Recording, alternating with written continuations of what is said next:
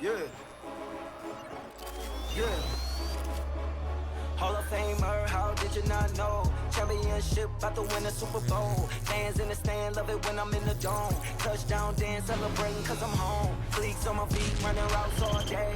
Shotgun, wildcat, I know all the play. Could've been a quarterback, just put me in the game. I was born a champion, and I just want the ring. MVP, I'm the best on the list. You can join the team cause we headed to the ship. Hey, you looking at a champ.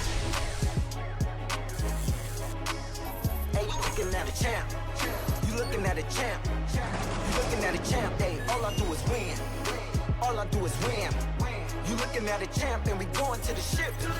We going to the ship. We going to the ship. Hey, all we do is win. You looking at a champ.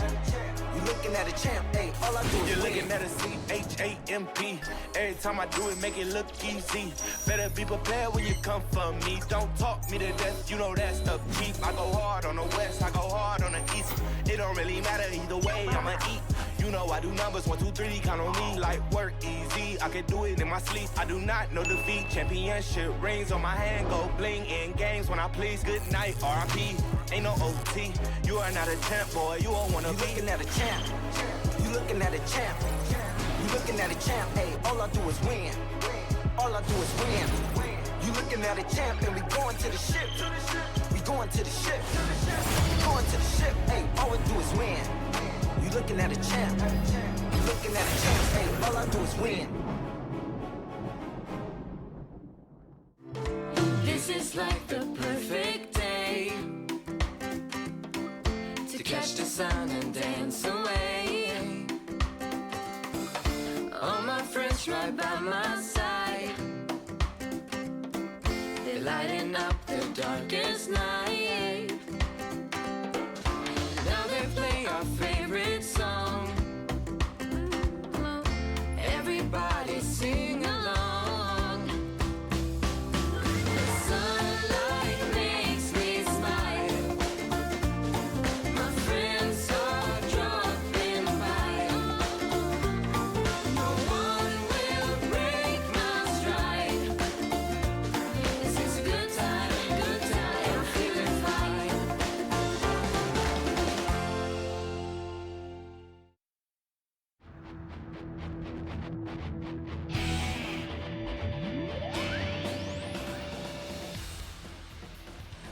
안녕하세요. Hello. 하.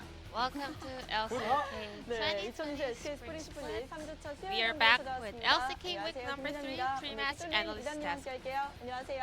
Joined by Mina Kim, 안녕하세요. Victory, and 반갑습니다. Lyra. 네, 벌써 And this is 2주가 Jason with 지나가고 the 이제 세 translation. 번째 주를 맞이하게 And week 됐는데요. 2 is over. It 이런 was 일들이 full 많아요. of big 왜 이렇게 matches. 경기가 Africa versus 길까? DRX, T1 versus 경기 Genji. 시간도 However, 그렇고 그 it's true 안에 that 이제 we had a 킬이 lot of 많이 long 안 나오기도 games 하고, 심지어 and 킬이 less 나올 만한 kills. 상황에서 또 좋은 And there are a lot of 세이브로 situations 그걸 흘려내는 where 모습까지 나오다 보니까 teams 팬분들 avoiding 입장에서는 to 조금, not 좀 시원시원한 having 경기가 fights 나왔으면 in the 좋겠다. middle of 이런 the 이야기 좀 game 나올 수 있을 것 같아요. because 저 같은 due 경우는 이제 to the 어떻게 scaling 말씀드리고 meta. 싶냐면 이긴 팀에서 느긋하지 않냐. It's mainly 왜냐하면 because the 뭔가 winning team 자기들이 wants to 교환을 할 take 때 time and 약간 they do 조금씩만 not 가져와도 want to 좋다는 fight 약간 그런 교환을 because it 선택하는 것 kind 같아요. of 약간 타워를 바꿀 creates 때도 space 커버를 많이 for the 뛰고 약간 losing team, LCK가 the 다른 teams in 리그와는 the 다르게 behind the 약간 third 라인에 대한 around. 욕심도 많고 약간 이런 So they are 면이 very 우리가 볼 때 약간 defensive 지루하지 in 않나 such 생각이 듭니다. situations. 네, 정말 But 솔직하게 this week 지루하다 will 이렇게 be 얘기해 주신 분들이 10.3. 있어요. 굉장히 네. 많아요. 네. I mean, 저희가 다 We 알고 will 있고요. be 느끼고 having 있습니다. more of a 일단 short 먼저 game 지난 or a 뉴스부터 game that's full of 만나보시죠. actions.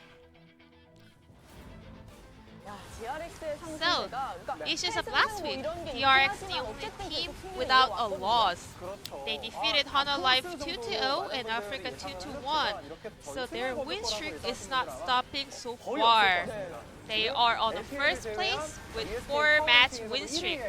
And they are on the first place for ESPN Power Ranking. 그렇죠. 심지어 이 팀이 아직도 포텐셜 약간 And 잠재력이 still, 있다고 a 느끼는 lot 게 of 초비 people are, 선수 그리고 are 코리아 선수의 expecting more 슈퍼플레이까지만 from their 봤던 것 같아요. potential. 표식도 껴주세요. 표식 선수는 So, 잘하고 있습니다. 네. The key 그 factor 키리아 of 선수 this huge 말씀하셨듯이 momentum 아, is 이게 Keria. 맞나 싶을 정도의 플레이 보여주고 있죠. With this 모든 pipe 면에서 performance, he got 완벽한 게 12 아니라 votes for 피지컬 POG in this 판단력, game against 공성, Hana Life 심지어 Esports. 어떤 챔피언 폭도 다른 He 서포터보다 got 월등히 200 POG 넓은 points so 면모를 far. 보여주고 He 진짜 is 인생 on the 2차, top 프로 on the 2차 support 말이 POG 보여요. ranking. And he's getting 30.2% of DRX POG votes, which is the highest number in his team. However, KT and APK, their storyline is the other way around. They are both on a 9th place with 4 matches losing streak. APK 같은 경우는 어느 정도 고전하는 게 예상이 Well, 됐다라고 some of 한다면 the people expected KT는 진짜 APK to have a hard time. However, KT, their 4-match losing streak 내용적으로 is a 봐도 bit 확실히 surprising. 먼 것 같습니다. 네, 그리고 아칼리 밴율 100%가 And 무너졌는데 10.2 trap card was Akali. So her 100% ban rate is no longer existing. However, we found out that she is not as strong as we expected. So it was not banned by T1 for 3 times, and Africa also opened this against APK for once, but she only managed to pick up 1 victory so far.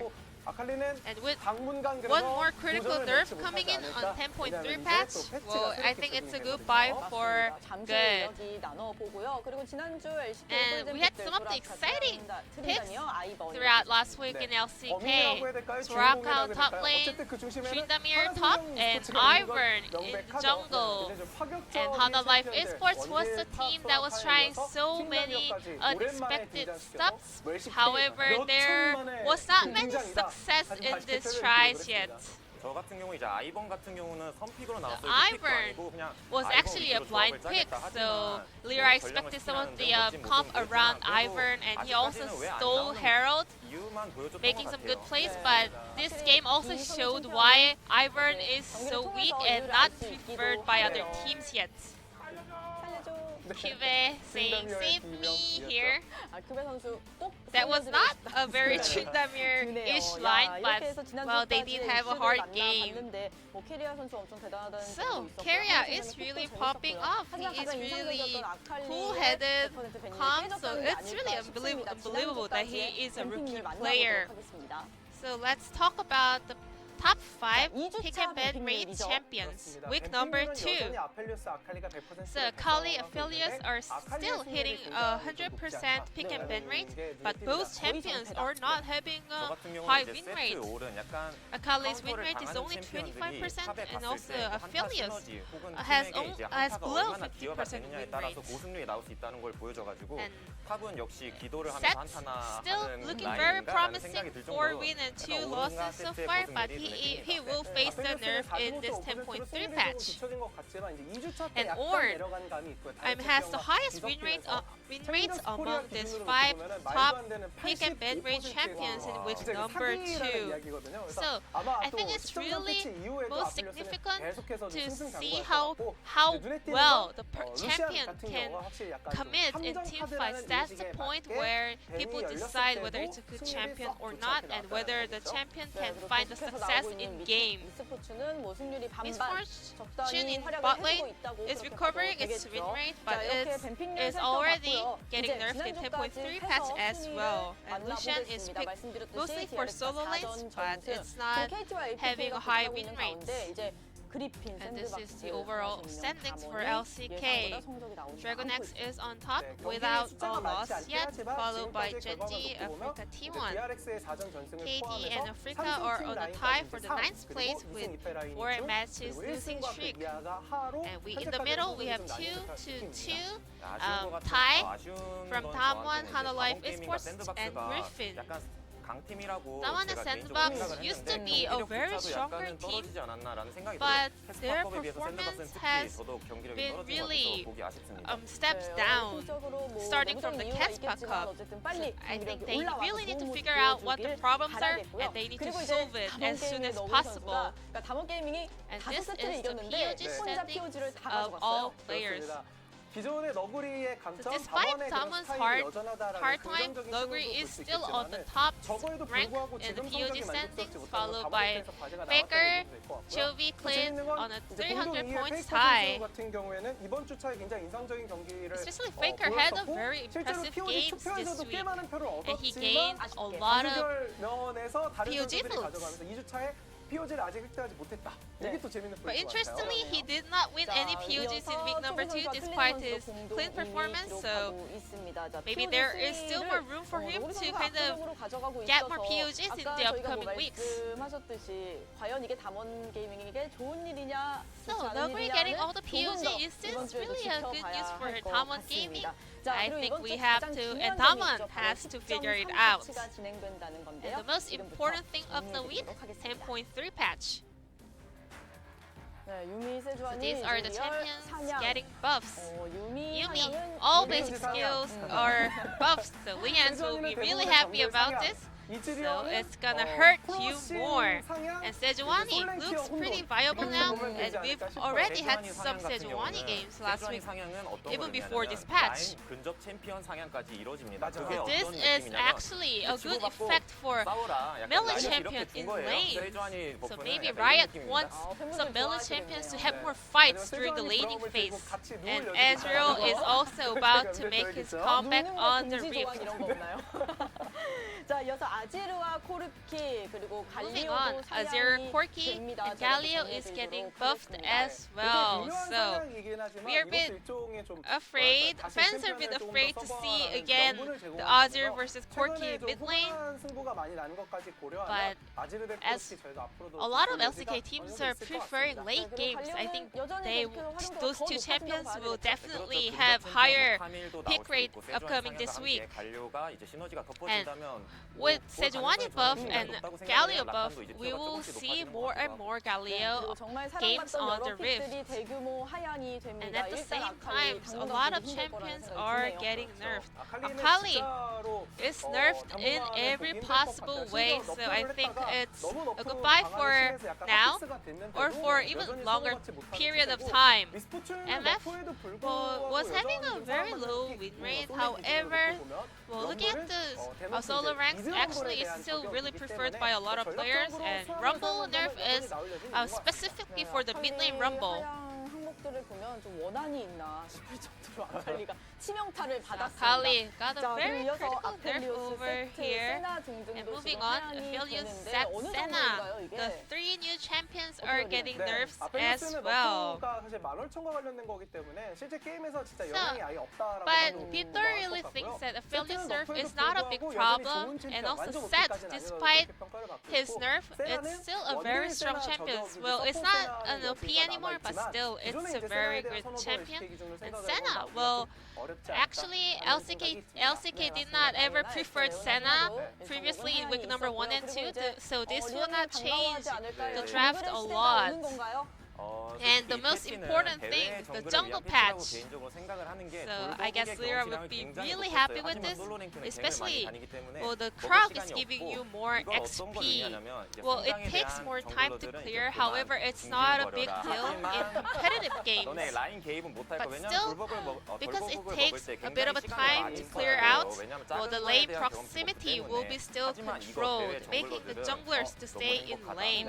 But with this increased XP, the junglers will be so happy. 정글러들이 예전에 비해서 숨통이 트인 건 맞지만 So 지난 19 now 시즌처럼 there is 성장 more 위주로 갔다 오고 more 라인업보다 area 레벨을 for the 좀 junglers to 찍어가지고 breathe. 캐리하는 이거는 아직 However, 아니라서 still we 이거는 will 좀 not be 지켜봐야 able 될 것 to 같아요. see 어쨌든 hyper 이런 carry 것들도 game 정글전에 coming out of 따라갔으니 좀더 junglers. 공격적이고 과감한 But 판단을 still, this 하는 enable 요소로 the 대회에 junglers 작용했으면 to 좋겠다. be more 그게 많은 proactive 분들이 바라는 것 and 같습니다. more 그리고 aggressive 그만큼 playing in the early phase. 숨겨진 마음도 No more whining 있고요. from 자, junglers, 이렇게 해서 please. 10.3 패치까지 이번 주 And this 당장 오늘부터 will be it 진행이 for the 됩니다. 기대해 10.3 주시길 patch 바라고요. summary. 이번 주 어떤 일정들 펼쳐지는지 For last, 화면으로 let's check out the 만나보시죠. schedule for this week.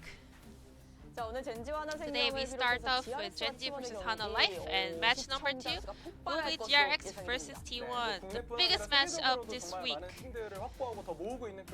Both teams has so many teams all around the world, so we're gonna have a huge amount of viewership today.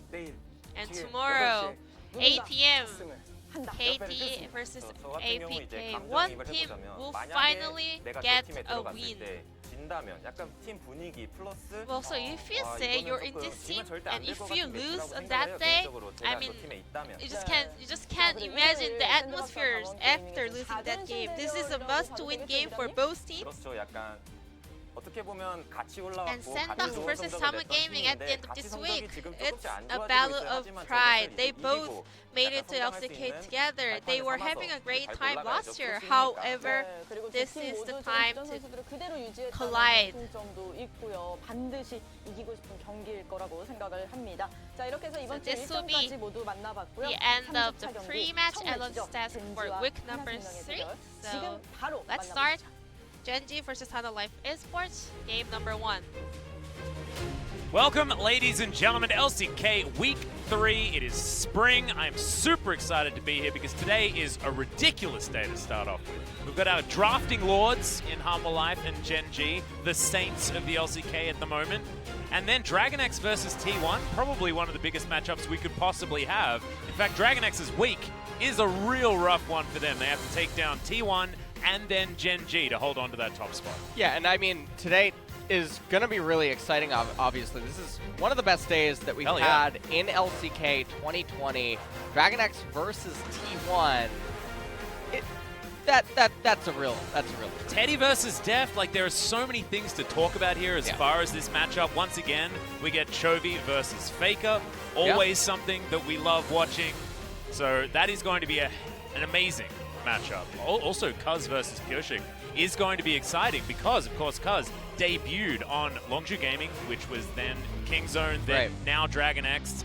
And he did the Royal Road on that team, and that's exactly what Kyoshik is trying to do with the same squad. So let's see whether Cuz is going to let him. But first, we have Genji versus Hanwha Life. So opposite team color, least possible fight is an interesting one, but Genji's macro is very exciting, and they're pulling out the unexpected plays, whereas Hanwha Life are pulling out the unexpected picks. Yeah. Unless you're LS. Well, the league you know savant what? himself. On 10.3 is the Yuumi change. Yep. And so Yuumi Pretty broken is right now. pretty broken, but also Ezreal is going to have a resurgence inside of the AD carry role, which is really nice because we've been seeing some diversity in all the regions, as well as LCK, in the AD carry position. And so that's very nice to see, which is obviously the next point, first 10.3 patch matchup. Yeah, remember, we've got Ruler, the Kalista player, the Kai'Sa player, does like to bring out some off-meta picks here. Hanwha Life's absolute ace Haru is taking on his former team in SKT. Not his most recent former team, but former teammate in SKT, Clid. Yeah, so he sat behind Clid on SKT, but also he was a member of Genji alongside Cuvee. Of course, these are the two standard players for Hanwha Life. No subs for both Cuvee and for Haru.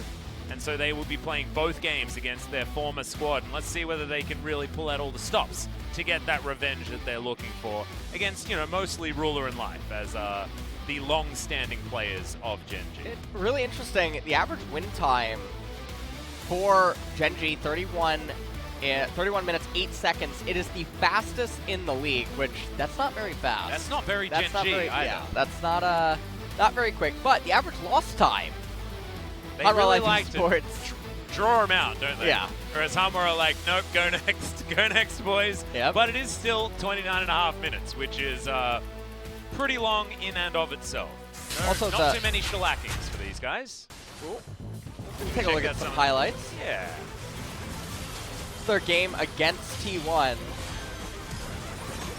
This is the one that they actually managed to pick up a win. Akali as well, able to pick up a win. It's great news for them. This was all about Clid. Picked up the player of the game for this one as well. Was just everywhere on the Jarvan, and it was impossible to kill him. Yeah. Was able to do so much inside of this game. BDD also having a really good Zoe performance, and this was so good. And now Galio's been buffed. Those Winds of War are going to be hurting for even more, and they last even longer. Yeah. Look at this, back-to-back Heroic three-man entrance. taunts. Like, really? Just well, nutty. just not impressed. No, not You impressed? know? Okay. I feel like BDD he could have done it a little bit better right there. Well, let's check out some Tryndamere highlights. No, we're not going to get them here.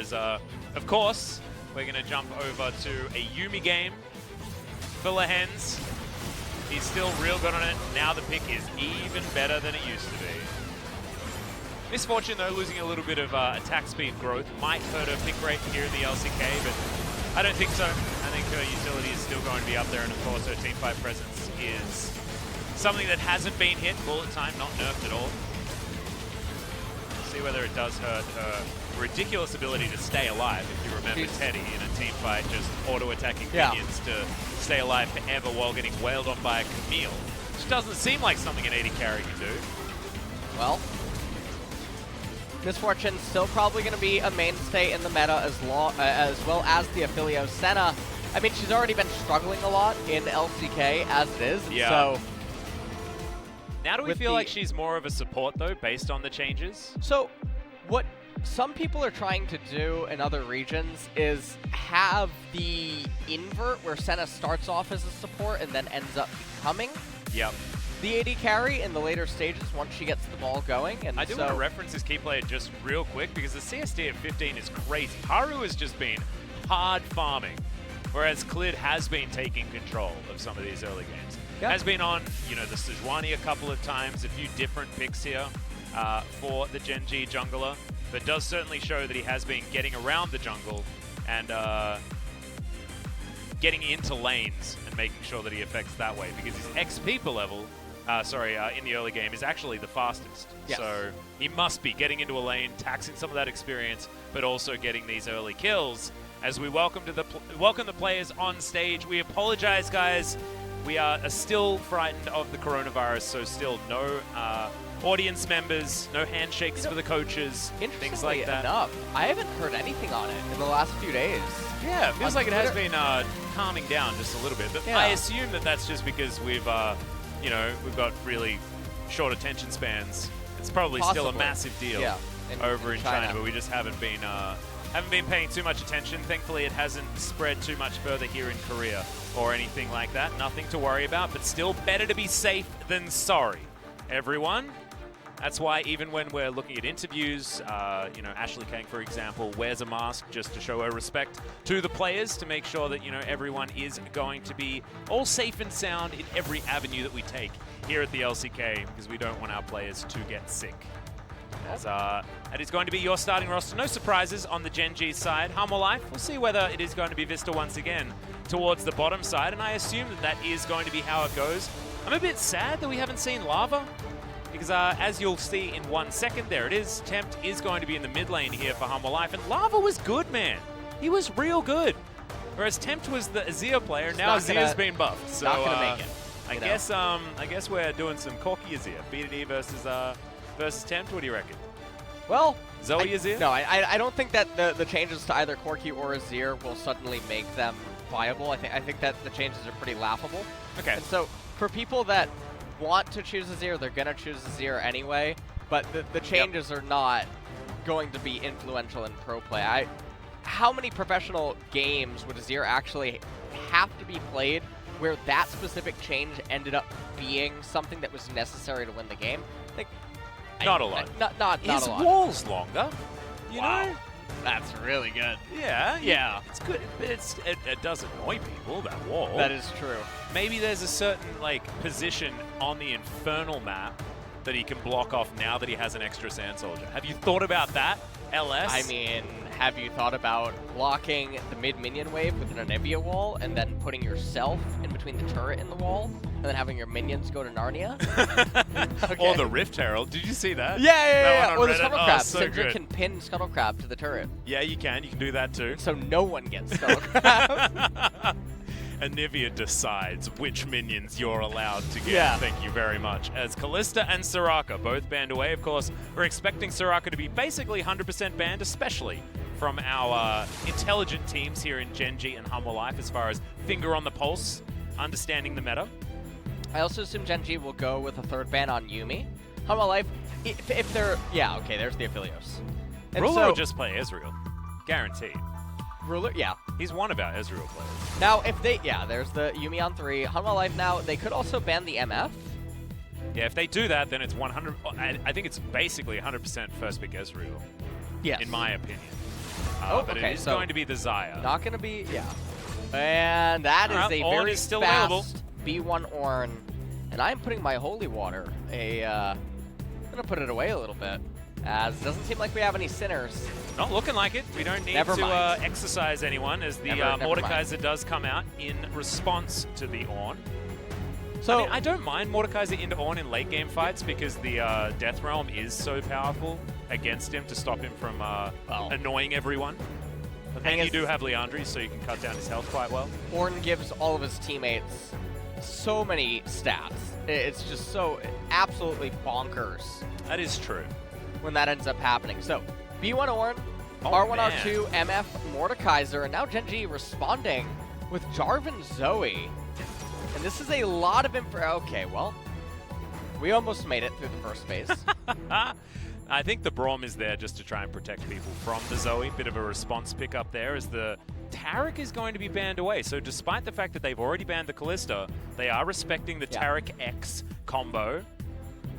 And they'll probably end up banning away Ezreal so that they don't have to deal with Zoe I would Ezreal. assume so, yeah. That was one of the most dominant meta picks in terms of styles that you could end up taking. Lee Sin being banned away, even though Lee Sin does not have a lot of synergy with Hanwha Life's champions as it currently stands, and also Gen.G's champs are all just really good against it right now, so a little bit peculiar to see that end up biting the dust. Come on, find that Ezreal button. And I'm alive. What are you doing? I imagine that Gen.G will ban Syndra as the next champion, and then Hanwha Life will end up going Rek'Sai on R4. I think Syndra or LeBlanc could be the options here. Well, depending on LeBlanc, what that's an ability. insecure Zoe. Yeah, we'll see. We'll see. As Tom is going to be the ban here on Hanwha Life's side. I'm glad to see the ban because it means no one can pick it, but I don't think that Gen.G were ever going to pick Tahm Kench. The Tahm Kench. Okay, so Yasuo gets really banned, or Yasuo gets banned away, and Why I guess not ban Gragas instead? Yeah, that strikes me as very bizarre. You should want to implore them to pick a Yasuo that doesn't really have a theme fitting with it. Yeah. But I guess what they're also thinking is that Yasuo maybe has potency, just being picked by himself, because combined with the Braum, it can really just shut down the Ornn ultimates pretty reliably. The double wall. Right, the double wall. But Pantheon now picked up. We saw what Chovy was able to do to Pantheon. 2 different players, 2 different games, complete annihilation. And so this is why the second ban phase here for Hanwha Life is just so confusing to me. The Tom as well as the Taric. Oh, here we go. The Rumble support coming in for Life. I'm really happy to see it. This is 10.3, so Scrap Shield did take a little bit of a nerf. And I guess, in theory, he took like a 0.1 base damage nerf as well in the tidy up of numbers. But otherwise, it's going to be all right. But that is going to be a Karthus. LS?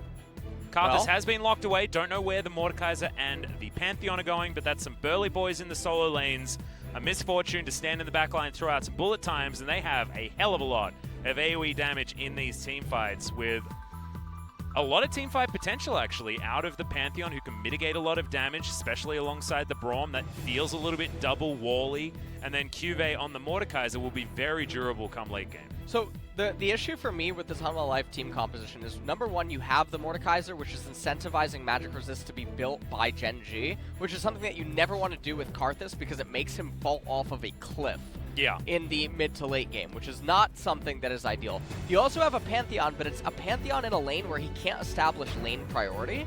And so when the Jarvan has multiple modes and he's able to just go tank, which is really durable, constantly pressure the Karthus, and a Pantheon who's constantly shoved underneath the turret, relying on Grand Skyfall, the Ezreal being as agile as he is in team fights, and having the Rumble up there doesn't really feel like, to me, it's a very good Karthus spot. And so even though Gen.G drafted a bit bizarre, especially banning the Yasuo away and then rounding out their draft, it feels like they fell into a victory because Hanwha Life just gave it to them inside of the draft phase. Yeah, I mean, there are some added things as well. More of Malmortius is built so easily as a third item on Ezreal. Yes. When it is so comfortable. We saw that even without Karthus being on the other side. A lot of opportunities for nullifying Orb. We had a big conversation about this on the Pog State Episode 2, which is out now. Came out yesterday. So you can go and check that out for all of your Karthus needs. And I actually want to reference it because we did have...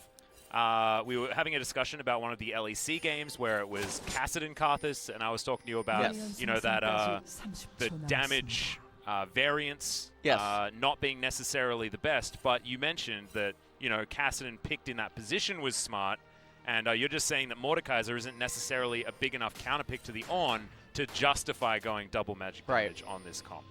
And Haru, interestingly enough, he has the...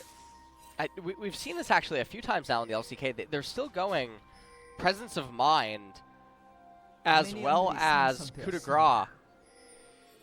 Interesting. Rather than going Cosmic Insight as well as Magical Boots, so that you're able to just keep powering into items. So it's a little surprising why Karthus is here in LCK or choosing these runes, because these aren't really the runes in solo queue either. Interesting. And I'm getting my holy water prepared. I don't want to see a first item Morello. Actually, I was watching Monday Night League on the LCS. They were having a bit of a Morello discussion, and they were agreeing with you. Just want to shout out Prolly there for obviously taking his holy water that morning. But a lot of the conversation about you know, why the players must be doing it is an interesting one as well, because a lot of what Prolly was talking about was basically laziness, identifying that, you know, it's got Magic Pen, AP, and health, and those all seem like good stats, so why don't we just build the item? Was interesting because I basically just heard you mold about it forever. Yeah, and, it's been a year and a half. Yeah, mostly like, but without justification for why they might decide to pick it in the first place, because you were pretty sure that there was no reason to pick it at all. I mean, Haru's taking a lot of damage from his wolves here. There was a really interesting thing that I had on stream. I had a really long conversation while doing co-streaming of LCS, where there was even a spot where there was a lot of healing on the enemy team, and still Leandres would outshine Morello in that spot. And I think that was a really interesting one for a lot of people, because Leandres can even actually outshine Deathcap in some spots, it depends on which champion it is, and like the abilities that you have. But if it's on like a Rumble or a Mordekaiser, and because Mordekaiser's passive does so much ticking damage, that anything like a Leandres is just so extraordinarily valuable.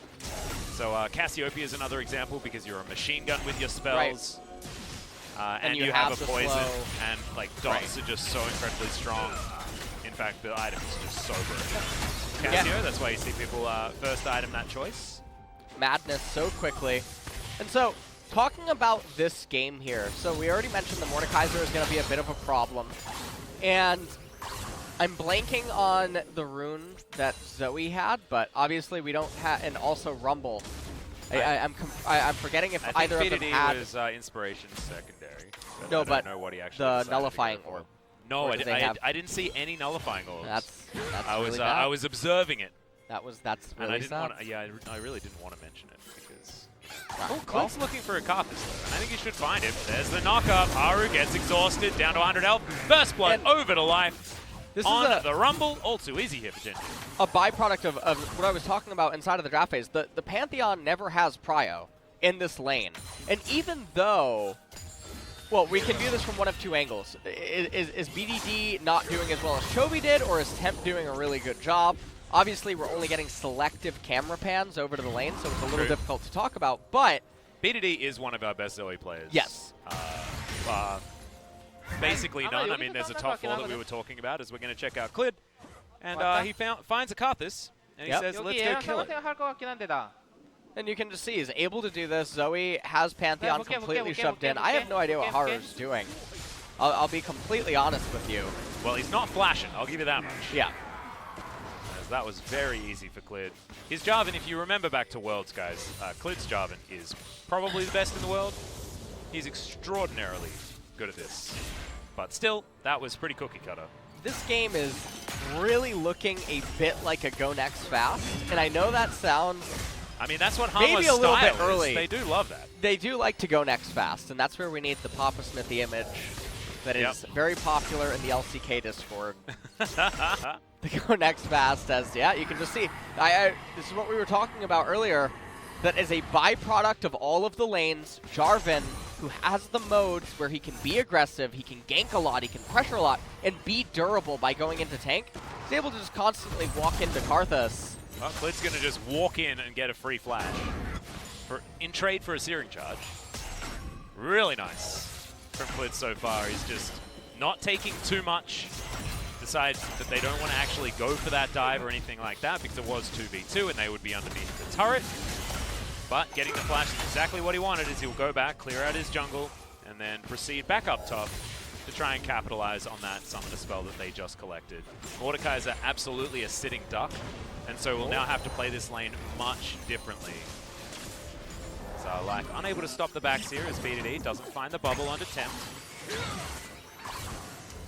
And while Tempt is staying really close in the CS department, has already used his teleport. BDD still stuck in the lane for the time being. Also, Sorkpen Boots, first item, so gonna use this to coast into Lost Chapter next. As Clid, he's falling very far behind in the XP department. This is one of the things about Karthus, is that you have to really put him 6 feet under in order to take him out of the game, because his ability to just keep power farming and coming online is almost a surety in most games. It's just whether or not Gen.G can continue putting on the pressure inside these lanes as well, so that they don't give Haru the space to get that work done. As Tempt looking for BDD, heal has been picked up. Clid, he's just figuring that a Mountain Drake will be exactly where they want to go. We'll see what the second Drake is, and then we'll be able to contemplate the Dragon Souls available Also, in our first game of week 3. Okay, so he got 1 magic resistance. It's not very much magic resistance. The Jarvan. Yeah. Wanted to let you know that. He got 1. Well, I mean, who knows? If he survives on 1 health later in this game. Hey, you know, it could... It's happened before. Yeah, it actually did happen. We had a Mountain Drake come into play. Plus, it's only going to be more beneficial the more magic resist that he builds up, you know. True. Any truers? Yeah. As it is, Ornn building right into Abyssal Mask, first item. And Ezreal has the tier right now. Pantheon can't really play the game. Karthus does have level 6, still does not have Runic Echo. I do want to talk a little bit about how the Pantheon can't really play the game, but has stayed relatively competitive in CS. This has a lot to do with BDD just shoving waves into Tempt, so that Tempt has no other option but to stick in the lane. He's level 7 now. He hasn't been able to use that Grand Skyfall at all, because BDD's told him that he just can't. Because he's been just making sure that Tempt is always on the screen and dealing with these creeps. So just a little bit of a playstyle choice, I believe, from BDD, who does have the most gold in the game, despite not picking up the first blood. And that's just because he's farming these minions very, very well. So he goes back. That Lost Chapter you were talking about is going to be purchased. And now Clid moves on over to another Rift Scuttler. And denying as many camps from a Karthus is definitely a good idea. So this is one of the issues with teams that draft Karthus without actually getting the Karthus spots, is because 3 of the lanes for Hanwha Life don't actually have any advantages inside of them. You have the Ornn that, if he's played right, is favored against Mordekaiser, and it's really interesting that, much like LCK teams or teams all around the world picking Morden to set. Hold on. That's a Cataclysm. It's going to get a double knock up there as the Ornn comes in. Door is going to block it, but it's not going to save the Karthus. He'll be alive for a little while longer, but there's the Grand Skyfall from Tempt right in amongst 3 people. Requiem picks up 1 kill, and Cube's now moving on down. Clid just slides his way out, and Shelly was helping Hanwha Life over there on the side. BDD looking for some follow-up kills. But Ruler has just been left on his own, and he will be able to take a few plates and continue pressuring this bottom lane. Still an advantage for Gen.G. And so, I mean, it's a massive win. You factor in the 2 plates as well as the minion wave that Ruler ends up getting that Vista did not. That's a kill as well. So, and teleport available for Rascal, so he'll be able to get back and protect his teleport turret. As well. And so this ends up really just being a 3-for-1. So Cataclysm comes out, Life doesn't have level 6 yet. He actually gets it on the kill onto Karthus. Equalizer cast honestly a little bit late, which was a bit surprising. He ends up casting it as Vista comes in, and then Mordekaiser really late to the party. And as I was saying right before this ended up happening, when you pick Karthus, you want to make sure that your laners are actually really good against their opponents. Because if that ends up happening, the enemy jungler feels pressured to gank. And then if your laners are playing correctly, the enemy jungler wastes time ganking, and Karthus accelerates at a speed that they can't catch back up to. Yeah. And it just ends up becoming so oppressive where eventually they'll hit tab, and Karthus has doubled the CS. He's up 2.5 levels on you, and it just feels like a nightmare. But in this instance, because all the lanes for Gen G are so stable and able to be so controlled, Clid just able to get that initial kill onto Karthus and go into farming, and then not much is really happening here. Yeah, and also now has his Cinderhulk completed, so he'll be a little bit faster. He's only behind 11 CS, which is approximately 3 camps. You could say, I believe he's taxed a few minions there, so maybe 2 camps and a few lane creeps, but otherwise it's all fine. BDD very, very close, getting that Luden's Echo power spike, especially alongside the Sock Boots. It is a fair bit of damage, and also will help the wave clear, which will hold Tempt in position for even longer. He's got Mercury Treads, has built up his first serrated Dirk, but this Pantheon is not doing what we want him to in this mid-game thus far. 40 seconds on the Infernal Drake. It will be either a Cloud Soul or an Ocean Soul. I believe everyone is going to be praying for the Ocean Soul this game. Slahens avoids Paddle Star. BD picks up a little bit of a ghost here as he tries to clear out a control ward. QV in trouble though. You can see Rascal, now that he's got that Abyssal Mask, he's real happy in this lane. Only a couple of levels away from being able to start ornamenting his items. And honestly, Genji is just very happy. Because of the amount of magic damage on the side of Genji, Ezreal obviously also even dealing some magic damage himself. Well, as Vista has the flash, gonna manage to get away there. You can see Clid, once again, he gets a flash, he walks out. He had Flag and Drag there, I believe, unless he used it to get over the wall initially. But decides, once that Summoner spell goes in, doesn't move too far forward because Tempt had the ability to follow up. But they're denying any of these follow-up opportunities from Humble Life. It's just played really, really well. As Lahens, he's in trouble. Clid, of course, doesn't have the Cataclysm, but there's the equalizer. Lahens, the final tick before he gets off. It is going to take him down. As it's supportal combat, but Life does it from extraordinarily long range. Speeded finds a bubble, gets it onto Tempt, but otherwise he's going to be alright. Doesn't have a lot of mana here. He's going to be asking his lost chapter for the instructions on getting back more mana. I think base is going to be the greatest decision here. This game is really doomed at this point. You're going to have magic resistance start coming in. You already have a stopwatch on Jarvan. And what I was mentioning a second ago before he jumped onto Vista down in bot lane is this is a really good spot for Clid to actually build Abyssal Mask. He doesn't really deal any magic damage himself. I mean, I guess you have the Cinderhulk burn. But if you're there, you're amplifying everybody else's damage. Yes, you're amplifying all of your teammates' damage, and the ornament upgrade for it is such insane value. So combine that with Cinderhulk, it's really good. Really surprising, Rascal went... Rascal didn't go for Karthus. Life very happy about being able to pick up that kill on his Rumble. Trinity Force almost done here for Ruler as well. As we can see, there's been a few moments where Genji's been able to really push forward this gold advantage. Sitting at about 3,000 for our team. Well and truly top of the standings at the moment. After this victory, they will be moving to absolute first place, but Dragon X can pull back ahead with a win over T1 in our next match. But if T1 win that one, we're super close. Yeah. As our season progresses, as far as the top of the standings are concerned. Really does feel like our top 4 teams are really battling it out. Would have been a really fun summer season, you know, with 4 teams all really vying for those world spots. We only have 1 spot heading over to MSI, however. See who's going to earn that honor. Because right now, and MSI is a really big question mark right now because the LPL is still indefinitely who knows what's on gonna pause. happen. So I have feeling no it idea. still will exist. It's just in what capacity is going to be the question, as BDD has to use his heal. I have an idea. What's that? All the LPL teams just fly over to another region. Oh. And just start conducting LPL from another region. But I guess that doesn't work because there's travel bans on some countries right now, right? By China? Yeah, and I think there's a few people that are stuck places. I don't know. Yeah, I think there was talk about someone from EDG also stuck in visas Wuhan. would be really, I think it might have been Clear Love actually, but I'm not entirely sure. Well, yeah, certainly a lot of problems over there. As Lahens, he might be caught out of position.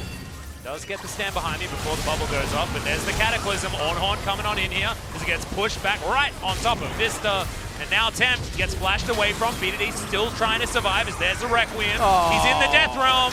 BDD actually going to survive, though. I think save, because you can't get hit by Requiem in the Death Realm. Eventually, he does go down, so at least that solves that one. But Cuvee is now going to be dead, and Ruler, he's at full health, able to pop off anyone underneath this turret, and I have a feeling they will be able to take it right here. Yeah, this game is just really, really spiraling out of control.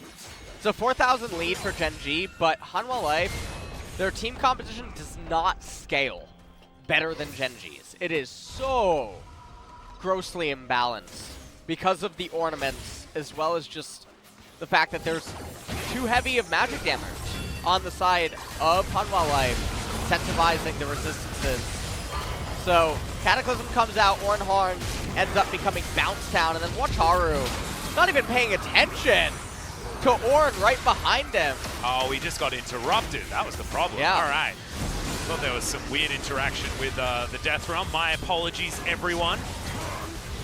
It was more noticing Cuvee standing, trying to take down BDD, and eventually getting it, but it not quite being enough. And that gold lead has extended to almost 4,000.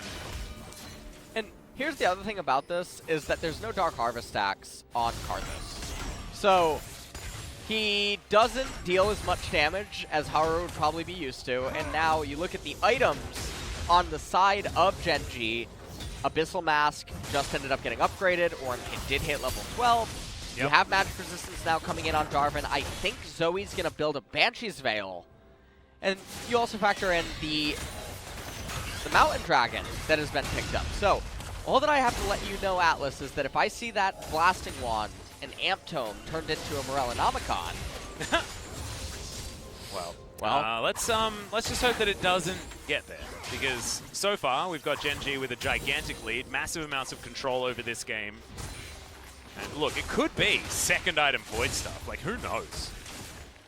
The one thing I do like is that Ruler is a Trinity Force user in the bottom lane, and the Ornament Trinity Force is like super strong, just because extra flat stats on one of the items that has some of the most flat stats in the game is always going to be a good thing.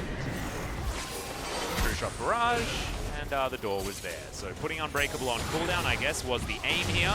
And in goes cleared. That means that no door to stop this one. Vista knocked up and taken out of this fight is now Cuvee. Puts life into the Death Realm. That Scrap Shield will be coming up relatively soon, as now Cuvee getting harpooned by the Rumble and isn't able to take him down in time. Will eventually get out, spams the W to keep himself alive, as now BDD not going to find the bubble there. An ambitious one. Life will be falling. It's going to be enough with the Requiem to take him down. So a little bit of respite here for Hanwha Life, but they will still lose this dragon. And this will bring the game to Soul Point. Congratulations, you did win the Twitter poll. Woohoo! We did it. I stole that off every other League of you Legends bought the broadcast anyway, so that's fine. I think I heard Clayton say it first, so shout out to Captain Flowers. As this was Shelly taking down the turret, while the rest of Gen G just took up everyone's time. The Equalizer this time was put down on top of the Cataclysm, which has been a combo that's worked very, very well for a very long time. And Clit actually playing this one out more as just a knock-up bot, just wandering around, making sure that he was a body, and then would drop aggro out from the side, and that's why he was able to keep everyone's time for so long. Good night, sweet Rumble, as the second kill for Haru does come in. He's got a couple of... Oh no, don't look at his items. Just don't do it. It's not worth it. What is wrong? Well, you see... Okay, you know how normally I've got a spiel as... magic resist every... No, that's another camera. Hold on. Let me take another... I got a collection of these. Okay. Yeah, this is... Jesus. Well, that's that's called a yikes. LS's naughty list. And Yeah, I don't think Haru is getting any presents at Christmas. oh man. Yeah, that is cold. This has to be the worst Morello purchase I think I've actually seen. Yeah, this is a horrendous one. Because not only do is they there all no have healing, magic resistance, but it's the magic and resistance. no healing. Yeah. Well, I mean, Atlas, what are you talking about? Look at the Doran split on Ezreal. But there's a Mountain Dragon as well on Gen G. This is so terrible. Haru just has his brain turned off. Yeah, it's when not hitting good. tab. Hopefully, he just doesn't turn the Oblivion Orb into anything. But even then, they've got too much magic resist, so it's still bad. Doesn't matter. Doesn't save him. Sorry, mate. This is not one of those times on, like, this assignment is never going to get better. Just redo it. There's also the Conqueror on J4, Alice. Oh, that's a good point. Yes, so... Oh, man. When And Jarvan, the Grasp of the Undying on Rascal. When Jarvan hits you for 100 damage and he heals 15%. Yeah, BDD also took Summoner Spell heal, so... Yes. You know, maybe, just maybe, the Morello Nomicon is just straight up the honestly, best it's item just ever. Morello shaming. Well, Tempt down to about half health, but the W is going to run out. Out goes Clid, but oh, he actually had enough damage there. I believe that was from the Smite. Was able to take him down in the end. Calculated from the jungler on Gen G's side. Now Ruler is going to get to work on this top outer turret that still needs a fair bit of damage added to it to take it down. 1-0 and 5 from Clid. I mean, his Jarvan is just so comfortable. Just seems like he knows exactly how much he needs to do in every instance in order to win a team fight. Well, I think that, you know, he's been having a really good performance here this game, and everyone on the side of Gen G has just been playing extremely clean. Only nuance would be some itemization issues, but pretty much that would be all. As BDD comes in here, Cataclysm to lock up Tempt, and yeah, All too easy.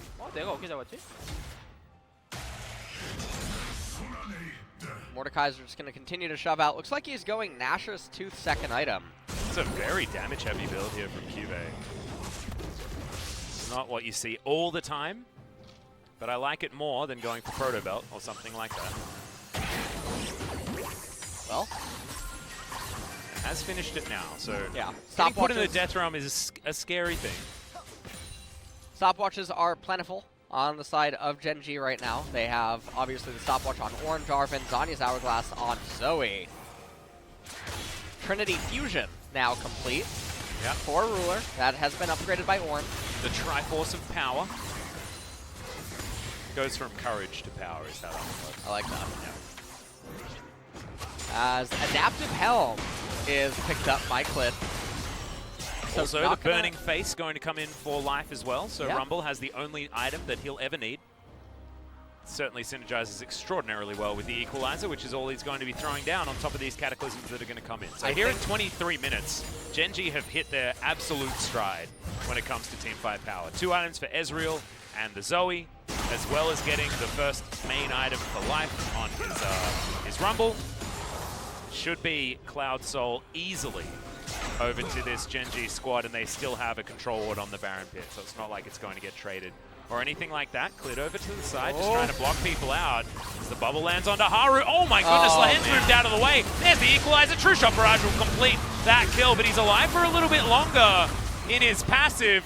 Cube has put Clid into the Death Realm, but he has that stopwatch from earlier. Death's Grasp comes in, Clid gets all the shields and doesn't even go down. Ruler picks up that kill, and Gen G say, Cloud Soul or Baron? Yeah. Maybe the Baron's what we're after. Well, they are prioritizing the Baron. I think this is actually a great choice. You can see the pings by Vista, though. BDD reading this knows, okay, well, I see what you're trying to do.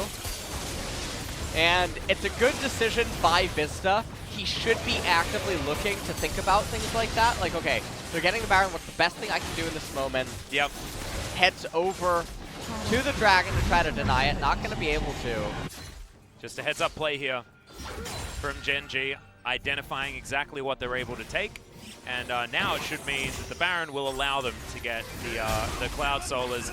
This is the power of not only Zoe, but BDD's beautiful Zoe and a coordinated team, right? Like, the follow-up after you get that huge of a chunk from this squad is just insane with the range of Equalizer and True Shot Barrage. As Clid, oh man, Cube most certainly was a little bit rigged in that moment. But sometimes, Haru, when you buy the Forbidden Book, you don't like what you read. And I think he skipped to the end and saw a defeat screen. I mean, you didn't see good things in Morello.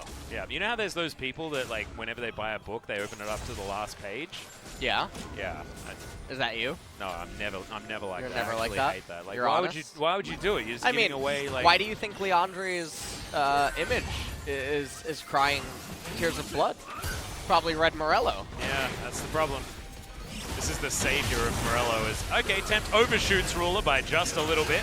Still trying to get out of position here, but Death's Grasp is not going to find the target, and he gets over the wall. So no one's going to be able to find Ruler. He's got QSS, so isn't going to be too worried about a Death Realm, and now the re-engage comes in. Rascal is going to find Lahans, finds a Searing Charge, and Life is going to finish off that kill with another Equalizer. Maybe didn't need to go that far as another Death Realm comes out onto Life, but he avoids the Death's Grasp and takes Cube on a merry jaunt, ends up flashing away. I'm not sure he's going to survive this. He isn't, but BDD is going to be able to take down the top laner. And support for top, you'll take that any day of the week as the turrets begin to fall.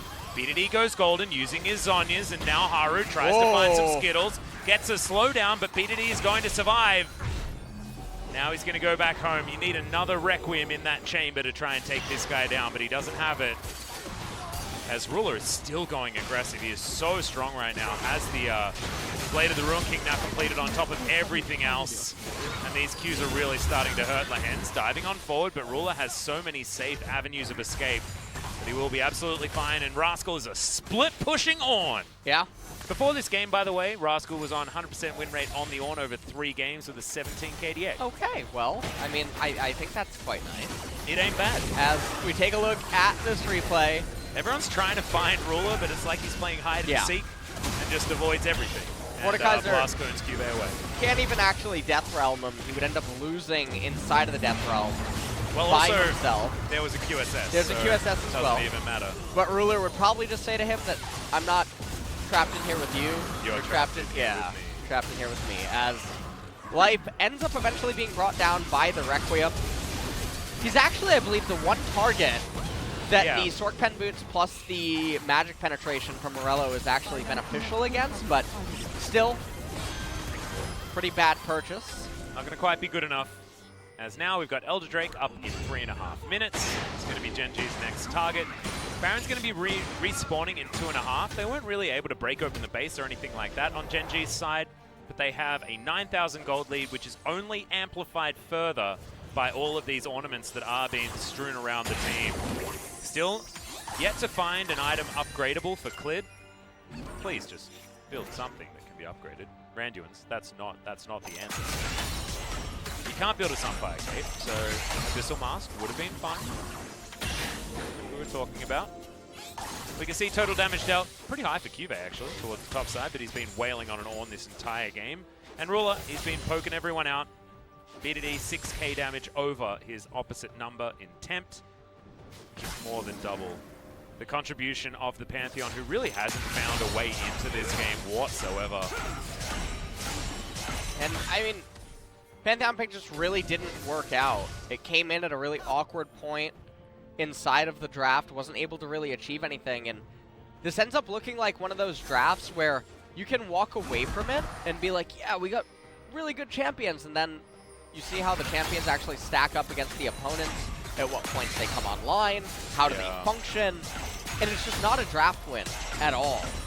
And also, just don't pick another heavy magic damage champion when you pick Karthus. Mm-hmm. And also, it's hard to pick it into Ornn anyway, because he loves building Abyssal Mask regardless. So it makes absolutely no sense. This was normally, you know, I'm very excited to see Karthus, but yeah, I know. I think we're seeing why Karthus died in lore, you know? Yeah. So, well, he's died a few times this game as well. 3-3 thus far on Haru. No assists. It's exactly the life that Karthus wants to lead. But have a look at Vista. He is actually 2 full completed items down. And one of Ruler's items is the most expensive with an ornament. This is the other really fun thing, is we're starting to see more and more mage supports and unorthodox supports come in. And I mean, we saw it in the laning phase. What did Braum really do? And do we really think Braum is adding more value to this game than the Rumble? Absolutely not. Well, I mean, what Braum is trying to do is blocking Rams to deny he's doing virtually nothing. And so I'm really hoping that as more and more time exists, enchanters and mages become more appreciated, and the support players around the world that want to scoff at the notion that the tank supports are somehow more viable. It reminds me of the 80 carries that couldn't pilot mages, in the AD carry position. Yeah, it's like when the awesome dudes were so popular in Europe and it hadn't quite caught on in Korea. It does feel a little bit like that. The inability to pilot the champion to the level that they should be played at isn't an Well, argument. Tempt is probably the right champion to discover a whole lot of people in the Fnatic brush. Just mitigates all the damage. He's going to be all right. Hands looks for Ruler, doesn't find him.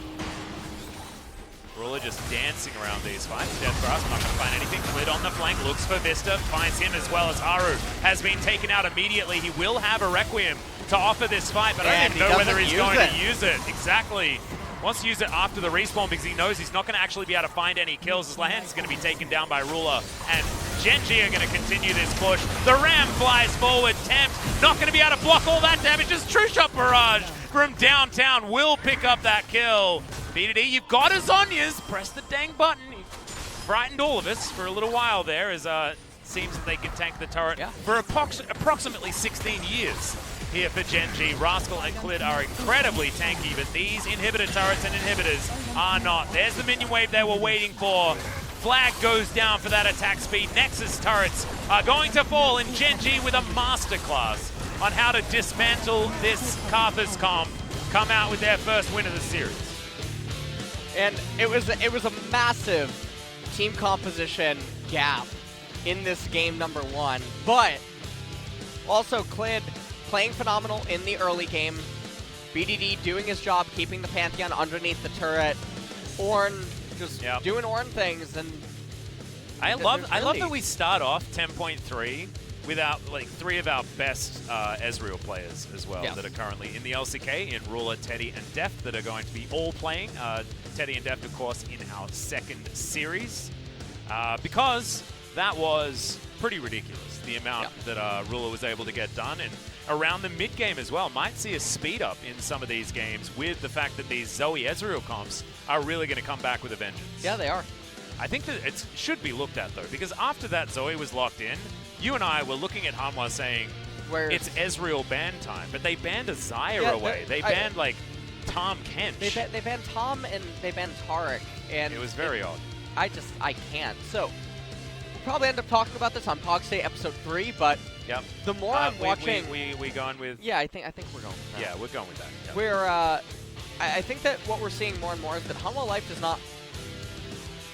They don't win draft, they arrive at winning drafts.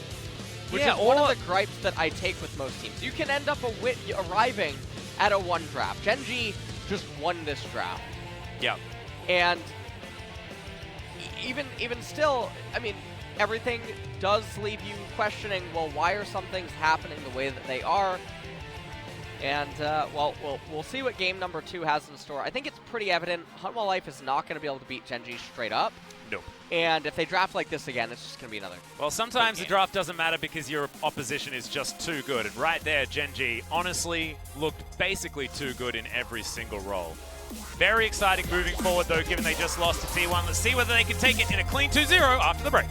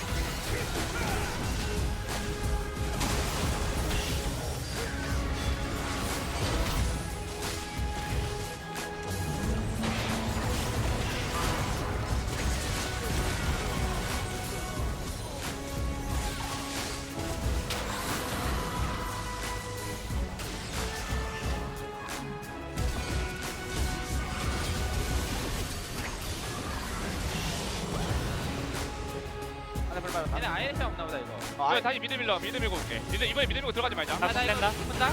군대. 봐도 돼, 천천히 봐도 돼. 야, 내 자리 봐. 내 자리 봐. 우리 천천히 조이자 여기 미포 쪽. 야, 카드 투수면. 야, 밑에 일 못한다. 가줄게. 카드 잡았어. 서플. 우리 모대 맞아 모대 맞아. 모대 맞게. 모대 맞아. 들어가지 말고. 거의 피박. 나 여기 볼게. 미포 노플이야. 더 가야 돼. 미포 노플. 끝내자. 하나 25. 지가 다 생각해. 앞을 대고. 더. 맞아 이거 불나는 걸 불나 앞을. 알았어. 끝내자. 나 택할게. 나 존냐 있어. 불나 있지. 삭가자. 많이 빨리 밀어줘. 택하게. 레전드 오브 룬테라의 세계에 오신 걸 환영합니다.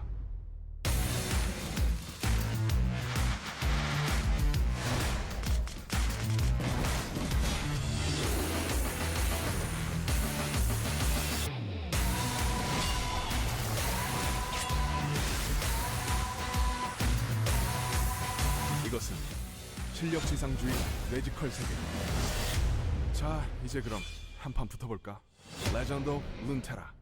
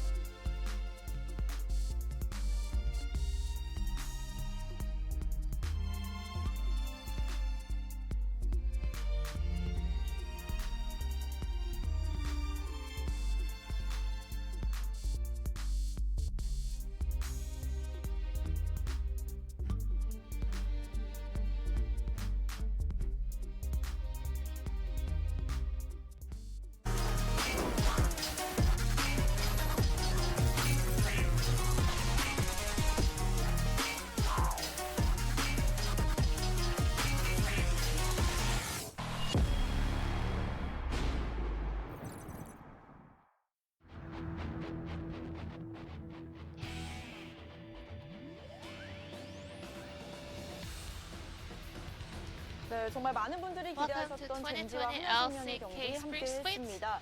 Genji versus Hana Life. It was not as close as we all expected. 저는 이제 개인적으로 뱀픽을 Speaking 끝나고 of the 나서 draft, 승리 조건이 양 팀에게 well, 있다고 both 생각을 teams 하는데 저는 had 이번 경기를 a bit of a 보면서 lot 하나가 of 어떻게 conditions to 이기지라는 win. 생각이 들었어요. However, for 왜냐하면 Hana Life 젠지 esports 선수들에게 at the 제가 same time, 기본적으로 주면 안 it was 될 not 것, 첫 번째 that 미드 easy 주도권, because 두 번째 they 크레드 gave 선수의 초반 Genji 약간 정글 간의 mid lane 매치업, 이걸 두 priority 개를 and also 가졌어요. winning 그리고 jungle matchup. 하지도 못하고 그냥 초반에 다 And they 말리고 did not 말리면서 pull off 나오는 any 게 약간 special 느껴지네요. plays in the early phase, and they just lost the game. But But Hana is always trying to show a lot of attempts and also show very unique color. However, whenever they lose, they actually find the synergy in their comp.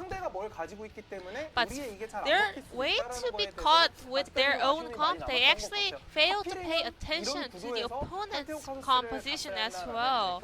So Karthus was not a very promising pick in this comp.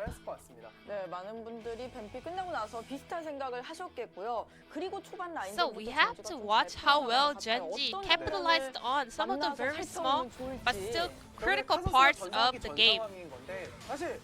So watch how BDD plays this mind game. After he pushes the minion wave, Zoe shows them intentionally rotating to the bot side.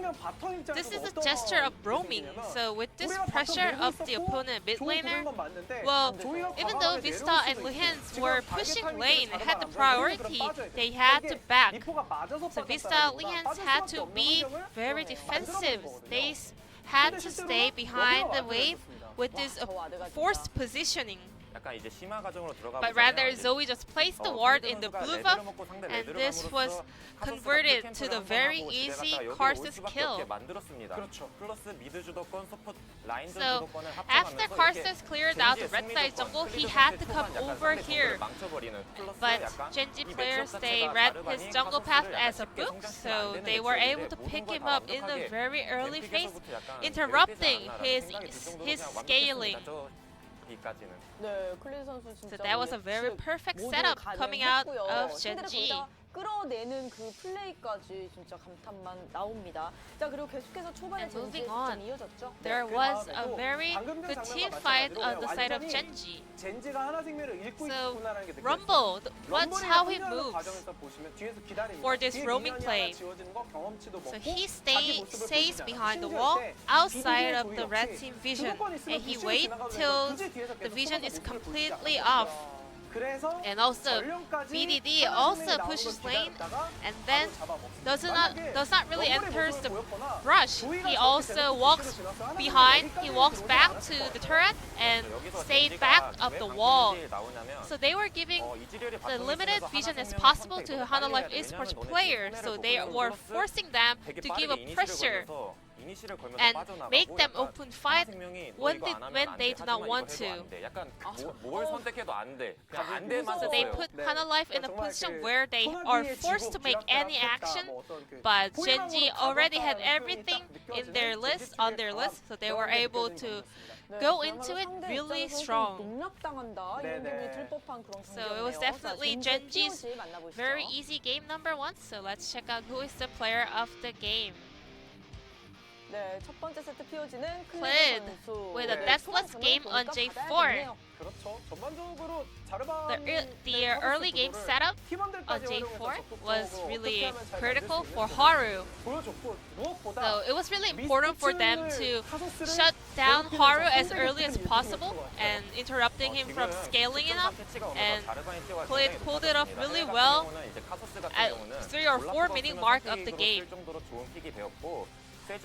Well, in this current patch, actually, Karthus is a really strong and viable pick. Sometimes people even blind pick Karthus in jungle. However, Klid was really smart going into this champ. And another point in the draft was that Ruler on Azriel. Because Ruler has more experience and more skill than AD carries, well, he was able to put a lot of pressure on the opponents. So it was a very clean win coming out of Genji. So this POG was going to mid and jungle. So let's check out who will pop off in game number 2. Welcome back, ladies and gentlemen, to LCK Spring 2020. Thank you, G-Sun, once again for the translation of the Analyst Desk, and congratulations to Clid for his Player of the Game award. That was, in fact, both LS and I's choice, so nicely done, everybody else, on your decision-making. That being said, BDD played really, really well. Ruler also played very well. In fact, the entire team played pretty well. So we'll see whether Gen G is going to stay on form moving into Game 2, or whether Hanwha Life are going to wake up and actually find themselves some better item picks and some better drafts for this next one. Really so sure. So, I actually had just tweeted out that I no longer believe that Hanwha Life knows how to draft, but rather they arrive at winning drafts sometimes with the accidental really draft. good champions. Yeah. They're picking good champions. It's the order in which they pick them, the timings inside of the draft that they do it, and then how they end up pairing them. That was a disaster. That was a hot mess. Yeah, and also what you're picking them into as well, because the laning phases for all of the Hanwha lanes just didn't work, and then the jungle was completely outclassed as well. So you have to think about holistically what your composition is actually going to do running up against the specific opponents, and that is some of the difficulties behind some of these designer comps. But let's see what happens as we move into ban and pick for game number 2 between Hanwha Life and Gen G. Now the blue side will be Hanwha Life. So we'll see whether they utilize this as a little bit of extra maneuverability when it comes to the champion picks, as Kalista Soraka both instantly banned. And Ezreal finally going to be banned. I like the Soraka Yuumi. I have a feeling that this will be our red side bans basically moving forward forever. Yeah. There's Zoe and Ezreal both taken away. Hanwha Life just did not like that combo whatsoever. Gen G will have to think of a different plan. Aphelios is still available. Gen G could ban it away here if they would like to. Or the Ornn could be taken off the board. I think Ornn or Aphelios. Oh wait, they're gonna trade. So it will be Ornn, able to be picked up as J4 was taken off the board. And Ornn and Set both picked up in the first round for Gen G. That's really no. Mort doesn't counter either one. I'm honest. I'm in the death realm. Yeah. Right now, Atlas. I think you have been no idea. Yeah, I don't know whether that's a great choice. What is going on? They're gonna lock him in. Yep, they are. That is Mordekaiser.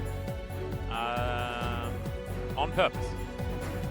So I don't know what more I want to talk about that. Is Lee Sin going to be picked away from Clid? Pass me the holy water. Yeah, we I need, brought we it need today. to do some sprinkling. I'm gonna need to bathe in it in between series. Is what's gonna happen. Well, Misfortune just going to take the next cab off the rank by the looks of things here for Ruler. A few other options there. They could have gone for Azaya, but if they pick that, then the Rakan will get easily banned away, so unable to complete the Lovers duo. So the Misfortune definitely a more consistent pickup here for Gen G. Not really showing too much other than the fact that I guess their 2 solo lanes have been shown face up, but Ornn can be support, Set can be top or mid. They still have some flexibility. We mentioned, or Lahen's actually mentioned the willingness to have Cube go support and then he would go top, and so maybe we could see a Singed come out here against Set, but because Set also has the ability to just be flexed into mid lane, makes that extremely difficult. Yeah, you can't for us to imagine. As Gragas is now going to be banned away by Hanwha Life, and honestly, this B1 through 3 for Hanwha Life compared to Gen G's R1 through R3, Gen G are just sitting pretty right now in this first phase, as second ban phase about to complete. The Brime ban is a little surprising because you just could denying the Ornn issue. You can just go jungler on R4 and then counter pick on R5. Well, talking about junglers, there is Olaf still available, but otherwise it has been pinched quite a lot, with 3 being banned, 1 being picked. Sejuani still up, of course, has been buffed a little bit on this patch, but Rek'Sai was still there as well. She slipped my mind, I apologize. Rek'Sai, so she will be picked up, taken away, and fighting into the Lee Sin. Not too bad for the Rek'Sai. I think we're going to see another mage support And this is what I really like. So you have a lot of physical damage on the set as well as the Rek'Sai, as well as true damage on the set, so it makes it difficult to itemize as is. Cassiopeia, though, coming in blind. And so in a spot like this, things get a little bit bizarre, but you notice everyone on Hanwha Life is mostly short range. So the really hard-hitting mage supports like Zyra end up becoming really good, or like Vel'Koz. Yeah. It's going to be Taric locked away here, so we've got Aphelios Taric on the bottom side of the map here. Lehen's branching out a little bit more. Again. Yeah, you could rumble again. They might just rumble. It's not quite as effective here. But Azir is going to be locked in, so we've got support on, ladies and gentlemen. Here we go. Okay. At least I think that's what it means. That's what it means, right? That's what. Yeah, that's an interesting pivot. So let's check out Azir's new wall. You know, a couple of extra soldiers in there. Support set. Could be a thing. It's not going to be a thing. Come on. I can't imagine it being a thing. What would support set do? Well, support set just he maxes W and tries to build one item, and then superplex and E. It's real. Is it real? Yeah, over past 20 seconds. I guess so. I might just quickly do a little bit of digging to see what Life has been doing so in you solo can go queue. full tank support set with CDR Life is items. rank 8, by the way, and has played a couple of games of support set. Well, do we know if that's support set or? Oh, that's a good point. Let me go down. Yeah, that's support set. Yeah. Okay, so it's support set with pure tank items, and so that's a really nice pivot. That's really by cute. Gen G. And with an MF lane, MF is largely self-sufficient. She can control a lane herself. So you can have room for some of these more unorthodox supports that you already saw in the Rumble. Of course, that was paired with an Ezreal, but a similar school of thought can apply. And now, this is a Gen G squad with crazy teamfight ability and maneuverability around these fights as well. Yeah. And this is just really crazy to look at. This is yet again... It just feels like Gen G have massacred Hanwha Life in the draft phase. Still, we'll have to see how it plays out, because I feel like, as far as the lane matchups are concerned, this is a better news story for Hanwha Life this time around. And Haru will be able to get a bit more agency in the jungle in the early few levels, unless Clit is able just to fire through his jungle. Gathering Storm taken by Tempt as well. In fact, no one taking the Forbidden Scorch. See, Ruler's got Gathering Storm on the other side. So Electrocute. Nice. On the Azir is also a bit interesting, and so that'll obviously give BDD more options inside of the laning phase for Poke, as he's also taking heal, not teleport.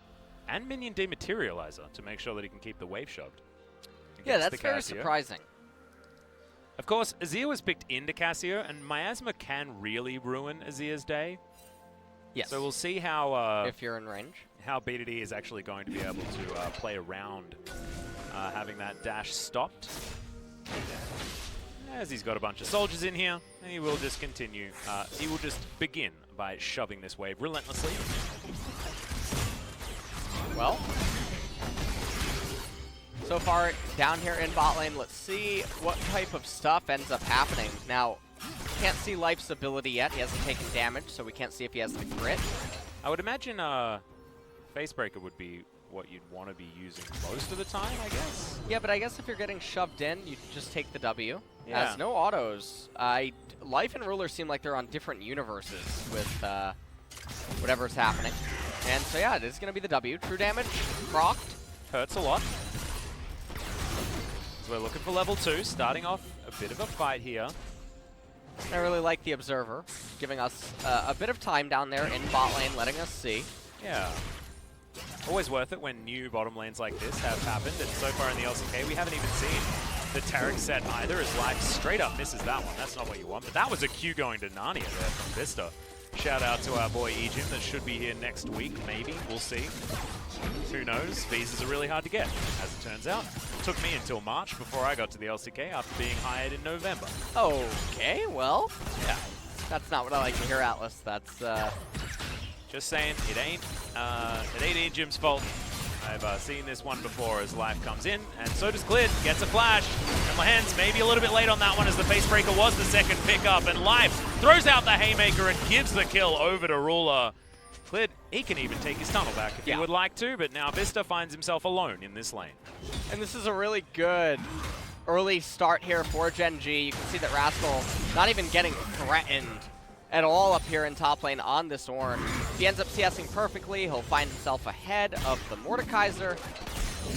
And Ruler and Life just doing really good. They'll be able to pile up this wave, wait for the next wave to arrive, and then try to hard crash it. Clid looking for more action. Yeah, might actually be able to get into Haru's jungle here towards the bottom side, but decides against it. He's just going to go over to his blue, take the Gromp, head over to his Raptors, and then continue pushing further forward as we have a look at this gank once again. We see what ends up happening. Vista and Lahen, they're not achieving anything on this wave. They're not trading against the opponent. They really can't.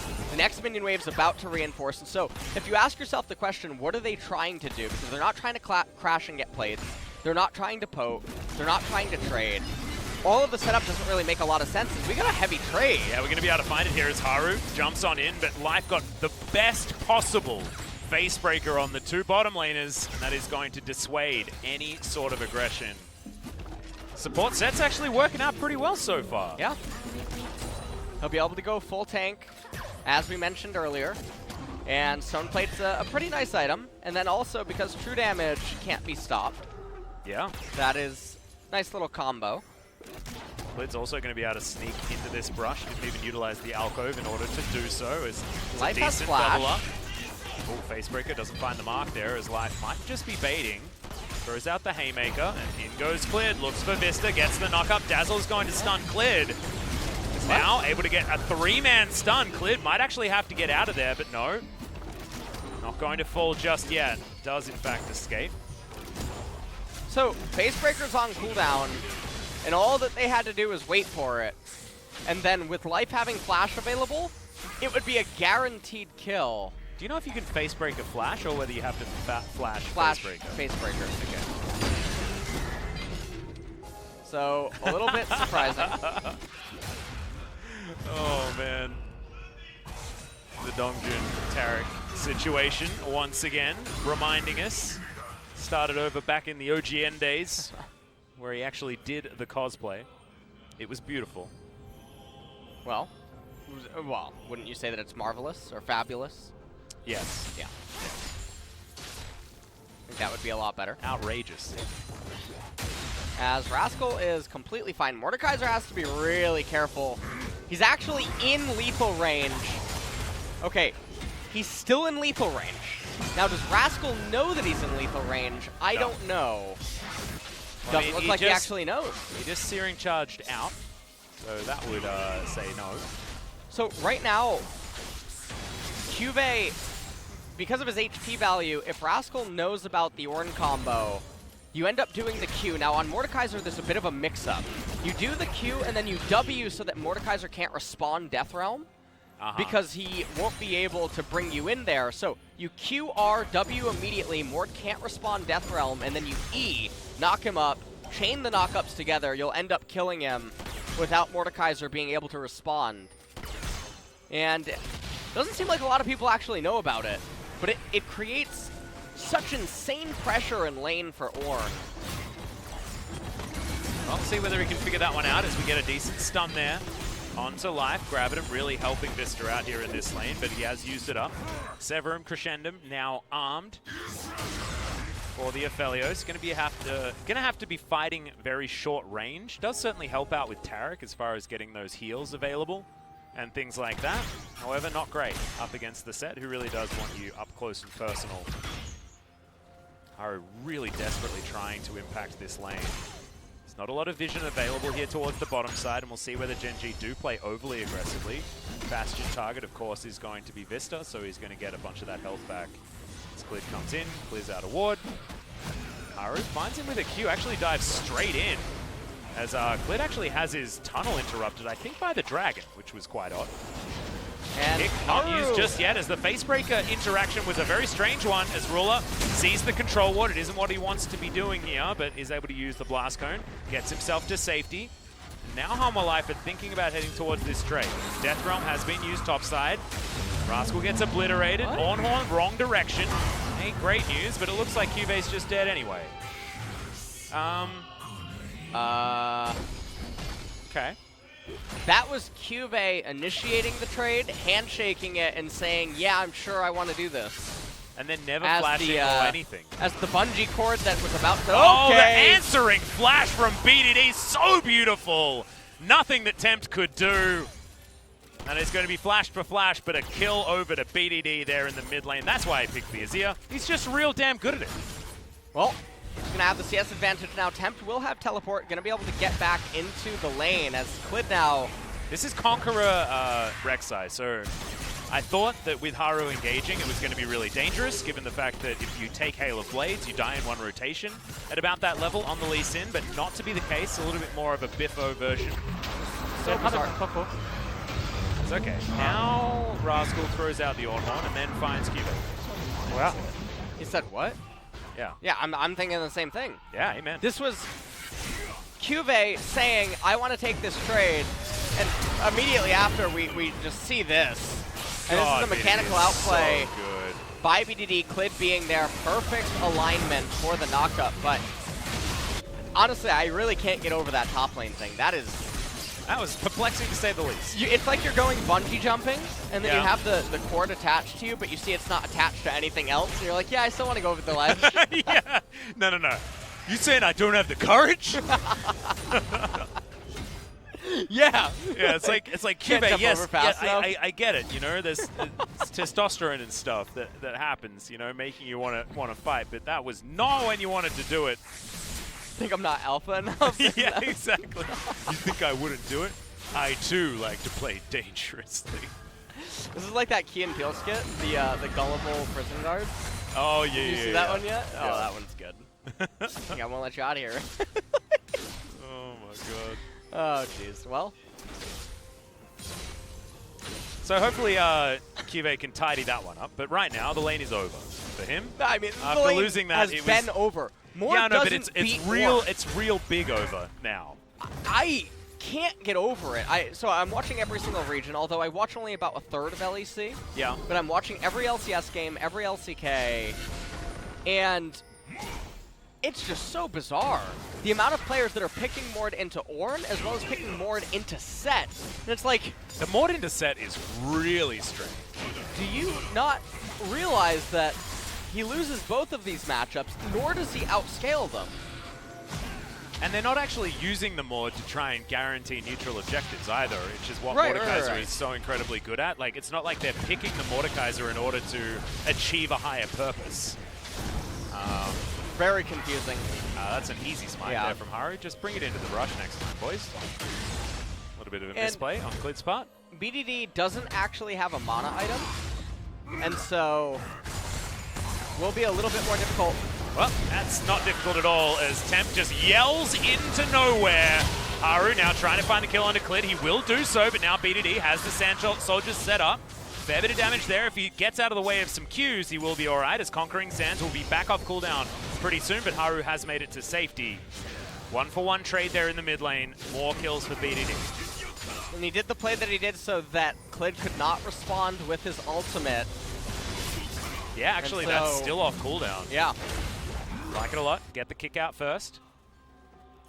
Rascal being extremely reserved in this Ornn versus Mord matchup, especially when the Lee Sin was just shown. Cube is at 1,050 right now. Almost actually in lethal. Take a look at this again. Another perfect setup. Yeah, it was really beautifully done.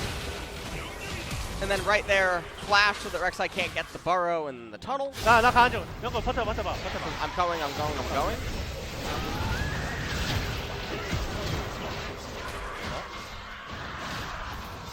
괜찮긴 해. It's okay. I don't know if I'd agree with that. I think your mid laner dying and then the enemy mid getting all the solo XP on the minion wave is a pretty bad thing. Well, he comes back. He's almost completed the Nash's Tooth, has BDD. And Rascal's already almost taken that turret plate. Now Haru's going to move into this lane. He's got a Rift Herald to set up, and they want to use it before those plates get taken down. The Death Realm is where Rascal resides and will flash eventually. Q's going to miss, and Rascal's going to survive. He has teleport available, but HLE. Red doesn't kill all the minions. Oh, okay. that's a big yikes. That's a me. Yeah. That's... Don't want to be doing it that way. It's poker in the eye. Poker in the eye. There we go. How do you know that's her eye? Because that's what it's called. That's what it's called, but how do you know that's the eye? Oh, I don't know. There's Rascal going to get out. Searing charge and a kick to get him on his way. About 100 health there as Clid comes on into the lane as well, but isn't going to be able to find any kills. But Rascal should be able to survive for the moment. Root there onto Ruler. Get my 80 carries mixed up. No, I'm not. He's just rooted. Okay. That's how that works. Do you know what that looked like? That looked like at the you ever go to a water park and you come off the water slides? Yeah. And you're sort of like in the air, but... And then you do the bump, yeah, bump, bumps. Yeah, that was a little bit like that, wasn't it? That was pretty nice. That was water parkour. I like it. Okay, well, Leandre Storman completed for Cuve. There's a pretty good water park here in Korea. Should go sometime. I've never been. Really? To the, I've never been to Everland. Yeah, it's Everland, right? I haven't been there either. There's another one. As Lotte World. Yeah, right? I've been to Lotte World. Okay, I haven't been to either one, surprisingly. There's also something at Jeju, I think. Yeah, I'd assume so. Yeah. I haven't been to that one either. I went to Jeju, but... Oh, okay, yeah. You haven't been to many places, Atlas. I haven't been to Japan. But you and I live claim in Korea. to be from somewhere that just doesn't exist. That's true. So I spent a lot of time in Australia, which isn't a real place. How can I assume that anywhere is real if I don't come from anywhere real? Yeah, I mean, we all know Summoner's Rift's a globe, and the Earth is flat. No, it's not. All right. Runeterra is a disc. Summoner's Rift is something very different. It's Tempt once again puts his flash on cooldown. As he has to, Gen G continue to have a well of control, but 1.4 thousand gold is nowhere near the lead that they had in game number 1 at 15 minutes. So hold your heads high, Harmalife. You've done better this time around. But it's an Infernal Soul. Everything's a bit on fire. Yeah. And that continues to be Harmalife's story. They're staring it down in 10 minutes. It's going to end up coming up. So definitely a bit of a rough situation here if you are a Hanwha Life fan. And the other thing is that this Taric pick doesn't really do a whole lot because the disengage on the side of Gen G is just so large. Yeah, they have a lot of maneuverability, and they can have the agency to start off fights whenever they would like. And also, they don't really rely on cooldowns that much. I mean, you'd have to throw the ult as soon as you see an Ornhorn, right? But then you just move away, and then you engage with BDD. You engage with life. You do what you want. As the Ornhorn does come down, that's a triple knock-up this time for Rascal. Nailed it. I don't know. There's a suplex into the backline as we do have the ultimate to come out from Lehens. Keeps everyone alive as life goes golden. He will be the first casualty on Gen G's side for this team fight as BDD does have to follow his Sand Soldiers out of that pit, and that is just a straight-up win for Hanwha. Yeah, it's a very big win. And so they're going to get that Herald. They're going to be able to likely bring it into what I assume is going to be top lane so they can get the first turret of the game. As BDD there in mid lane, Nashor's Tooth first item on the Azir. Didn't find a window to get his ultimate out as well, so BDD does still have that one available. Not really a good news story. And it feels like that you're talking about is used top lane. We got pseudo caster curse in the sense that the Taric ultimate came out, prevented Set's damage. Set was going to die anyway, regardless of what would happen with the ult. Clid making his way top lane here, actually down in XP, at least then doing a much better job at farming. What the Taric ult did is denied the Emperor's Divide from BDD though, because it wouldn't have done any damage, and then it would have been an Azir in there as well with a very low health set. Take a look at it one more time. As Azir not yet in the fight. And then right here, the Set ult comes out, but even if Azir goes in at that angle... Yeah, you're not going to be able to find you're anything not to gonna, help out, right? Right. So, this is one of those Taric ults that doesn't do anything maybe in this instance. Meanwhile, Cube's dead. Cube's dead again, so... We don't need a replay of that one, guys. We really understand don't. what happened. Yeah, we get it. He died. 2-0 now for both solo laners of Gen G. The engage and the damage, both pretty much accounted for. Close to a 30 CS advantage here for Ruler, who's eyeing up that Molten Edge that will be available pretty soon. And it's pretty cookie cutter, as we said. Didn't really need the replay. But there it is anyway, if you guys were curious. That's a Mordekaiser dying without too many options. Didn't have Death Realm available. As a top lane turret is also dying. Yeah. And so at this point of the game, it's a little bit less than a 2,000 gold lead for Gen G, but their team composition is so much better at team fighting later. They're looking at an Infernal Soul. Yes. They've had complete control over the Drakes so far this game. And Infernal Soul will be very, very good for this squad. Azir, so much consistent damage, and the Misfortune as well. And so buffing up both of those who can lay down a lot of DPS from a pretty safe range is going to be really, really scary. Heads up to anyone playing TFT at the moment. Azir, really strong champion. Yeah, at this point in time. Doesn't fit into a 6 Shadow comp, which is what everyone seems to be running, but otherwise, pretty good. Well, Infernal Dragon can be up in 45 seconds. We'll see if Ornn can actually complete his other ornament for himself, as currently no one actually has an ornament for him to bestow. Yeah. As he's just waiting. Yeah, he wants to complete his Forge Fire Cape. Will be coming in relatively soon. Vista not spotted by the Prey Seeker, but Tremor Sense is going to let Gen G know exactly where the Aphelios is. 23 seconds, and Gen G are so prepared for this Drake. And that's one of the fantastic things about having a Rek'Sai in your team. We often talk about Rek'Sai as this champion that does perform very well in the early stages, farms really quickly and all that sort of stuff, but Tremor Sense can be pivotal in these mid to late game skirmishes around these objectives like the Drake. Playing around this vision is a possibility.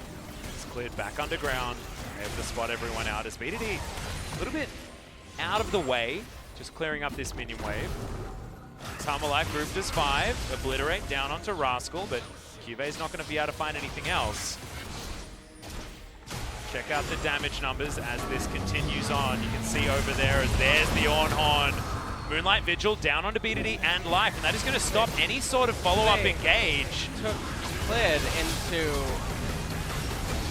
I think so is now. The ultimate comes out from Lehens. They look for the re-engage, but this is that disengage you were talking about. Emperor's Divide onto 4 people! An obliteration of Hanwha Life's team members. The third Drake comes in. BDD gets himself the MVP off one team fight.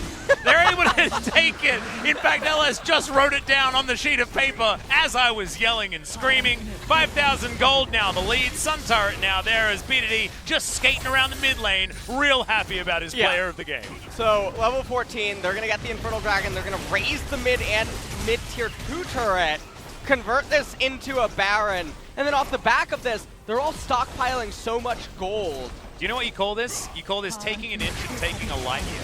Yeah, this is, I'm not even sure everything. The speed at which Gen G was just moving. It's called a parasec? Parsec? Parsec? Yeah, parsec. Yeah, there we go, great. Under 12, if you're talking about Beggars Canyon. That is, so here's what ends up happening. Cube with, I have no idea what's going on. Clid's in the Death Realm, okay? Death Realmed Clid, a champion that he can't kill inside of the Death Realm for no reason. Targ ultimate comes out. Now, I talked about this. We'll just back off because there's no real way for Hanwha Life to engage, and then Superman coming straight in. And look at the size of that wall.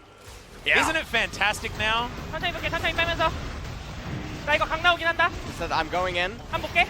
I'm gonna go for this. Oh my god, it was so perfect. Just so perfect. 나이스! 나이스. 나이스, 좋았어. 나이스! 욕 먹고 바로 Azir. 욕 먹고 바로. Eat Dragon and then go to Baron. Yep. Nice. Bit of a woo, and then Azir. What? It's exactly what I was thinking as Whoa, well. whoa. Hold on, Atlas. Hold on. Are we Pass me the rescinding? holy water. Yeah. BDD had a 10-stack Dark Seal. At that point in time, should just always get Magi.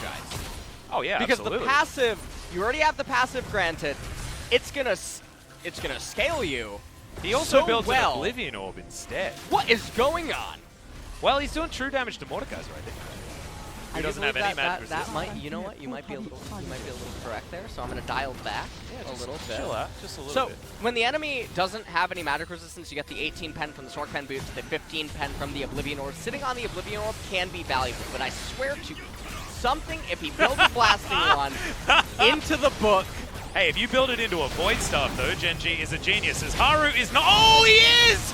splashes over the wall as BDD gets completely outplayed by the young jungler from Hanwha's side.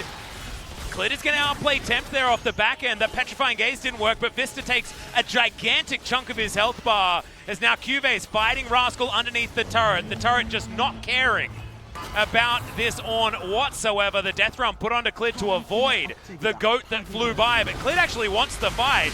It's Cuvé's death realm actually, as Clid dives on out with the tunnel as well. The Rascal puts up position. Looks like Ruler's trying to take down this turret. Despite BDD getting outplayed by Haru in such a beautiful way, it looks like Gen G still will be able to raise this base. Great sidestep from Ruler, but isn't going to be enough. The answer is yes. That's called walking casually out of the way of your demise.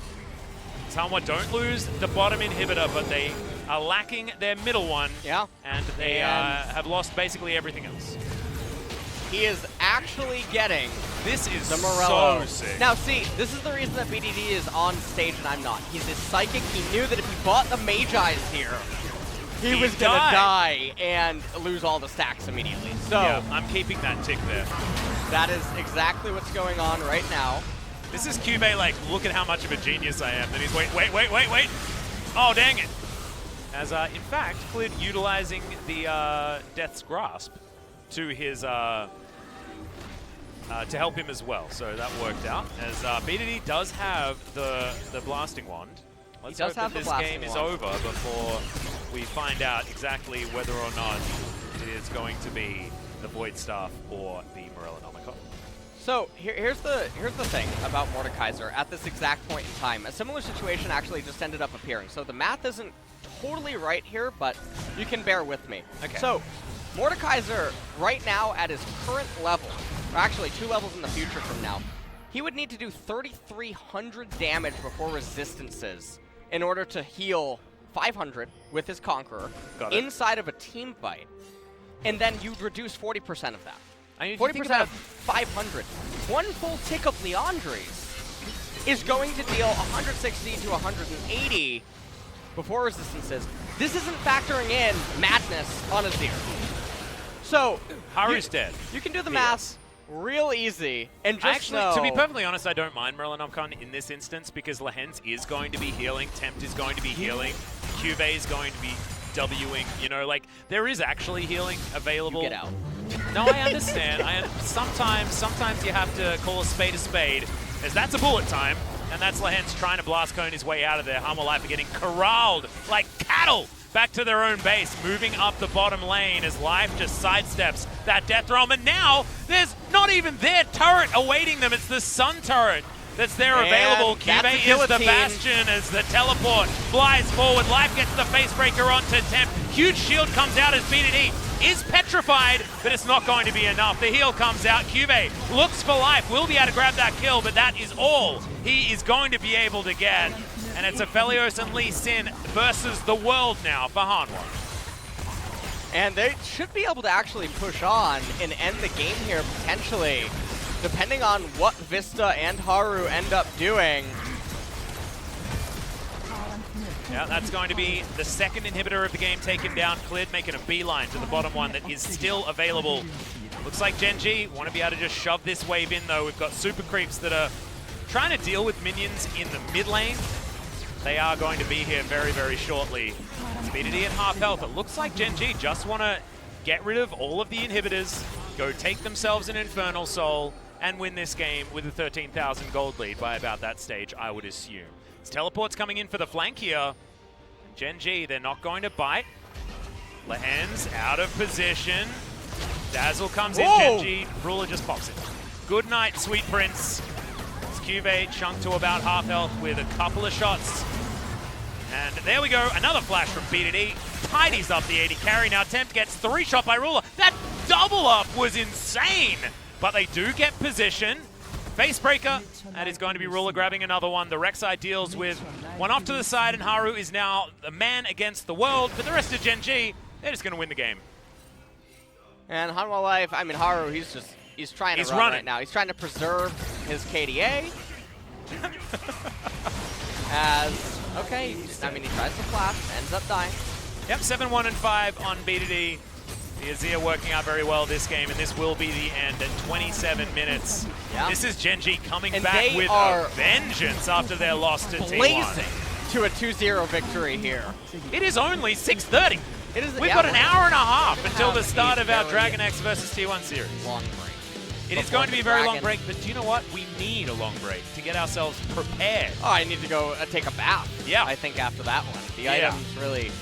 The items weren't great, but I don't think the second Morellonomicon was quite as bad as the first one in this series. And BDD still had a phenomenal game on the Azir. Felt like it was a really slow laning phase, and then he just decided to outplay everyone for a really long time. It was great to see. Life, however, getting that upset over T1 is now looking even more perplexing. Yeah. After how hopeless they looked after T1 were able to dispatch Gen.G. And again, I mean, we saw the similar issues plague them, and with champions like Soraka and Yuumi now going to be on the chopping block pretty consistently, they're not going to have these edges. Cube is looking lost in top lane. Yeah. Every single series that he's been playing. And honestly, I mean, Hanwha Life were sort of their own worst enemy before the games even started today. I don't know why the Mordekaiser priority was so incredibly high for them. So they picked Mordekaiser into Ornn, and then when Gen.G showed Ornn's set R1, R2, not only did they pick Mordekaiser into either one, they also then paired a Cassiopeia. Yeah. Cassiopeia doesn't beat Set in mid lane. Set actually does pretty good against her. Yep. And then it wasn't even set in the mid lane, and the Cassio had to deal with this Azir that popped off entirely. Cassio can beat Set, but and Set is also she pretty- can yeah. beat Azir as well, in a few instances. Well, Tempt didn't, but she can. that was. No, she can't. It's possible. I think it's definitely Azir slated. Okay. Yeah. Well, we'll see how it's going to go as far as who's going to pick up the player of the game. I thought the BDD was incredible in that one, despite purchasing the book that he should certainly not get. All of these players just really like the library, obviously. They just go and then they find that particular book and they just can't help but to check it out. They will repent eventually. Well, it's not the right book. Just not the right book.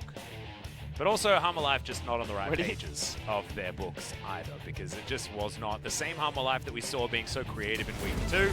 So we check out some of the highlights from this one. Clid once again starting things off very nicely. Life picking the support set, and at the very beginning of the game being successful as I don't know whether we really want to see this again, to be honest. Man. As Rascal's like, oh, I'm going to pull my goat from beyond the death realm, and Cube's never going to know. And I don't even know what that's like Goku's Nimbus Cloud? Yeah. that he can just call and summon. Or is it like Vol'jinor? Thor's Hammer? How do you pronounce it? Oh, Mjolnir. Yeah, there you go. Yeah, I think that's how you pronounce it, but I don't really know. That was sick from Haru. Haru actually had like at least 2 really fantastic plays on the Lee Sin. Wasn't enough to get them to anywhere good, apart from this one moment where they were able to take a Rift Herald and get a kill.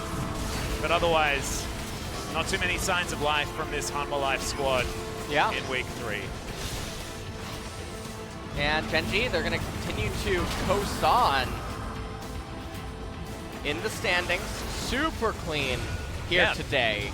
All around. They've moved ahead of Dragon X, and it'll be based on what Dragon X does against SKT in our next match. But even if it's a 2-0 win for Dragon X, I think... wait, no. If it's 2-0 win for Dragon X, then Dragon X stay ahead because they'll still be undefeated. But a 1-2 loss is still going to be Gen.G in the lead. Is still running the gauntlet. Dragon X and then immediately Afrika. And then after that... And Dragon X is doing the same thing because they're T1 and then immediately Gen.G this week. This is really the weeks of kings, I guess. Oh, yeah. Here in the LCK. We're going to have our top teams really trading some blows here to decide which one is actually going to be the best up against one another. So these highlights are going for a long way because BDD he made some sick plays this game. Yeah. He definitely did. That double up there on the Tempted Cube as well was pretty rude from Ruler. sometimes you just got to face breaker some people. As we have a look at the damage done, pretty large numbers there from the Azir. Somehow 16.6k, not too bad.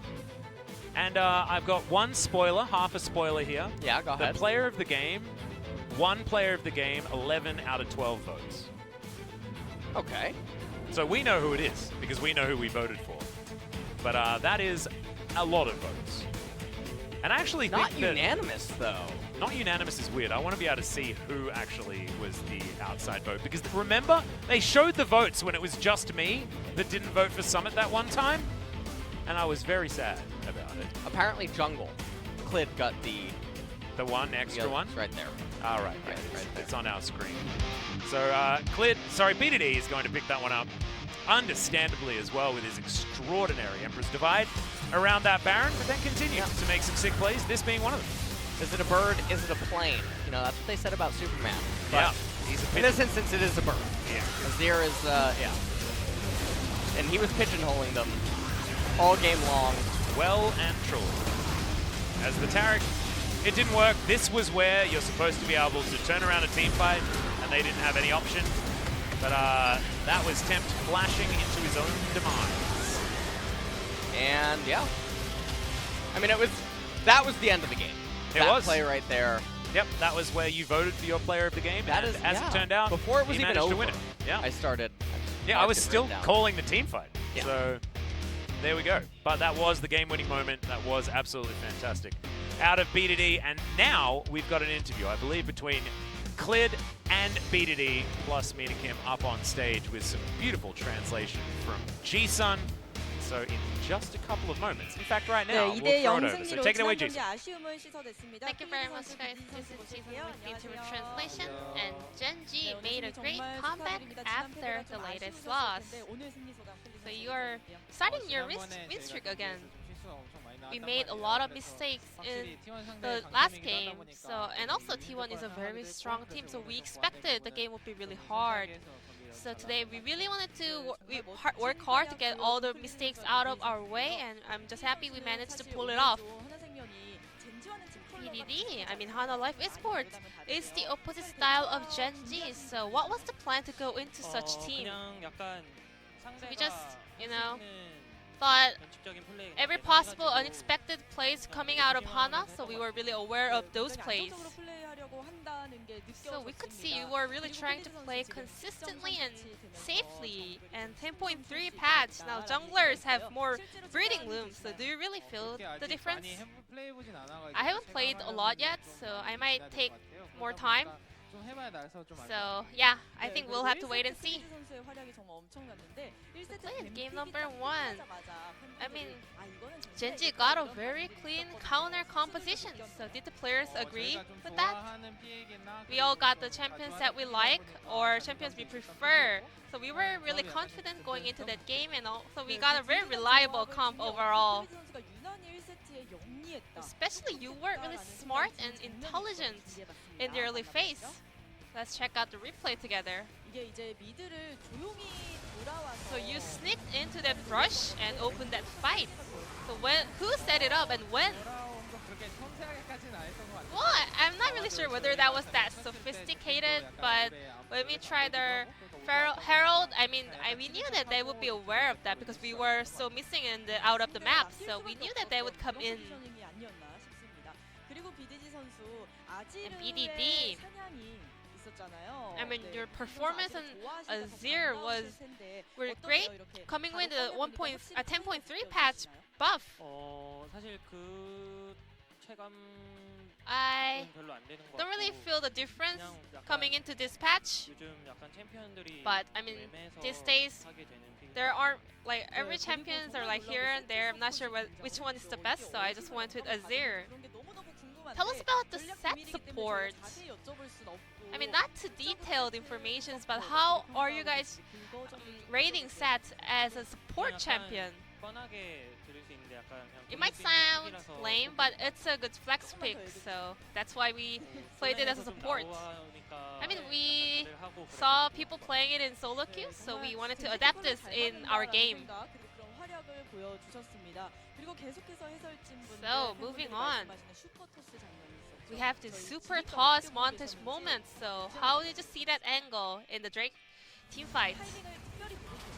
Were you looking for that angle specifically, or I mean, they had Tarek in their comp, so I was waiting till his ult goes down. You know, we had to go slowly, and as soon as he used his ult, I had the great angle to go in.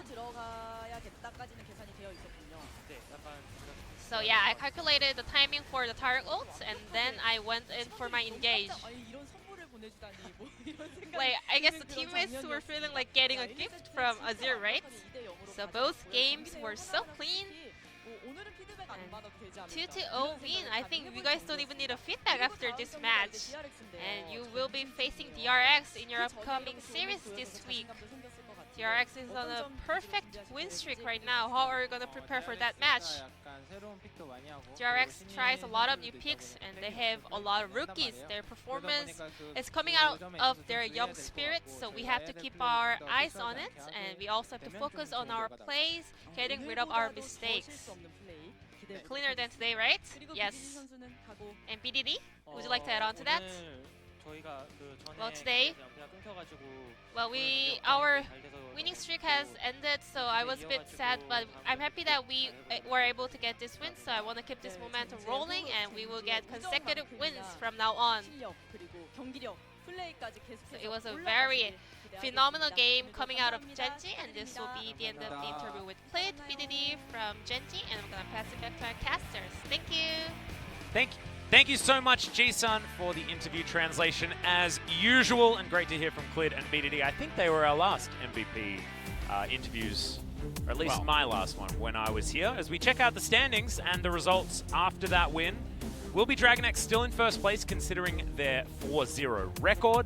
They are behind as far as points are concerned, though, against Genji. Genji, a few more very clean wins over their opponents, and DragonX certainly taking their time with a few of their victories, and I expect that to continue over this week when they face T1 after a very long break today, and then Genji in a couple of days' time on Friday. So that'll be really exciting to see whether DragonX can stand up to either of the two Titans that we saw clash in the last day of Week 2, not that long ago.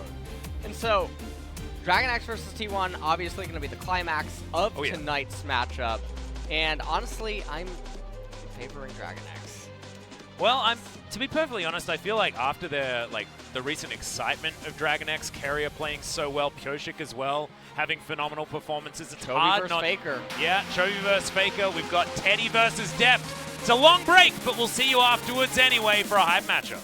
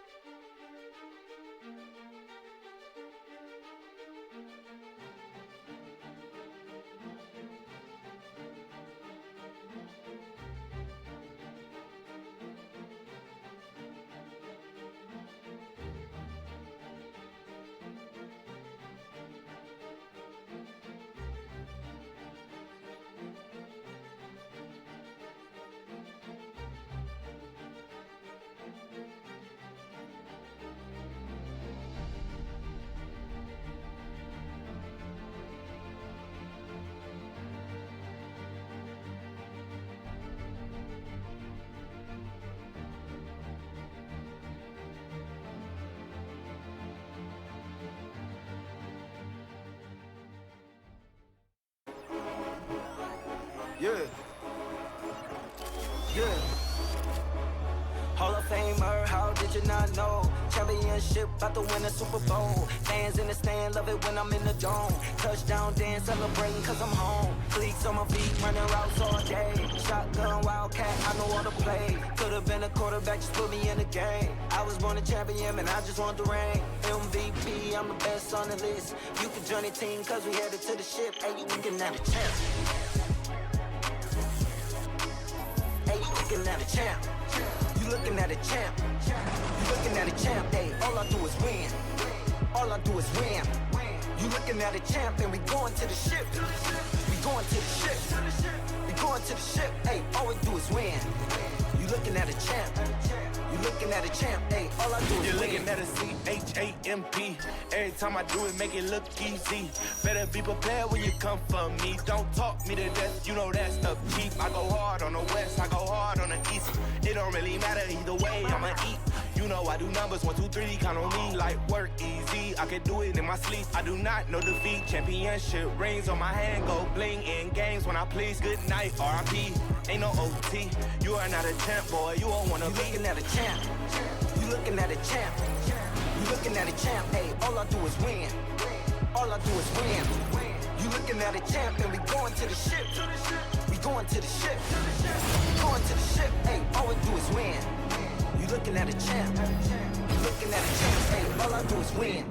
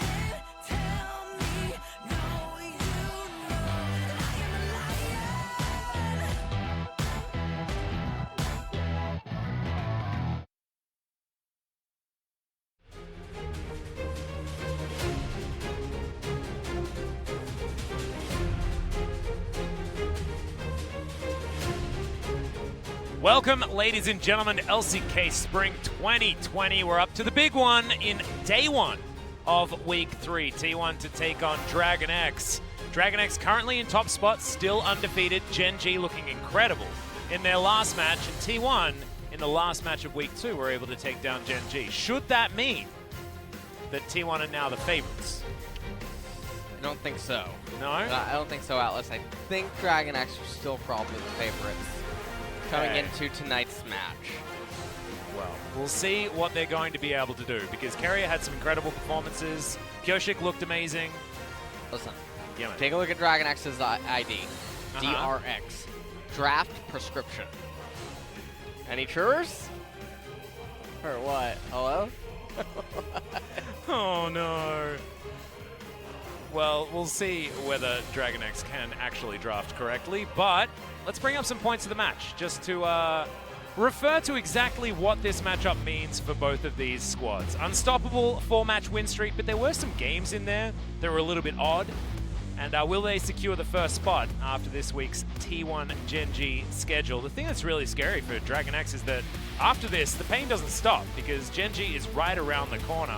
And they really will have to prove themselves. And have they given their rookies enough time in these high-pressure matches in order to come up clutch? I don't know is going to be the answer. I think that Dragon X, we haven't seen their ceiling yet, but their floor looks pretty damn high. Yeah, and the other thing is obviously the Deft and Kyria duo versus the Teddy and Effort duo down there in bot lane. That's going to be very exciting to see, especially on this patch. Yeah. With Ezreal and Yuumi being likely very high priority for both of these teams. And then also the last one, first owner and mid laner Faker versus Chovy. This is for all the marbles. They are 9-9. Someone's walking away today. This is crazy. Faker, of course, evening that matchup out, I think, end of last year was how he was able to do it, because Griffin was so dominant throughout the regular season. Chovy often getting the better of the king of the mid lane himself in Faker. Now they get to go up and try it again, see who's going to make it to double digits first, be it Chovy or Faker. The best thing is, this is the best of 3. So we'll be able to decide after the 3rd game, hopefully, instead of just after one of them, as we're going to bring up some of the stats for you guys. Dragon X looking pretty good. Yeah. Team Gold difference at 30. Dragon X plus 3,000. That doesn't look like a real stat. Well, if your highest These gold, stats are actually too clean. I just want to like. That's true. We got like exactly 2/3 for the gold lead at 30 There and it stuff is. like that. I don't know what's going on here. The dreaded 66.7. They can't. They just refuse to use 3 6s in a row. Yeah, you can't do that. Can't do that. No, it's not about that. Although technically it is 66.6. I've heard that's actually the exact number of pages in a certain book. Oh. Yeah. Really? Yeah. 66.66666 repeating? How can you have a page number? Don't ask questions. You don't want the Okay, answers actually, to. I don't want to go into the book to figure out the answer, to be honest. And hopefully, none of the players in today's match are going to be doing the same thing as Chovy. This was the Ziggs performance that we weren't necessarily expecting out of that man in the mid lane. As Kyoshik with the sickest kick onto that Jinx. Mystic played pretty well up until they just lost every team fight and lost this game. Yeah. And honestly, Chovy pulling out the Ziggs is really exciting because we have to wonder if we'll see anything else exciting come out in mid lane. And Ziggs is a champion that we talked about before on the broadcast prior to seeing it debut in this match. And it's just really nice to see play. It's just very difficult. And then in this game, Dragon X. I did like the Freaka. Taric pick. I felt like Carrier really did play a great Taric. So far, 8 unique support champions. Hasn't played any supports more than twice so far. Certainly showing his stuff as far as champion pool is concerned. His Pike, of course, I think everyone can remember just how good that was. As we're going to check out some of the highlights from this T1 versus Gen G match. This was, I actually thought this was going to earn Faker the MVP. I voted for him, I believe, in that particular moment because he's straight up just won the game with that one play on the Victor. But the whole team was playing very, very well against Gen G. And this was such a tense match, and I'm expecting a very similar vibe for this one against Dragon X because it all came down to such minute situations like this one, where Teddy was put into a Hextech ultimatum and then just life-stealed his way back to being alive against a Camille. Yeah. Which is not something you should be able to do. The minions. And so, really nice, quick thinking by him there as we take a look at the match history here. Deft has the upper hand. Well, Teddy also played a lot of Jin Air games, okay? Right, and you can see the T1 games. Yeah. Is in there. Yeah, and at that point in time, Teddy certainly got the better of Deft. So you can see 2019, the new era of what was then SKT is now continuing into 2020. As Teddy's stats right here are also looking extraordinarily amazing. And I like that we've got the damage numbers at 15 because Teddy's second, and it's close to half the amount of damage. And this just shows the difference. We were describing the difference between Teddy's Ezreal and Deft's Ezreal. It looks like it's the entire playstyle of both of these players. Deft is just way more aggressive in the earlier stages. I just want to point out the gold difference at 15. Yeah. Normally, when there's differences, the stats are actually pretty close. Like you see the damage at the very top. Yeah, it's close, yeah. It's relatively close. This is almost 400 gold difference. That is not close. And the crazy difference is that Teddy is the hard carry for his team. Yeah. Like, in the late game, it's all about Teddy every single time. Deft, not so much. In fact, Chovy does more damage than Deft in an overall game on average so far this season. So exciting to see what Teddy's going to be able to do, knowing that a lot of the onus is going to be resting on his shoulders to carry things through. Whereas I imagine Deft is probably pretty happy to let Chovy pick up the reins, let Doran pick up the reins, and try and carry it through there. But remember, Faker is a carry monster as well. I'm surprised he's still on 300 player of the game points after a week 2 that continued to look very good. Yeah. But here we go. Both of the teams, welcome to LOL Park. Dragon X will be on the blue side to start this one off. See what the priorities are going to be. I really do wonder if blue or red is going to be more favorable for either of these teams. I think the draft's going to heavily influence it. So we're looking for Soraka, Yuumi, and Aphelios bans to really just open up diversity. But also, we're looking at Ezreal as a very high priority. Ornn as well. Ornn is going to stay high priority. Set as well. You don't pick Ornn, you're trolling. Yeah. I think he's the best B1 on blue if Soraka's banned. I think that is the list. And DragonX may just not want to play into it as well. I mean, the same thing could be said for T1, who have been throwing out some of these blue side Ornn bans in their recent series. Just wanted to get that one off the table and allow their young gun canner up to the top side, play something that's more carry oriented without that worry of just being inherently outscaled.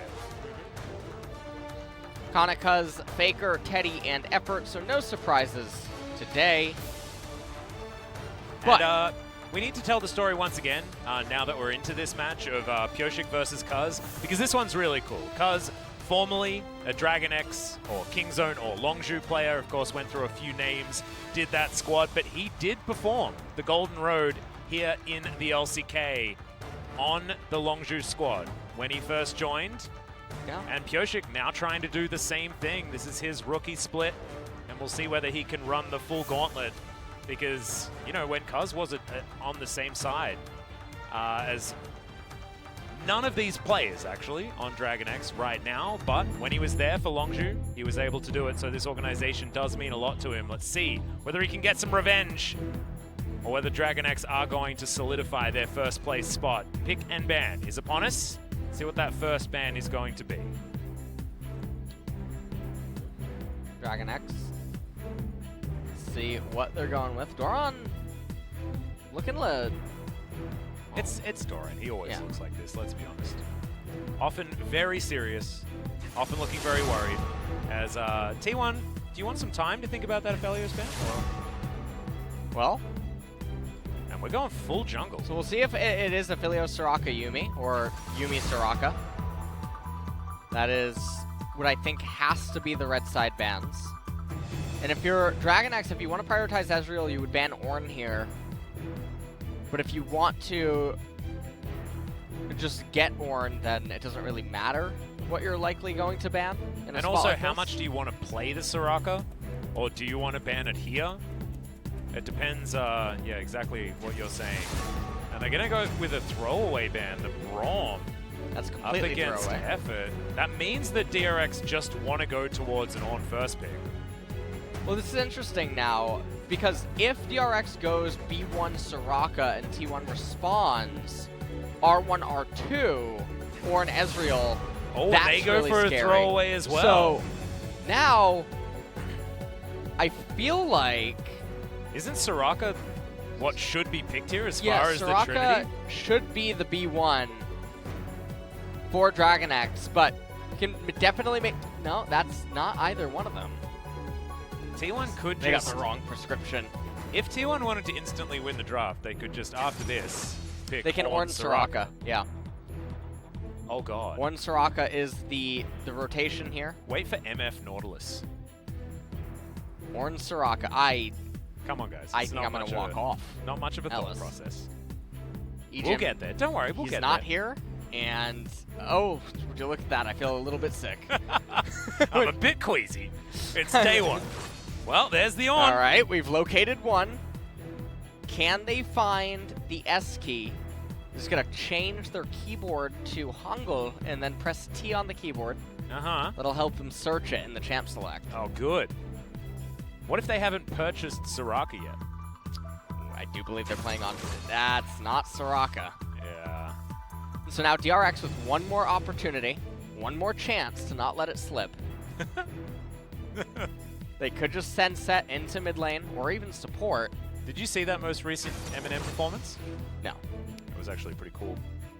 Him at the Oscars. Ezreal's not going to be prioritized here, as DragonX with a very red theme composition right now. We've actually seen this blue side quite a few times from quite a few teams.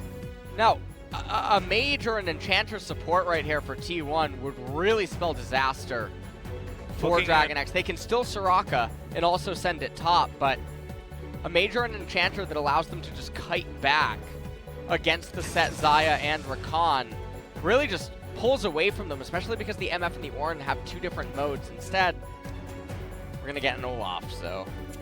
Yeah, and then they're going to be banning junglers most likely. Look for Jarvan to hit the bench, and Lee Sin might be what they're looking at as well, as Kindred taken off the board. Interesting. I thought that might have been a ban if Cuz wanted to go back to Akarthus, but just banning it, not wanting to play against it as the Olaf. And of course, Pyosik is named after a Kindred mark, so there is a reason why you'd ban it against him. Azir now being banned away by Dragon X. And the Soraka still hasn't been looked at. Yeah, this is very strange. Especially when your top side is considered the weakest aspect of T1, and the enemy locking in set, that is one of Soraka's freest lane matchups. Yeah.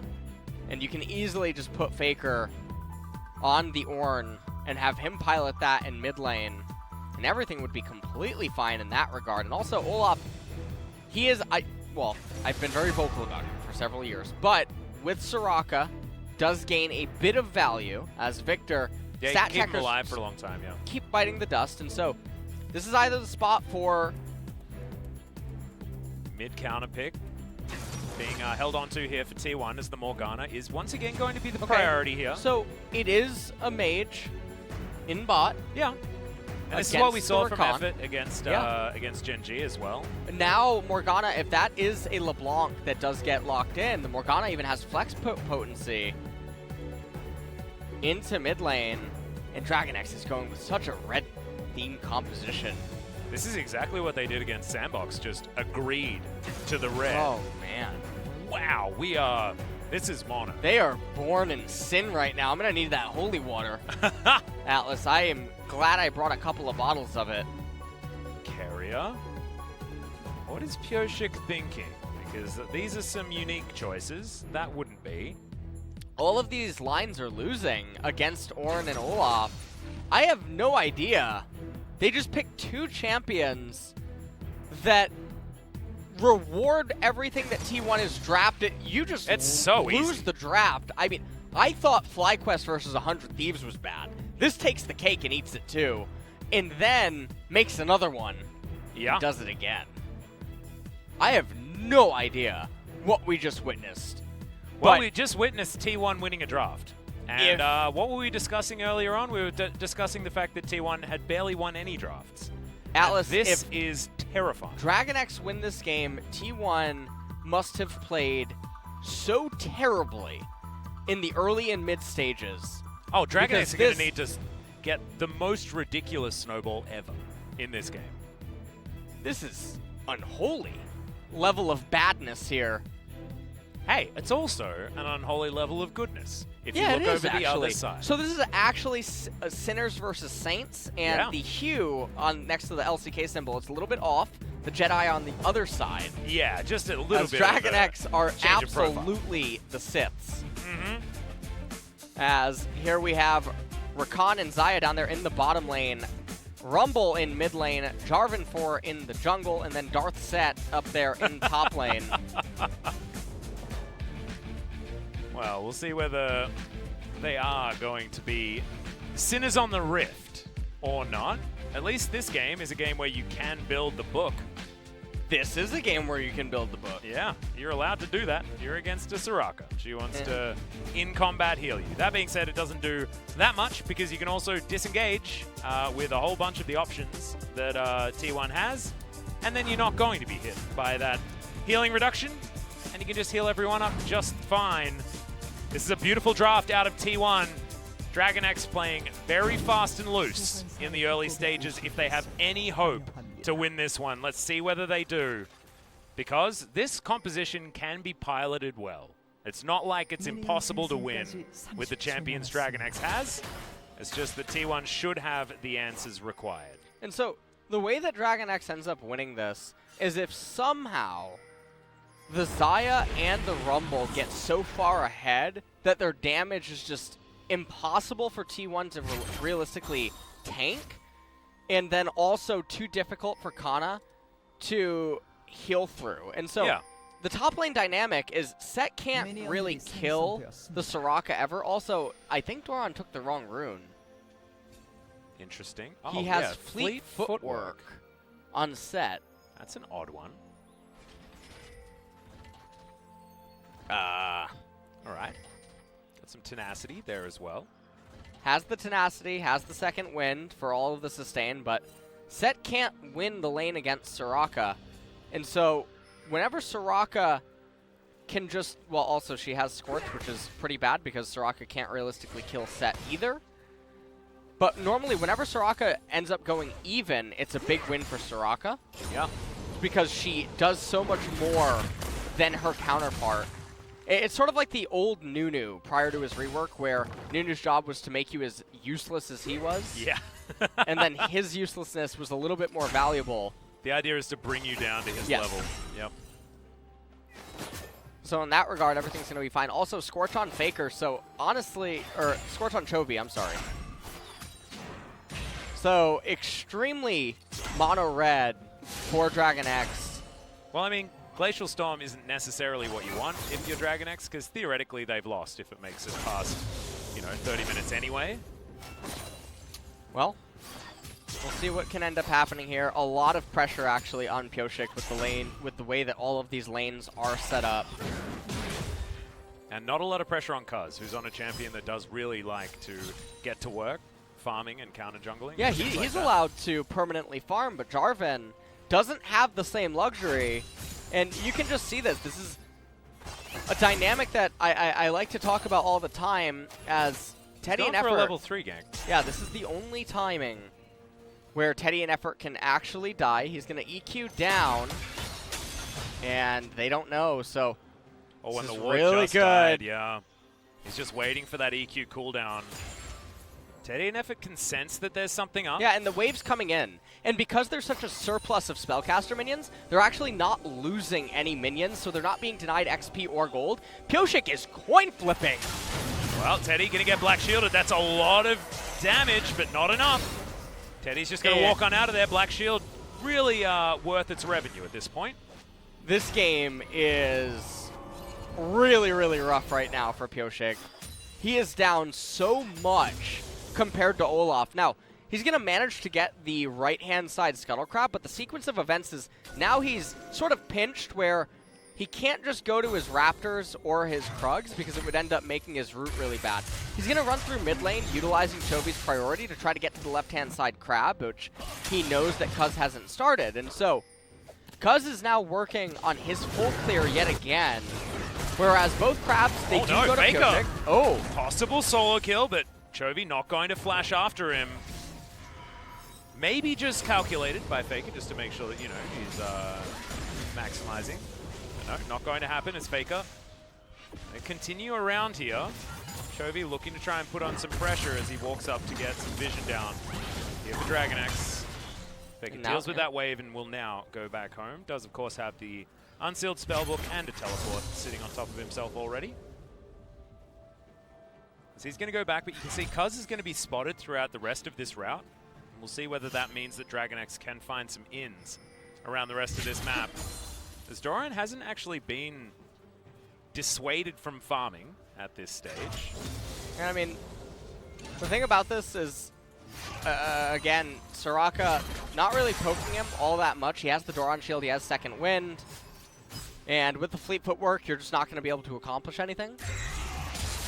Yeah. And so Doran actually not electing to pull the wave into him, which is really surprising, given that after this Infernal Dragon, Pioshik would be pathing top lane, which is just the only way that you're going to probably end up being able to kill Soraka is by trying to freeze in front of your turret and then having the Jarvan come in and get a kill.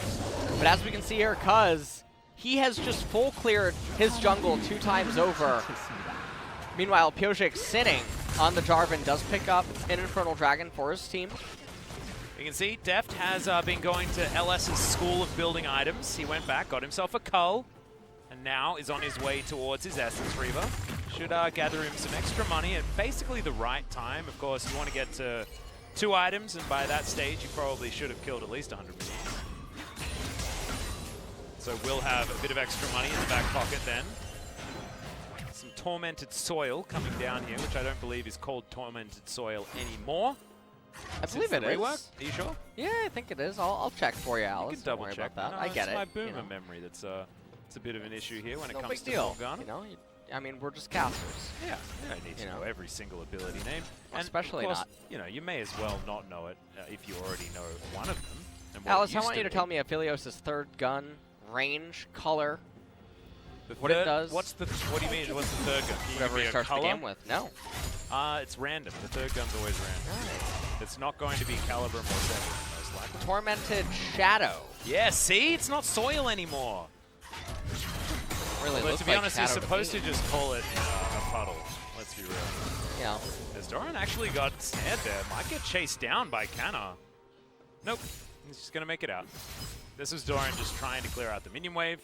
He walks around the alcove to hide this one out. Okay. This is one of the really exciting things that I want to actually talk about is we can see Soraka's HP is permanently healthy in this matchup. Yep. She's never really in any danger. Oh, Kuz is going to spot Pyoshik. Man. Yeah, He he's needs dead. to flash. What? Oh, Kuz actually didn't flash after him. Dragon X, the bottom lane boss, moving back here as Jovi possibly in trouble. Flashes to get out of the way and misses both harpoons. Faker taking a few burns on the back end there, but trading an ult for a flash is something you'll do every day of the week. And now Kuz makes his way in. Kuz is actually coming into mid lane and sharing XP with Faker, which is a little bit surprising. But gonna end up granting Faker the recall. And I was just so surprised he didn't actually chase after Pyoshik. Yeah. Which is very peculiar. Maybe the lane state bottom lane just wasn't enough. Got the call not to do it.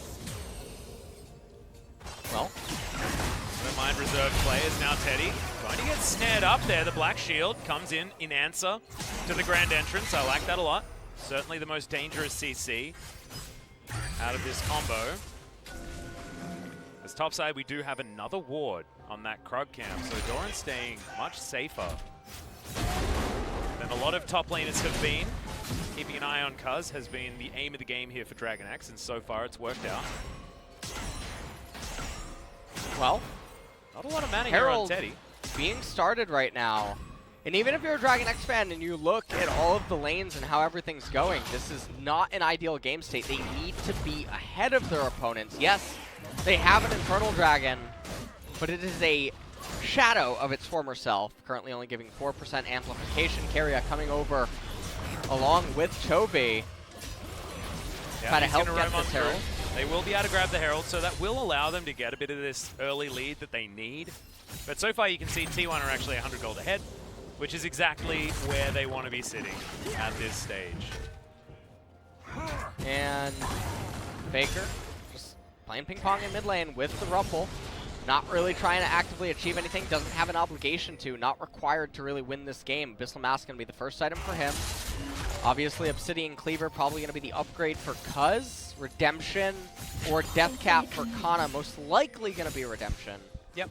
And then Misfortune down there in bot lane likely will have the Molten Edge end up coming in later. And the scaling for T1 is just absolutely ginormous. And if you are a T1 fan, what you're hoping gets rolled is a Mountain Drake. Oh, absolutely. And also, do you think Doran is, do you think he's going to sin and build a Oh, Black well, I mean, Cleaver? they've already started sinning a lot. Oh, they are honestly so 7 layers deep. Yeah. That being said, I feel like Fleet Footwork and Trinity Force feels like a good combo. I don't know.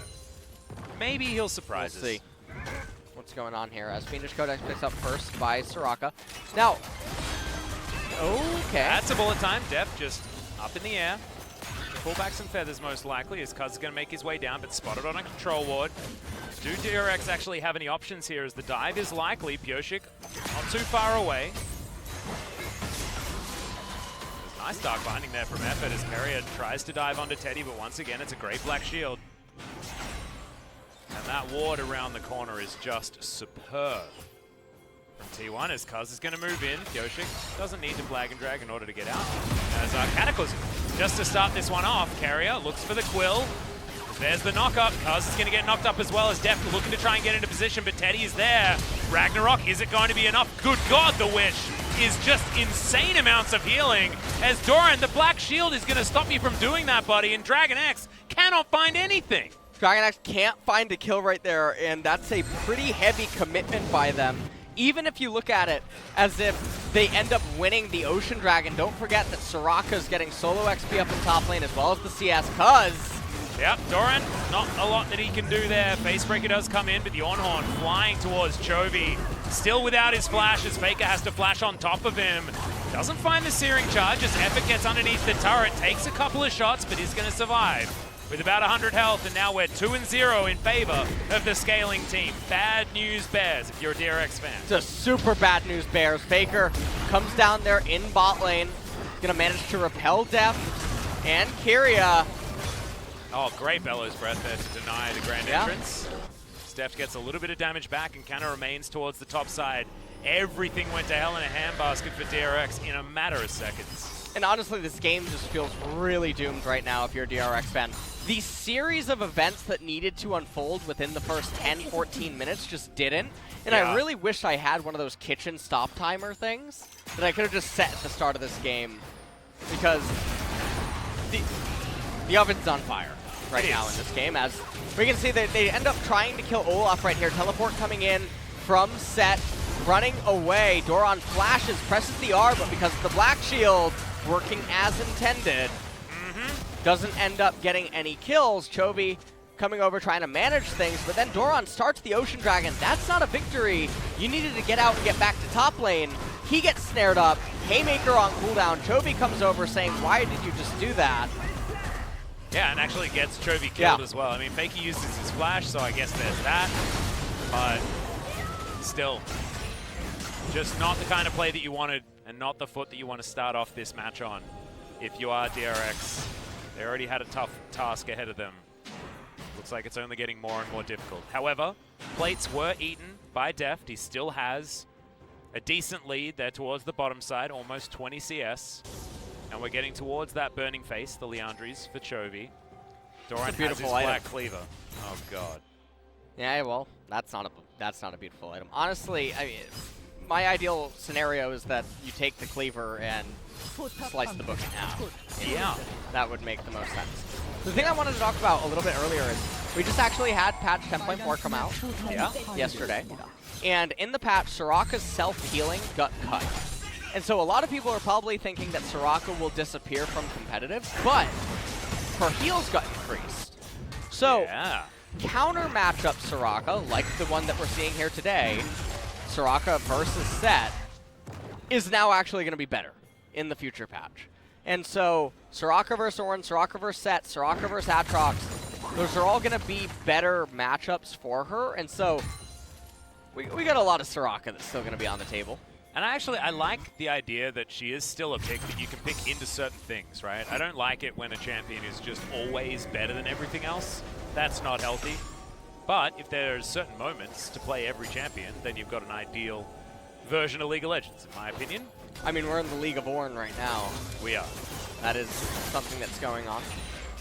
We haven't seen him in jungle, which, surprisingly enough, we've seen a lot of Sejuani picks, but Ornn is just, he's a better Sejuani in every single facet, and it's so surprising. People have not picked him up there yet. A lot of junglers, of course, have put in a lot of time on Sejuani, so I guess you don't need to practice as much. That being said, Jungle Ornn, all you have to do is watch LS's stream. Drop him a Twitch Prime, and you'll learn all about Jungle Ornn. That's how that one works. True. Oh, man. Well, we've got Shirley. She's available. Currently being taken by Dragon X, who have evened out the gold once again. Even gold, not what they want. First turret, certainly contributing to that a lot, as Carrier looking for his moment to try and engage. Morgana certainly ruining his day though, as Cuz not going to be able to steal this one. But in comes Faker from the flank, looks for the knock-up, gets it onto only Pyoshik, who is going to be his target. The Haymaker flies onto Cuz as Pyoshik goes golden. There's the wish, as Cuz not going to get knocked up. Oh, eventually does, but Pyoshik falls down. He's the first kill, but MF is also dead. A giant Haymaker into the backline, as it's a double kill for Def. Carrier still darting after after the T1 members. And Chovy wanting to get in over the side. The triple kill, hand delivered by Chovy's Harpoon. And this game just got interesting. This game did just get interesting because all of the gold allocation located on the Xayah, who's the one champion who can dish out enough fast, consistent damage to try to bring down the T1 members before Soraka just keeps them alive and basically says, you shall not depart this world today. Yep. As Deft just the everyone dark else, messiah for this composition right now. well, just take a look at this. Deft not really doing anything at the very start, but eventually gets back into it as Olaf doing Olaf things, running at an opponent, doing nothing, and then eventually dying. A lot of it was that equalizer onto 3 members of T1. This was honestly a very nice team effort by Dragon X, the equalizer, as well as Deft just cleaning up everyone. In fact, he basically stole from Chovy almost every single time. But that's exactly what they wanted, right? Deft now has room in his build to pick up that Executioner's Calling after his next BF sword. He has the Essence Reaver completed. That buy that he just went back with was gigantic.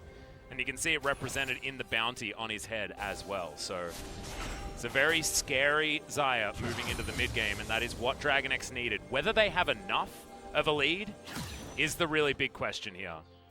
It's now Mountain Drake going to be available in 19 seconds.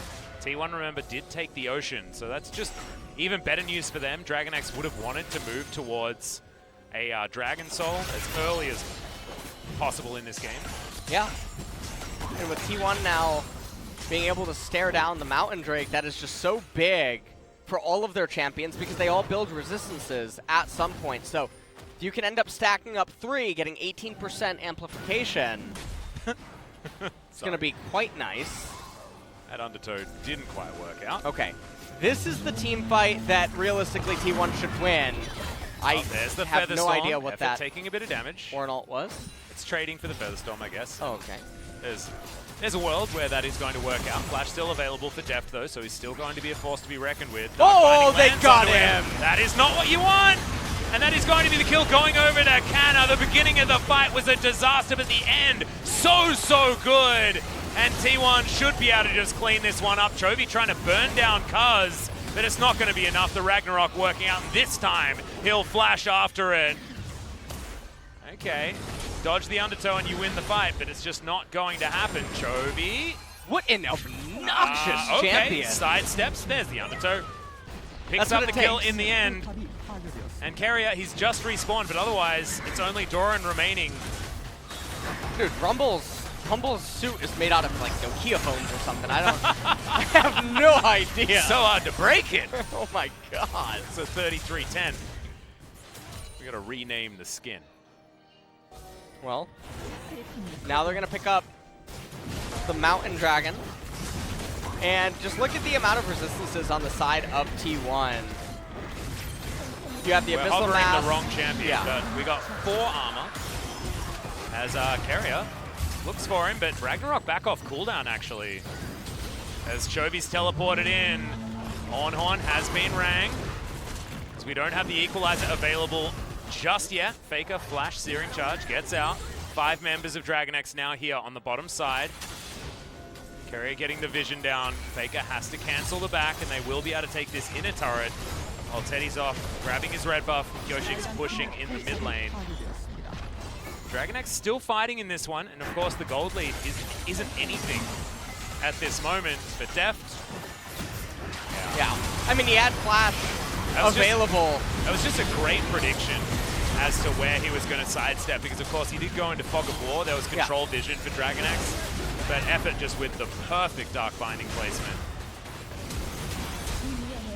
Oh, it's giving us another look at this Nokia phone. Yeah. He's trying to throw it off buildings and stuff like that. That's not an iPhone right there. Nope. They just don't build them like they used to. Yeah.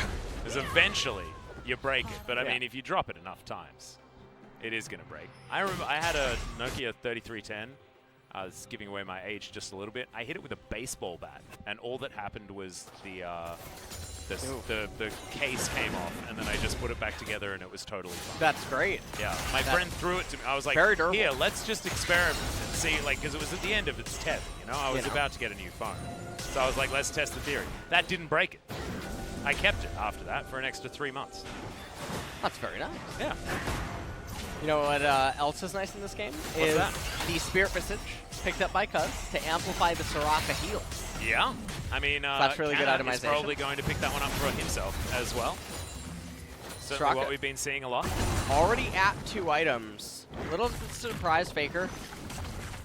Gonna probably end up upgrading the Redemption, given that Cuz did not go for an Ornn item yet. And then on the flip side for DRX, you can see that their champions are pretty much, they're done scaling. You have the Stone Plate on Jarvan. He's not going to pick up any future items that's really going to change how he conducts himself in a fight or the damage that he deals. And then you have Dead Man's Plate being picked up on Doran, but if the enemy is on top of you, they're probably not trying to run from you anyway. And so the set is done scaling as well. The only real hope going to get is the Xayah and the Rumble. Rumble going to need to pick up a Morellonomicon. And a Void Staff. And a Void Staff, so his build is going to be very heavy. And T1, a little bit bizarre, Faker opting for the Iceborne. It's just worse than Sunfire Cape upgrade, especially because you end up getting the Kindle Gem next anyway. You have Cosmic Insight. And then the difference between 33% CDR in mid-game compared to 45. Well, there's the Cataclysm. Effort in a little bit of trouble, but Pioshik's the one that has to flash away as Faker teleports in and blows the horn, but he's going to be denied the recast as Pioshik limps out of the fight. Dragon X, they do disengage successfully. Teleport in hand from the mid laner of T1. Deft about to be at 2 items. Not quite sure when it's going to end up coming in, but if you're T1, this is very akin to that Kespa Cup game that they ended up throwing, where they're coasting into the best dragon outside of Ocean that they could possibly hope for a soul for. So Ocean and then Mountain would be the best 2 souls that the T1 team composition could realistically get, and they're in such a commanding position in this game. Salvation now picked up by Kana. Yeah. As it's continuing starting on, to go out. We've got the Molten Edge very soon to be divvied out to Teddy as well. And then Zanya's Paradox. Oh, wow, and Chovy has recognized the Mountain Drake issue and has gone second item Void Staff. So, I like it too, but the drop, absolute sinning, and then he makes like a beautiful decision here with his first 2 items. Chovy on time with Deft's Infinity Edge. Kylo Ren. Okay. Yeah, you know, you love him, but he's on the wrong side. Until. Yeah, well, we're not giving away any spoilers as Pioshik goes for the engage. It's not what he wants. There's the turnaround onto Cuz, but look at the heal. It is just bonkers. Haymaker doing some work there, gathering the grid up as in goes Carrier, interrupts Teddy as much as he can. As now Faker is tanking the entirety of who's left on Dragon X. Oh, the Blade Caller though. Doran once again flying forward, but Effort controlling the fight. The Black Shields are so good. And the Soul Shackles were amazing. No way that Deft could get into a position to actually auto effectively. It's only 2 dead. Because Pioshik did make it back to base, but T1 now have another Mountain Drake to go and collect with Soul Point to thread. Well, T1 gonna get a lot of stats here as well for free, just because of the way that all their champions are itemized. And honestly, given that it's the Mountain Drake stack, I really wouldn't mind for Teddy to just pick up a defensive item, whether it be Guardian Angel or just pick up the Maul of Malmortius or something. Yeah, find some extra stats to help you scale. Yeah. That or wish EHP. did so much work. This team fight, you can see how close they can get so many of the members, but Soraka just will not let people pass. And also, like... Doctors hate her. Yeah, they do. I mean, she is the doctor in a lot of cases. She is something. She is honestly something else, so... Well, now you've got Chovy thinking, well, I guess I will need to build that Forbidden Book. He gets the instruction manual. They needed right it. There. I actually think that they needed it before Void Staff, just so that the teammates that Chovy has could actually deal more damage. Yeah, and you can so reliably apply it Or well. as the Rumble. That being said, I mean, T1 then, they just use their abilities to disengage, and then they can heal up anyway, no problem. Yeah. Like, there's a lot more issues. I think Faker is building Stoneplate third on Ornn. Interesting. Personally, not a big fan. Locket of the Iron Solari provides so much more value because the shield goes out across everyone. And when someone sees that Ornn has Stoneplated, they stop hitting him. Yeah, and also you're going to be helping the entirety of your team fight exactly the way you want to fight with this composition. Correct. So Ardent Sensor it's a is very now done for popular item, but I think it's very akin to some other itemization errors that some people can end up having. And yeah, Ardent Sensor picked up. That's a lot of value for the Olaf and the Misfortune. Yeah, and any amplification for Teddy is a great thing here for T1 because he is largely their damage contribution this game. It's a very defensive Olaf this time around with only a Warrior and Chen as far as damage stats. And here goes the Ornhorn. Faker finds one knock-up, and the Featherstorm there from Deft will keep him alive, but look at this. Cuz is just so durable. All of the heals in there. The grid is fantastic, though, as there's the equalizer. Perfect positioning for Dragon X as the bullet time flies out, but Teddy is now dead. Pyoshik now trying to run away, but Deft also fell down. Now 3 versus 3 is Chovy looking for Canna. Oh, the barrier. Gonna save their lives. It's an even trade in the end as Canna is so close to falling, but he didn't. Dragon X do walk away. That was ideal positioning for Dragon X, but they still couldn't win the fight. And this is where things just start feeling hopeless. Because you know that the longer the game goes, the better the items and scaling for T1 continues to get. So if you can't win these dream scenarios, how can you win anything? Faker getting the Xayah ultimate out with that Ornn ultimate, because was getting forced to turn around immediately, but then started getting healed. Set did so much in this team fight. Cataclysm and the Rumble came out. This is just perfect. A dream. Yeah. But it still doesn't matter. That damn unicorn. And Cuz he's got full health now. He took so much damage in that last fight. It's just with the amount of healing that Canna had available to himself. Like, oh my goodness. Just insane. Well, we've now got Doran. He's grabbed himself an Executioner's Calling as well. We were actually having a conversation about, you know, Trinity Force versus Black Cleaver. Yes. If you can land face breakers like that, I mean, you're optimizing that Black Cleaver like you would not believe. If you have a lot more physical damage on your team, but Jarvan in this instance is full-on tank, so Cinderhulk dealing magical damage. He's dealing some physical, but because of the Mountain Dragons, because of the way that T1's actually itemizing, I don't know the exact math, but I would imagine that this actually maybe is a pretty fringe case for Black Cleaver, given especially that you need Deft to do so much in this game. Well, Cuz getting burnt down. Spooky ghosts fly forward. Yeah, he'll be full in a second. Yeah, he will. There we we donate go. Just 1, 2, 3, I 4. love it. That's the holy water that you bathe in. Well, I mean, by the way, that's what I'm saying. It's looking pretty good. Yeah, that's just one. Okay. We really want Chovy to go back home and then complete that Morellonomicon that he's so close to as Faker gets pulled back, but probably wants this positioning. Dark Binding flying through as we've got the K-Ram well and truly upon us. Yeah, we got the K-Ram. It's not a River Ram just yet. Not yet, but it should be soon as Mountain Soul is up. I think Faker's going to do the same thing again. He's going to try to get the Xayah ultimate out with an R, but Face Breaker on cooldown as Faker takes it as a chance to engage. Looks for the double knock-up and gets it, but Deft still able to kite as in goes Doran. Gets the Face Breaker onto Teddy. A lot of damage, but can he actually get any work done as Teddy flashes out of the way of Carrier's grand entrance? He's not going to fall just yet, but the health bars don't go back up Soraka on didn't Dragon even R X's side. Yeah. T1s seem to just refill on a whim, and it's just not even difficult anymore. No. The scaling is online. There's nothing Dragon X can do at this point. And so We knew that the first 10 minutes were going to be really crucial, and even though there was that Hail Mary Rift Herald team fight, it's just not enough. You could have that happen 3 times. You could raise all of the inner turrets.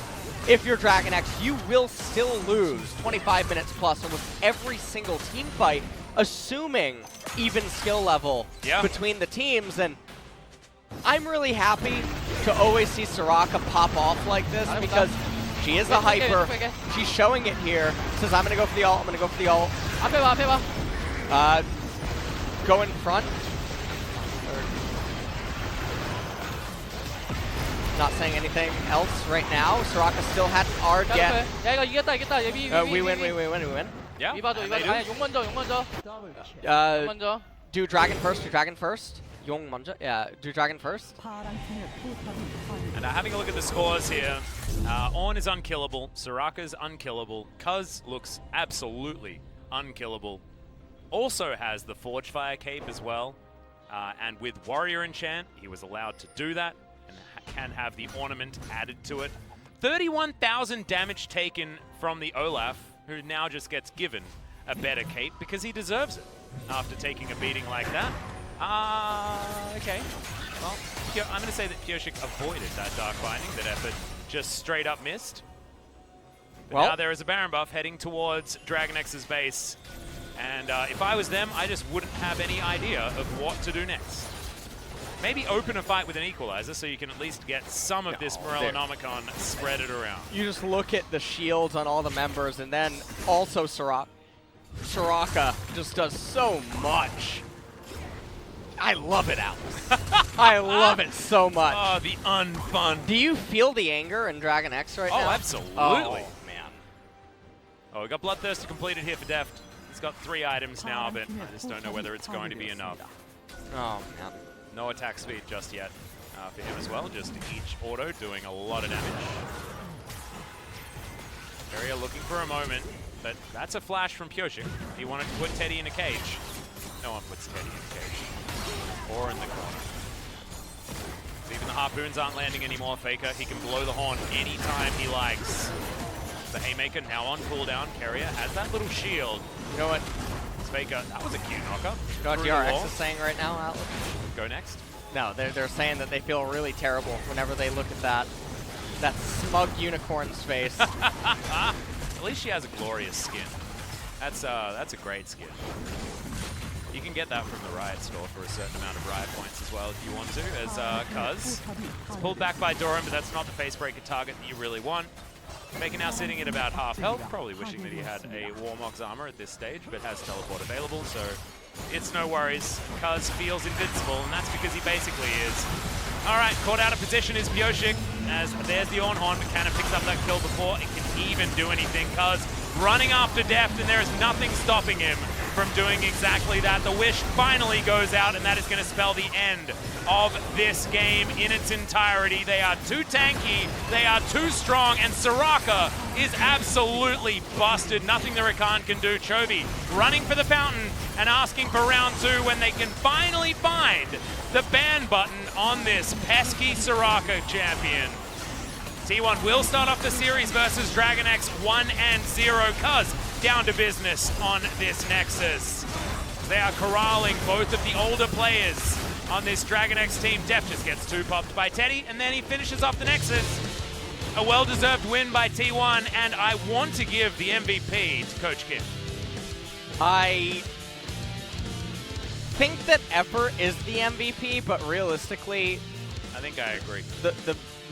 I mean, does MVP stand for most valuable pick? Because we could make an argument for that one. Yeah. I'm actually trying to think. I mean, Faker also played very well, but I mean, he existed as Ornn. Yeah, he existed as Ornn. Olaf existed as Olaf. Teddy actually had some blunders, and so we can't give it to him. Soraka did what she was supposed to do, but I couldn't pay attention to her in every single team fight, so I don't know if there was errors coming out there. Effort did consistently impress, and he landed some really clutch kills. So and the bindings were just amazing. Yeah.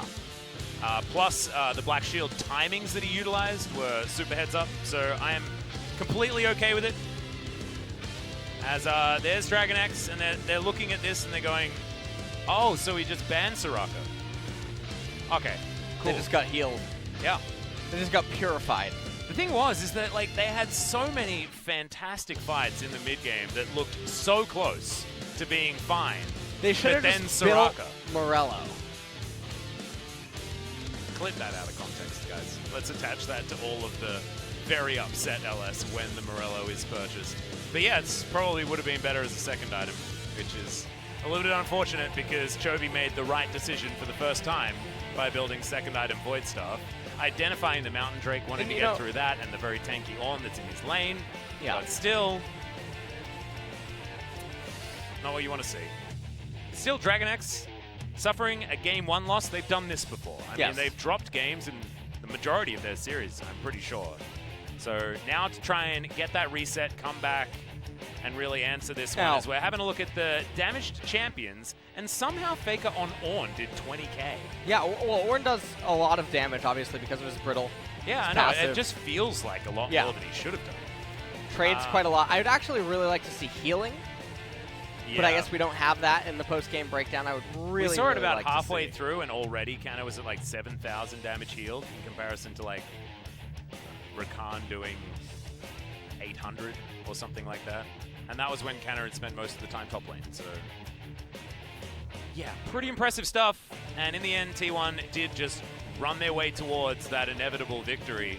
And is this a sign that T1 have found themselves again? Is it? Do we now start talking about the T1 of 2019? This was almost a draft kingdom. The only thing they missed out on is they didn't get Soraka phase 1. Yeah. That was the only... And they were handed it as a last pick, which should not be the case on 10.3, which we are on.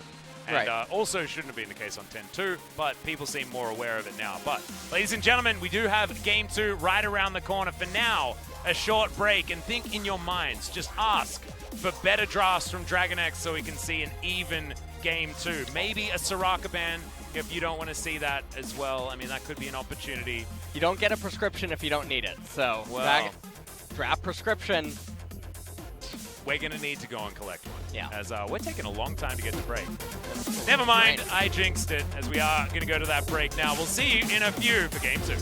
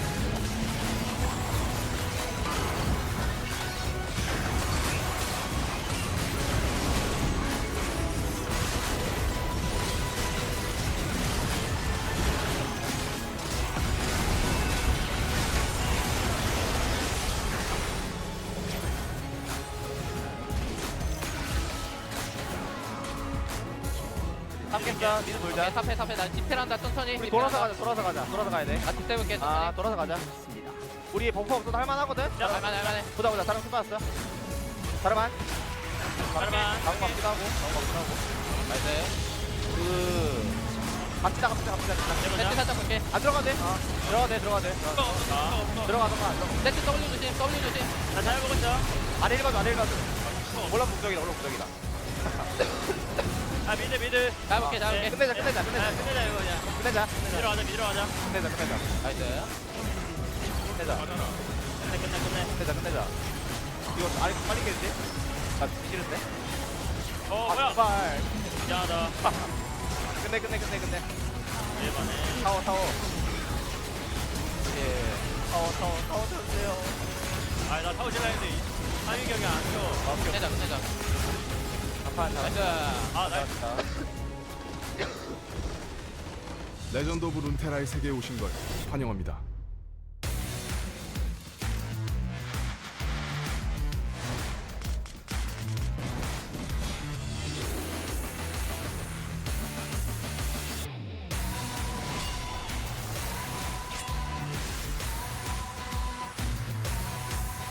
이것은 실력 지상주의 매지컬 세계. 자, 이제 그럼 한판 붙어볼까? 레전드 오브 룬테라.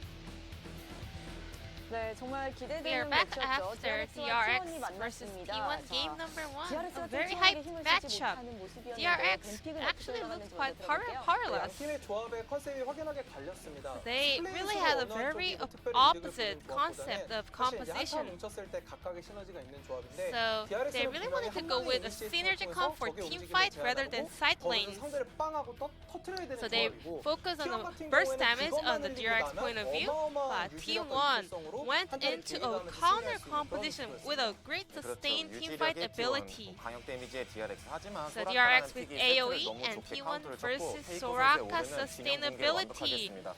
was actually a good counterpart going into DRX. So even though DRX lent their AoE damage during team fight, well, they weren't able to take down any of the team opponents in T1. 라인전에서 세트 상대로도 So Seth versus 무난하게 Soraka? 성장하기도 Soraka 했고, is not 나중에 does 후반에 not really have a 가능하신 hard time 세트는 during laning phase, 근본적인 and 뚜벅이 한계가 later on in the 나타날 수도 late 있는데, game, 소라카 같은 actually 경우에는 한타 때 Seth faces 아무리 some of 가난한 the 상태로 limits 시작해도 너무 as a 효율적으로 잘 champion, 보이다 but 보니까 Soraka 언제 나와도 이상하지 gets 않다는 more 얘기가 power 계속 in the 네, later 이렇게 phase T1이 of the 승리를 game. 가져갔는데요. 자, 먼저 용안타에서 좀 세트 관련된 부분을 So, 짚어보면 좋을 것 we want to 같아요. talk about 이제 how T1도 skill set 잘했지만 allocation DRX에서 affects 아쉬운 포인트도 the result of 있었는데 team fights. 한타 직전에 So take a look at 탑에서 Doran's set 세트가 over 라인을 here. 미느라 So he was 스킬을 trying 싹 to push his 커버했었어요. 앞면과 lane, so 강펀치를 he 각각 uses 쓴 his 상태에서 E 바텀 and also 풀까지 W 보면서 here. 들어갔고 And then there was a 그러면서도 skirmish 굉장히 open in the 허무한 bot lane, 상황이 so 나왔는데 he instantly 우선은 TP'd down. However, 패를 찍다 보니까 혼자 his 날아간 skill was 데다가 not up. 스킬이 지금 풀이었어요. 앞면 강타가. 그래서 가만히 서서 So he was 얻어맞을 just 수밖에 like 없었습니다. being really 여기서 so 사실 DRX가 flustered after 운영적으로도 his 실수를 한 ultimate 게 was 아래쪽에서의 주도권, absorbed 페이커 by the black 선수의 빠른 shield. 합류까지 합쳐지면서 So Facebreaker is an T1 AoE 쪽에서 crowd 용 control 시야장을 skill 잘하고 with high 있었는데 value, so it has a DRX very low 쪽에서는 cooldown. 전령이라는 좋은 However, 무기가 because he 있었기 used 때문에 that skill 초비 선수의 on 러브를 the 기점으로 lane, he 미드로 was not 치고 able to 나갔으면 activate it 이런 during 결과는 the 안 fight, 나왔을 거라고 and 개인적으로 also 생각합니다. the 그 W 이후에도 as well. 드래곤 He 쪽에 used it on 강펀치를 Dragon. 한번 사용을 So 했다가 when he 이번에 died, he 10.3 could not 으로 get the 강펀치가 shield back from 오래된 기준으로 Haymaker. 쿨 타임이 무려 4초가 늘었어요.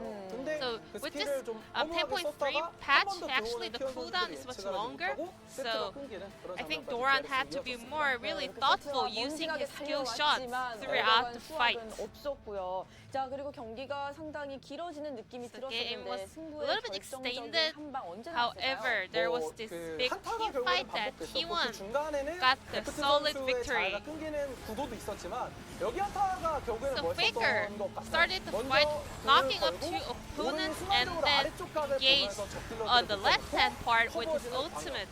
However, 여기서 Doran 제가 at the same 개인적으로 time 세트의 Seth 궁극기는 goes 앞으로 into 자르반의 4 people. He 뒤로 goes 빠지면서 이미 into 졌다. the 왜냐하면 backline. DRX는 However, what 한 Shape 방에 4? 데미지를 He 커버해야 actually 되는 used his 조합인데 EQ 벌써부터 to 스킬이 get out 위아래로 of the 교차가 opponent. 되면서 So 조금 아쉬웠어요. two of the players were not on the same page.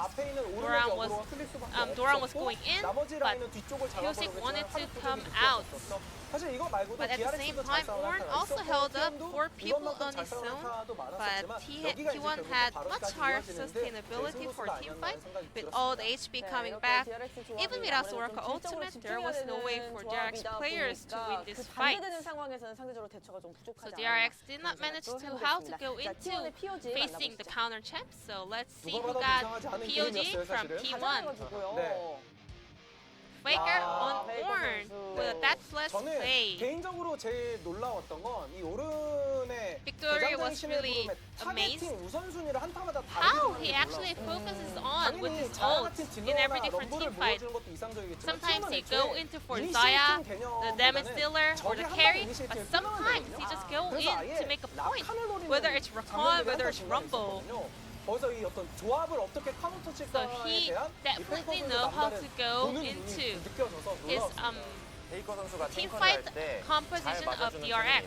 이게 And Faker is really good at taking all the damage on the front line.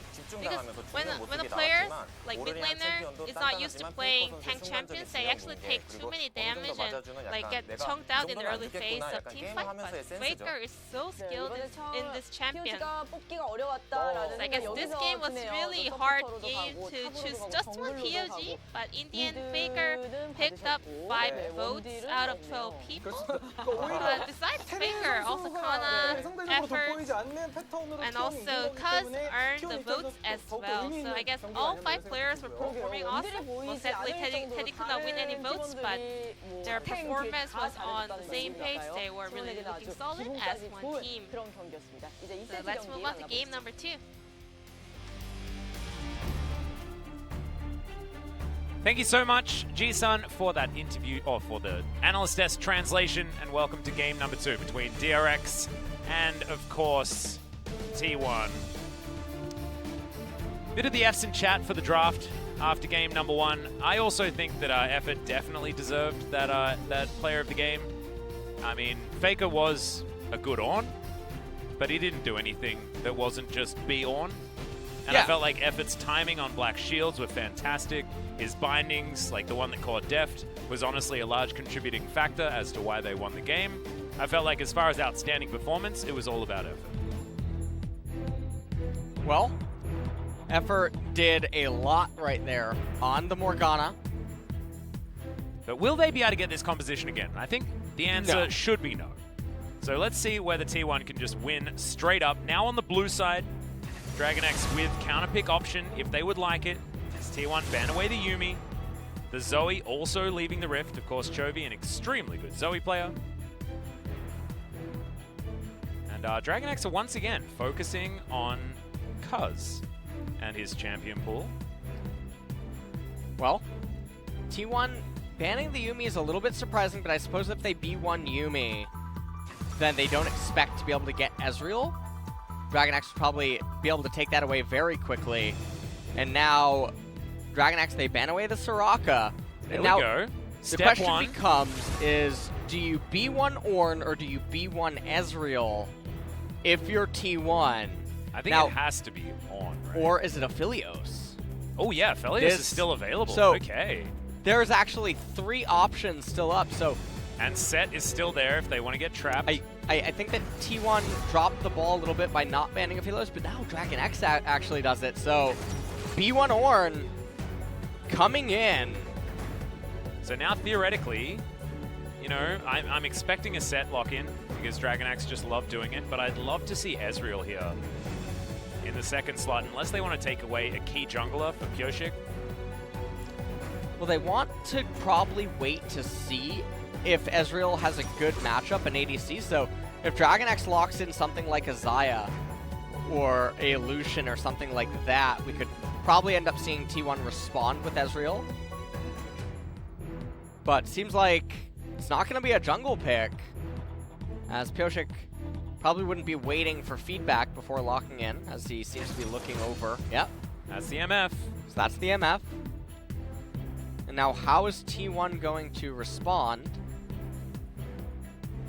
And Xayah being hovered, and are they going to Xayah Rakan? Don't see why not at this stage. Of course, both Effort and Teddy very, very good at their respective picks. That's going to come in. I'm expecting a Nautilus here from DragonX because they are so comfortable flexing it. And that's just what they love to do at about this stage. We'll see whether they mix it up. Morgana being considered. Okay. Looks like Keria also has the counter pick tech. Can work into the Ornn as well because he's, of course, not going to be augmenting his Ram with too much extra damage, as that is going to be the Morgana as the choice. I like it. Bit of a change up from what the DRX plan has been. Flipped the bot lanes. Yeah. The bot lane matchup now is flipped, as DragonX now moving into the second ban phase. And because the Ornn is able to be dual flexed, I think that you just pinch jungle here. That's exactly what they're going to do. Expecting J4 and the Rek'Sai to leave the Rift. Do T1 do the same thing? Really make sure that both Pyoshik and Cuz are going to be tested. Cuz with a lot more experience should theoretically have the larger champion pool, so it is something that they should be pretty comfortable with. But you can also look at that mid lane and get rid of some of Chovy's most comfortable champions. Already, the Zoe has been looked at, and then the Rumble does come in. To claps from Teddy. We'll see what their final ban is going to be. We'll see whether this is going to be Pyoshik's first game on the Kindred, because as this jungle pool gets thinner, her relevance gets higher and higher. And I just want to see him on the champion that he named himself after. Rek'Sai was banned away. T1 gonna decide on their final ban here. Likely DragonX just lock away something like maybe they just T1 bans Kindred? You can ban Kindred or Olaf here, I think. As Lee Sin, also another jungler, so they can ban that as well. You imagine that T1 are probably going to go towards Olaf again. Cuz had a pretty good time on it. And the Kindred now being hovered, I really just want to see it. banned in game number 1 in the second round of bans. Pyosik does have a chance to go towards it now. Ben spamming it. In solo queue, and it's here. There we go.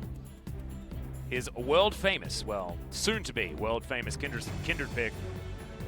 Is Teddy hovering the Talia? Could of course be the jungle pick, as Cuz this would be a favorite of his too.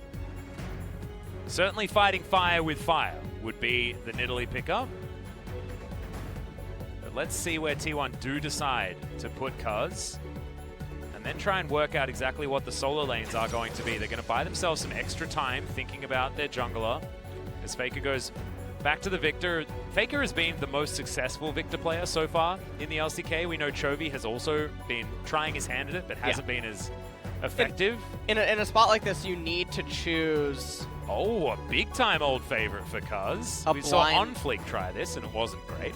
Stat check champion, and that's what the Victor is going to end up doing. Xin Zhao is a really nice pick.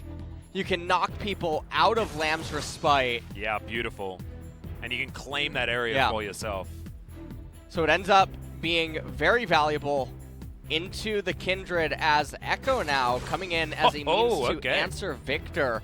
And I know in the mid lane, this matchup is less rough than that of top lane if Victor just plays defensively. But again, DragonX, they are born in sin with their team composition.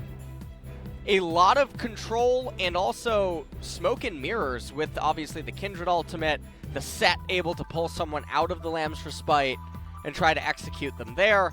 Not to mention, like, you can also put a Chaos Storm on top of the Lamb's Respite, and if you do it late enough, then if your opponent stays in it, well, then they just die after that small heal goes off towards the end.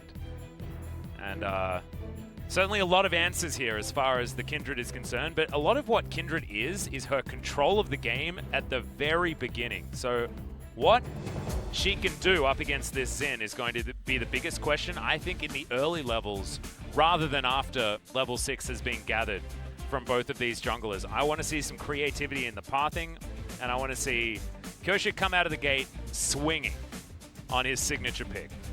Because it's do or die right here. DragonX need to prove that they are one of our top contenders, and they haven't been challenged to this level just yet. They were able to overcome a Freak of Freaks, but that was a gauntlet, and it felt like they shouldn't have even been able to find victory in their last match, but they were able to find some amazing team fights that went against what their composition was doing. They may need to do that again here against T1, a T1 that has learned that the draft phase is very important, and they've obviously put a lot of time and effort into it. It's a very scary T1, one that we were used to seeing in 2019. Let's see what's going to come of game number 2 after they're already up 1-0 in this series against DragonX. Starting things off, we'll have to see how Kindred is going to path. As Pyosik has the mark currently on Cuz. Cuz has Hail of Blades on Xin Zhao. Yep, just trying to get in there and murder the Kindred as quickly as possible. And Chovy dancing. Yep, well, there's the True Damage Echo skin, by the way, guys. You can go and purchase that in the store. And the runes here, pretty standard. Effort has been discovered here as he loses his shield. And there we go, some real damage out from the Misfortune. Going to be able to heal that back up before the lane ends up commencing. It looks like they're going to go for a late invade. All right. There is defensive vision here available, as they have blown the sweeper very early. I don't think they'll be able to see this. Oh, yeah, they do. Yeah. But they're going to start the camp, actually, much slower than they would probably like. About 4 seconds late, I believe. As now you can see, Effort and Teddy, they're not shoving, because had they touched the wave, it would end up pushing away from them, and then they have to respect a flanking level 2 gank by the Kindred. Kindred with red buff as well, which is quite dangerous. Guardian procced there. As, yeah, things are very slow and steady as far as this laning phase. Have to keep our eyes on the marks. Of course, Kindred can go up to 750 range. You certainly do need a few marks to get there And that is why Kindred having a decent start to the game is so important. Being Yes. able to get to those marked camps is what makes or breaks a Kindred. Which is why one of the reasons why I was excited about Pyosik, because it means that you need to have a lot of control within your jungle. Yes. If you're playing the Kindred.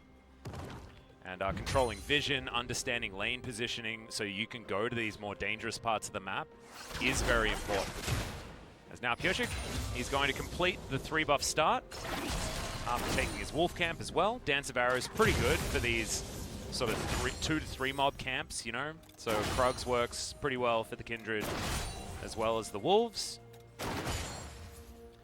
And so far, everything else is pretty standard across every lane. Faker doing completely fine in the CS, mana, and HP department. Also has the phase rush on Victor. Yeah, this is one of those lanes that you could imagine Chovy's going to do pretty well in. He's just one of those players that just seems to be able to do absolutely fine when it comes to melee versus range matchups. Him and Showmaker, certainly the examples of that. And you can see that is continuing. Of course, Echo, a little bit different as a champion just because his ability to kill CS is actually pretty comfortable with the Time Winder, allowing you to proc that passive pretty effectively. Just one of those autos, but after the wave crashes, you can see 24 to 17 CS in favor of Dragon Axe here bottom side. So it feels like this Lovers duo bottom lane is respecting the position that Pyosik might be in a lot this game. And so far, not too much action has ended up unfolding. Xin Zhao going to get the left-hand side Scuttle Crab, and if every single lane just goes completely even, the mid-game can definitely get dicey for T1. But we'll have to see what the Dragons end up being, as Kana... The haymaker there, but Brittle is going to trade back as Cuz sweeps out this ward. Doran needs to be careful. The Xin could certainly be in the vicinity, but he also has a Kindred moving on up. Doesn't take the lane route, so he's going to be spotted on the ward. And there is a zombie ward in that brush as well. As Pyosik, he has only one thing in mind, and that is, let's go kill a Xin Zhao. And he's going to bring his top laner with him. There is a mark on this Gromp, and now with all of that lane control, this is what we were talking about. This is what you need to have. You need to have your waves pushing so that you can call down your top laner, call across your mid laner, things like that, to really make sure that these marks are collected. As Pyosik is going to pick up another one. I believe he got one from the first Rift Scuttle that he picked up as well, unless that was changed in one of the patches that I've overlooked. It's been a while since we've seen Kindred. But I believe that was the case, but there's the first mark to go over to Pyosik that we saw on the screen. A good start for Dragon X. Chovy, taking a fair bit of damage here as the true damage mark sign actually looks really cool. Doran holds on to Haymaker and therefore loses the trade. Deft with the black shield on him. We'll be absolutely fine here, and Teddy and Effort are just going to clean up this minion wave. So not too much to worry about for either team, but Teddy is behind a wave in a bit. After this one does fall down.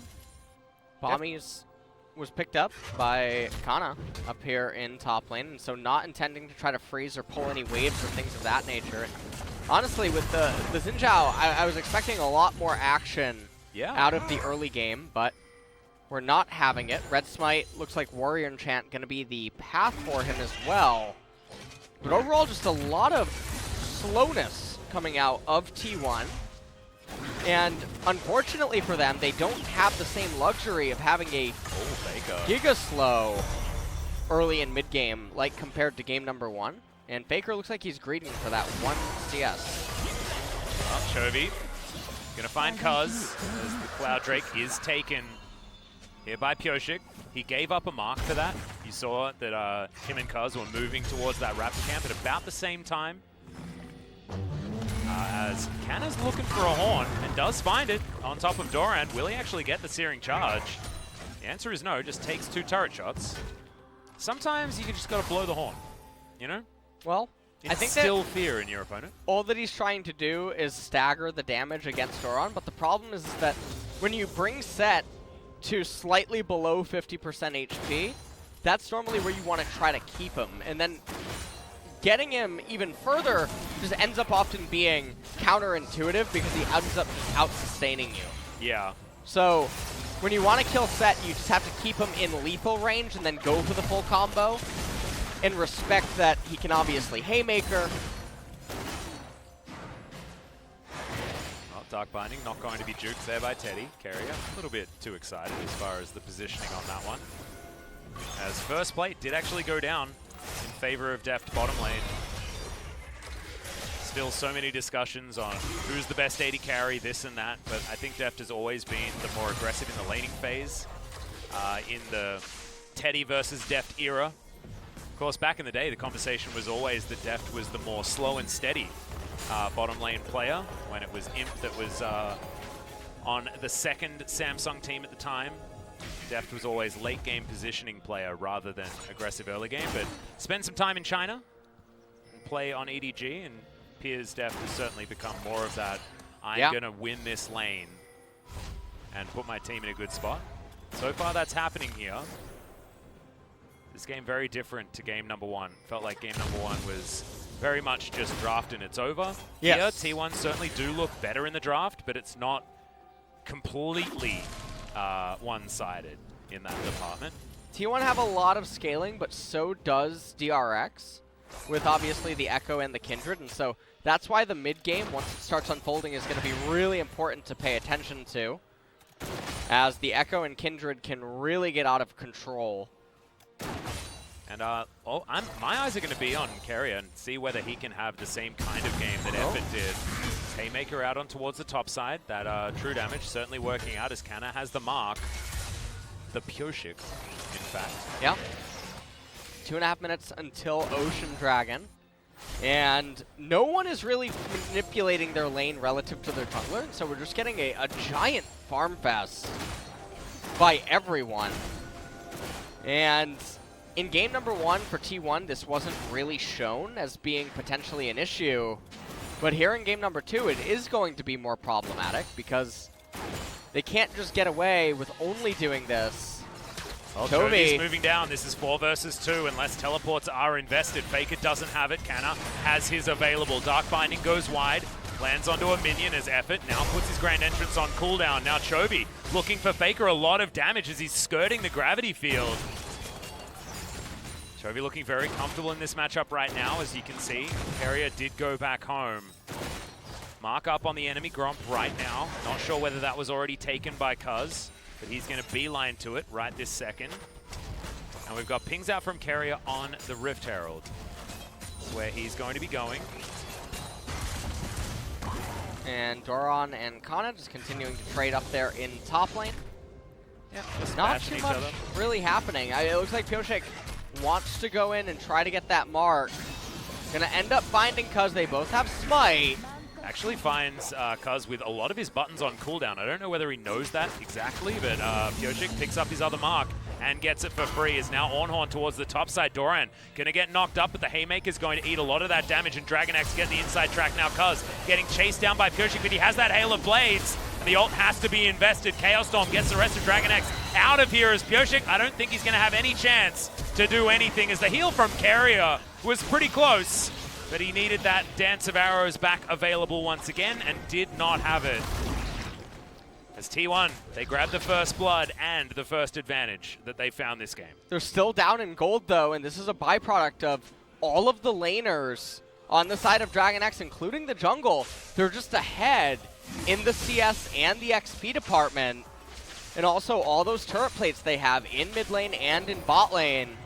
So you got to give it to DRX. Kyria, he was here, not able to get onto Faker and do anything meaningful, and ends up flashing away. Faker barely managed to juke the Dark Binding, as Pyoshik, he can't really get anywhere. There's nothing for Kyria to try to help him out with. Kana had previously locked up Doran with a trade up there in top lane, and now Ocean Dragon is available and on the map for anyone's taking. Protobell built by Echo as first item. Victor continuing to upgrade his Hex Core. Warrior Enchant already picked up by Xin. And we're scaling. We are scaling. So eventually, Xayah will get a Molten Edge. Faker will likely get a Rabadon's Death Crown. And depending on what Cuz wants to do, he could get a Trinity Fusion if he ends up going Triforce. We'll see where he actually decides to go. I think Sterix into Guardian Angel is more likely just because it's the more consistent build. Getting a Trinity Force as a jungler, especially now, although I guess it's 10.3, so maybe a little bit better. But that's mostly for experience. Might be an opportunity here as Dragon X, they lock down the second Drake, and now they're looking for Infernal. As that will be the soul this game. Certainly fantastic for a team of sinners like Dragon X.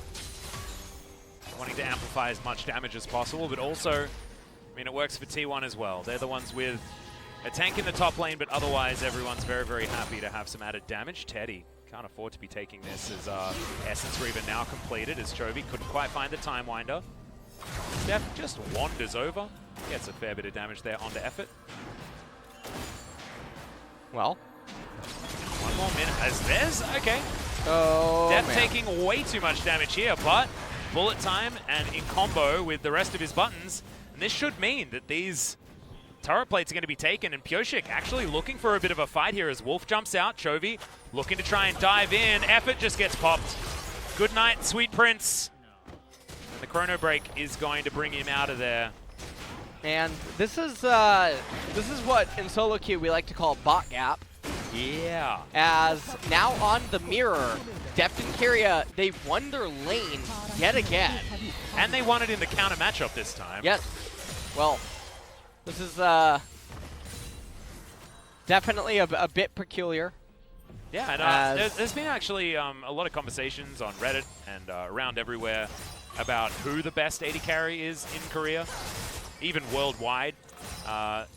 There's a lot of people thinking that, you know, Deft is overhyped, etc., but I don't know, man. He's pretty damn good. Yeah. As right here they take a double up damage was really just big disgusting. trade. Pioshik and Chovy both trying to move down and just not able to really find anything. Chovy eventually comes over here, kills Effort, doesn't try to do anything too extreme, knows that Xayah still had her ultimate and flash available. And as you're mentioning about Deft and the argument for best AD carry in Korea, I think there's no ADC that is as good as Deft in early and mid game, and then I think that it becomes debatable about mid to late transition. But I don't think there's any denying that Deft is potentially the scariest AD carry in laning phase. And now that Carry is there as well, I feel like he has augmented Deft with all of that young person skill. As Doran misses everything, trying to get a little bit of harassment down onto Canna. So far the set has been absolutely fine in this lane, but as has the Ornn, and Ornn will be more valuable as this game goes on, quite literally. Chovy looking for his Lich Bane as item number 2. Steph wandering on over. 15 minutes into this game, they're looking for Shirley, I believe. Waiting for that respawn. But Infernal Drake number 1 will be up in 2 minutes, and that will be a point of contention. If T1 can take control of this game back and start claiming back-to-back Infernal Drakes, that's called exponential scaling. If you get 4 of them, that's a big deal. As Doran gets the Facebreaker, but there's the Ornn Horn. He may have to flash, and he does so. I believe had the Haymaker available, but wasn't going to be taking any extra damage after the flash out over the wall. So getting Doran's flash, a big deal here. He'll need to use that ultimate if he's ever going to get himself to safety. Faker meets this wave on the bottom side, and the game is going to calm down once again for at least another minute. Carrier looks like Black Cleaver is going to be second item for the Kindred. And, I mean, at this point, you have to wonder, what is Dragon X going to do here in mid-game? They're going to end up getting the Infernal Dragon. They're going to be threatening Infernal Soul super early on. And it really just looks like T1 are very Jin Air-esque right now, where the engines are started and they're just waiting to hear that their flight's been delayed. Yeah. That is exactly how this game feels. They don't have a Soraka to bail them out this time around. They do have an Ornn. And Ornn does have bailing potential.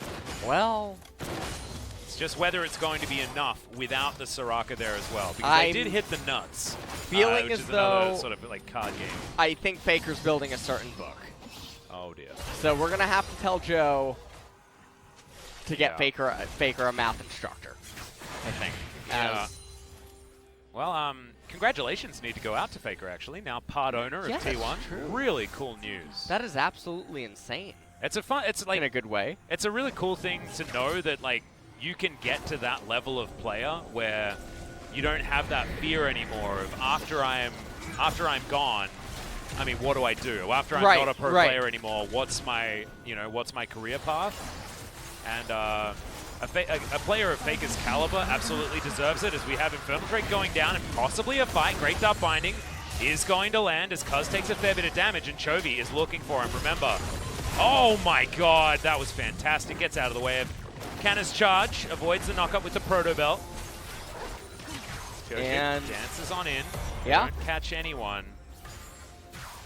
This game really just feels like T1 are just waiting to die, as no one is anywhere close to Ornn items.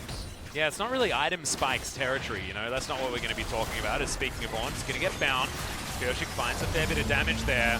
Ornn has been blown. Who is going to be the target? Looks like Carrier, who is going to get knocked up, but immediately goes into the Zhonya's. He's protected by Deft as well, and then flashes out. Now the re-engage. Pyosik throws down the ult at the last minute. Fantastic timing on that one as everyone gets into the Lamb's Respite, but now Cuz looking for it. No, not enough. The burst damage from Chovy will do it, and now Faker gets launched at by Dora, and the Superplex and the Dark Binding at max range from Carrier lands on the god of the mid lane himself, and he will be taken down. Now Canna trying to run away, tries to juke. The Dark Binding once again there is Chovy. Not quite enough damage. Deft now taking matters into his own hands, but Teddy gets on the other side. The flash is going to be answered, and now Canna, he's running. He's hoping that Deft doesn't spot him because this man is angry. Blue buff is there. Will he find the kill? Oh, Teddy with the ult is going to keep himself alive as now Chovy just dashes over the wall, and it's a one fight for Dragon X, but it could have been worse for T1. It could have been a lot worse for T1. As Dragon X, they're going to reward themselves, though, at the end of this, it looks like with a mid-tier 1. But if you're a T1 fan and you're looking at this, you're wondering, well, where is the hope really going to come in? Because their champions are so far behind right now. Ornn Ultimate starts off, and then Kana, because the Black Shield is already up, on to Deft. He goes for Carrier. They couldn't quite lock him up in time. Pyosik comes out, casts the Lamb's Respite. Yeah, and the flash to get the kill and then Lamb's Respite was so sick. And Doran as well. Faker ends up getting superplexed right into the Dark Binding. And then Kana says, you know what, I'm really sorry, but I'm going to let you go. And he does get out of there. Very tanky as the Ornn. Does still have to flash, and the Bellows Breath there to deny the Black Shield. Sorry, the Dark Binding was absolutely fantastic. Deft says, I am flashing after you, Teddy, and I'm going to take you down. Manages to get the ultimate. But they'd already traded flashes there. Chovy keeps all of his summoner spells, and he's currently 2-0 with a 300 gold bounty, and I don't believe has gone back to base yet. As he's now heading towards the bottom side, he's going to be sitting on pick up so Lichbane much gold. As soon as he recalls. I want Lichbane and the Majai's Soul Stealer, please. Chovy. That would be ideal. Deft as well, with a bit of a bounty on his head also. Just needs to turn all of these components into a Infinity Edge. And we'll be able to do that right now, I believe, on this back. There it is. So item spikes are plenty here for almost everyone. Black Cleaver and jungle item completed for Pyosik, who is currently 50 so CS ahead. Like, yeah.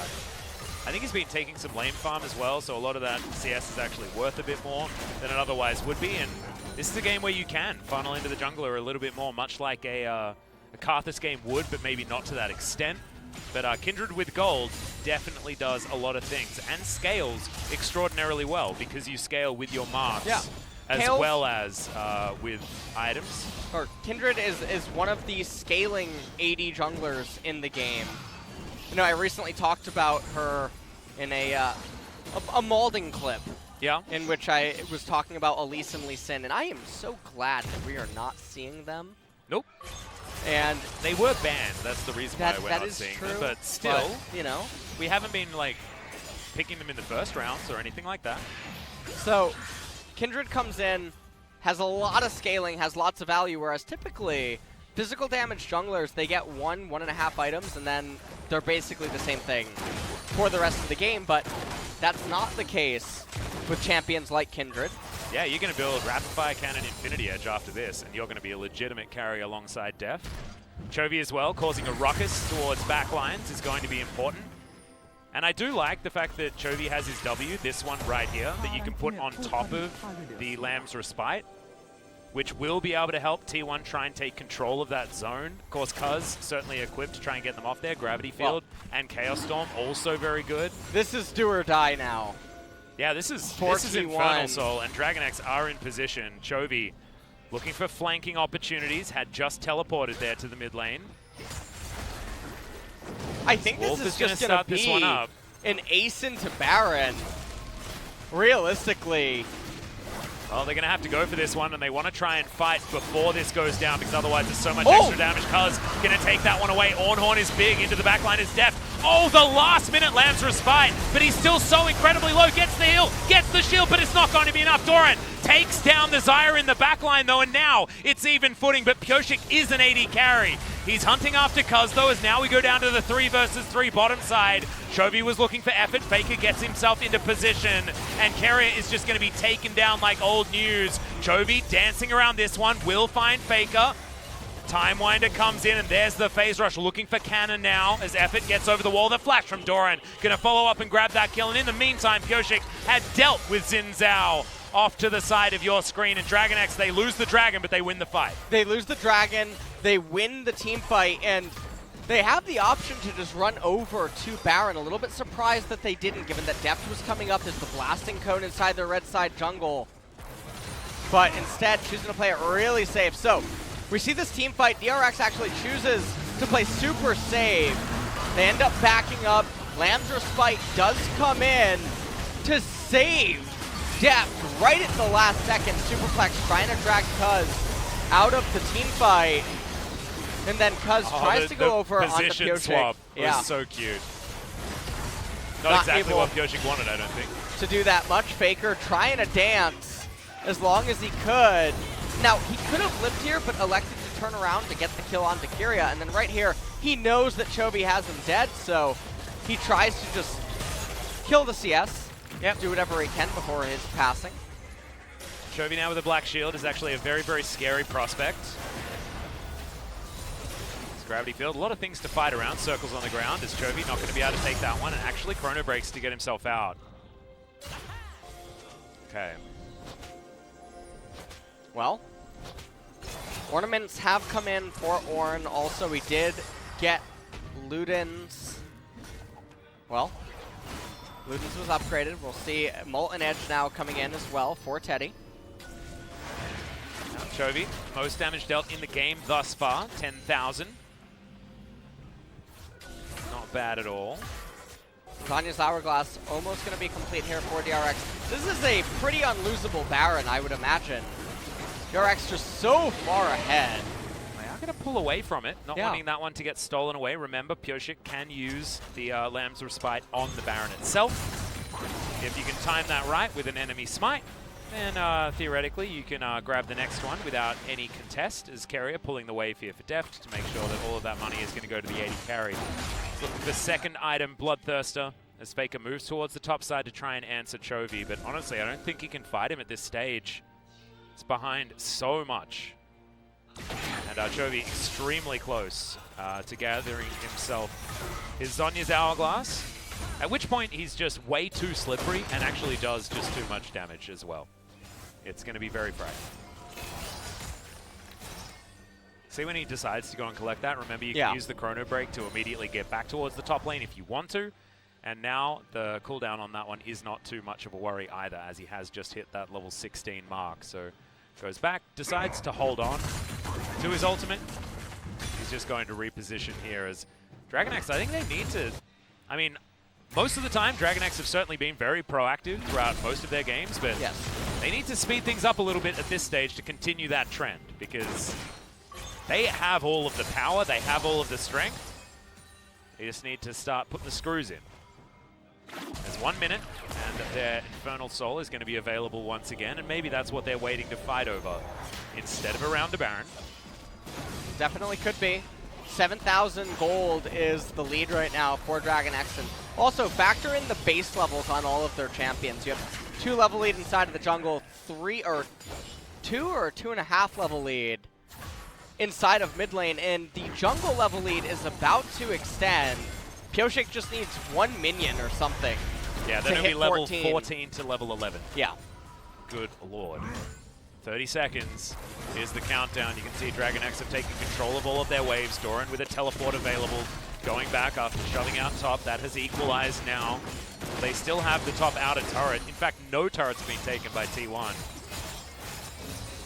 Just how much Dragon X have been in control of this game number 2. Looks like game number 3 is going to be right around the corner as Blue Trinket's going out. Parallel convergence in there. Effort only just able to escape with the grand entrance. It's such a hard approach right now if you're a T1 fan. Def doing a fantastic job at getting so much damage. Another parallel convergence as Faker almost caught out in it. But Gravity Field comes in. Effort! Oh, standing in the wrong places. The Chrono Break does a lot of damage as Bullet Time not going to be interrupted, and Cuz dies as an afterthought. And now the Infernal Soul, the giant superplex into the backline. And Pyosik stands on his Lamb's Respite and says, thanks for the chaos.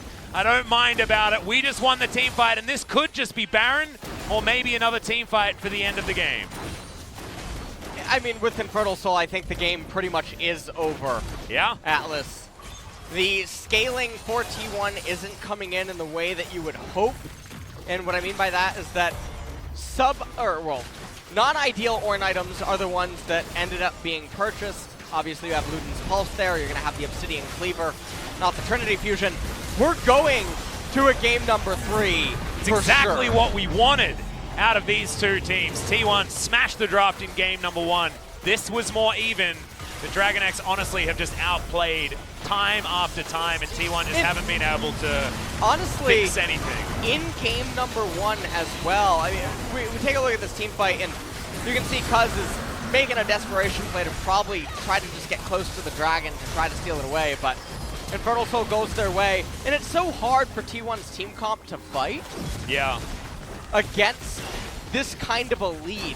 These champions, Kindred, Echo, were in the mid to mid-late transition. That's where I said that they could be really obnoxious in regards to how many mix-ups and smoke and mirrors. And Chovy was able to create such a diversion before that fight. The Infernal Soul ends up going down. Kindred's ultimate, very hard to handle unless you're on even footing or ahead of her.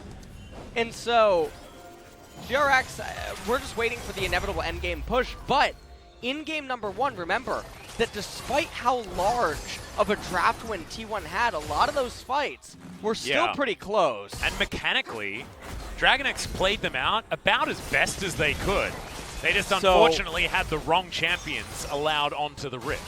And this is one of the big concerns is how does T1 actually do if they don't have a draft? Okay, well that hurt. I felt that. Yeah, so did I. Teddy certainly did. He's down to 400 health. That should mean that this turret is taken down as Def uses his Bloodthirster shield to tank that one up. Cuz not going to be found by a Dark Binding or anything like that as Pyosik puts Wolf over the wall. Kind of going to get bit by him just a little. He's a tanky on. He should be alright as Chovy dashes in over the side, trying to find a stun. Doesn't get it, but they do get the turret. Now T1, all 5 members trying to defend this inhibitor, but I don't think they're going to. I don't think that's the target that they want to keep alive. Want to try and fight underneath the turret if you're going to fight at all, but it just looks like the whole castle is falling down around them. Binding doesn't find Faker, but Carrier can fish for them as much as he likes. Wolf running around these Nexus turrets. Chovy tanking up turret shots because he just doesn't mind. Yeah. They just have so much damage. I mean, Chovy, level 18, Faker, 16. Chovy has teleport available. Yep, he's going to be able to teleport back in. Does so to keep this minion alive. Deft, you know, you can get a couple of autos there if you would like to as Chovy goes golden before pressing his R button, and in goes Doran. Gigantic damage. Carrier's the first one to go down as Teddy. Actually a huge blade caller, but I think they're just too far ahead as the Lamb's Respite comes forward. Pyosik gets a bunch of heals back, and T1, they lose their jungler, they lose their support, and it looks like they've lost hope in this game as well. Canna down to about half. Def does a lot of damage. Chovy's in here as well, and Pyosik, a secondary AD carry here in this one. All 3 of the inhibitors have been taken out. T1 still desperately holding on to these Nexus turrets. Does just feel like a matter of time as Pyosik goes and collects himself a casual mark on the Wolf Camp before they inevitably just go and try and win the game. That is a lot of money in the coffers. That is, yeah, that's an enormous amount. And Faker, a bit of a savant, did build Leandri's this game. He did, but Chovy, he built a Magi Soul Stealer. He did, so we got intellectuals all around. We do. We're very lucky. As we take a look at this replay, Kana summons the pillar, tries to combo into Chovy, but with Zani's Hourglass plus Parallel Convergence, just way too much. Teddy ends up living in this instance. And actually, that most recent Blade Caller was pivotal in that fight not going, you know, a complete wash, right? But honestly, they're too far behind for it to really matter. They go back. Deft, instead of completing his Guardian Angel, he keeps his Unbroken Stopwatch and just grabs himself the Rapid Fire Cannon. We got BF Sword and a Crit Cloak in for Pyosik, as it's Zeal Item Infinity Edge as the follow-up. Exactly what you want to be doing on this Kindred. This cannon now getting closed in on. Bellow's Breath was good. Searing Charge also working, but he's not as tanky as some of the Orns that we've seen as Pyosik throws down his ultimate and understands that they can hold this line. First Nexus turret goes down. Second will follow as now Chovy, he's got the ultimate. He's not scared at all, even though he's at low health. And now he's looking to try and close the gap. Effort in trouble. Doran throws the haymaker at him. No one dead on DRX's side, but some of them going low. Pyosik in trouble as Bullet Time obliterates Faker as revenge for taking down the young jungler. And Dragon X will bring us to a game number 3. Exactly what we wanted out of these two teams. And so that was a bit of a punchback in game number 2. Every single lane won. Deft and Kyria down there in bottom, doing so much as well. And because of the lane kingdoms, as well as the jungle kingdom that was going on, there was just no footing for T1 to ever really stabilize. They got so pressure by the dragons as well. I have no idea who to give the player of the game to. I'm giving it to Chovy. I was thinking Chovy, but so it's been so many good plays.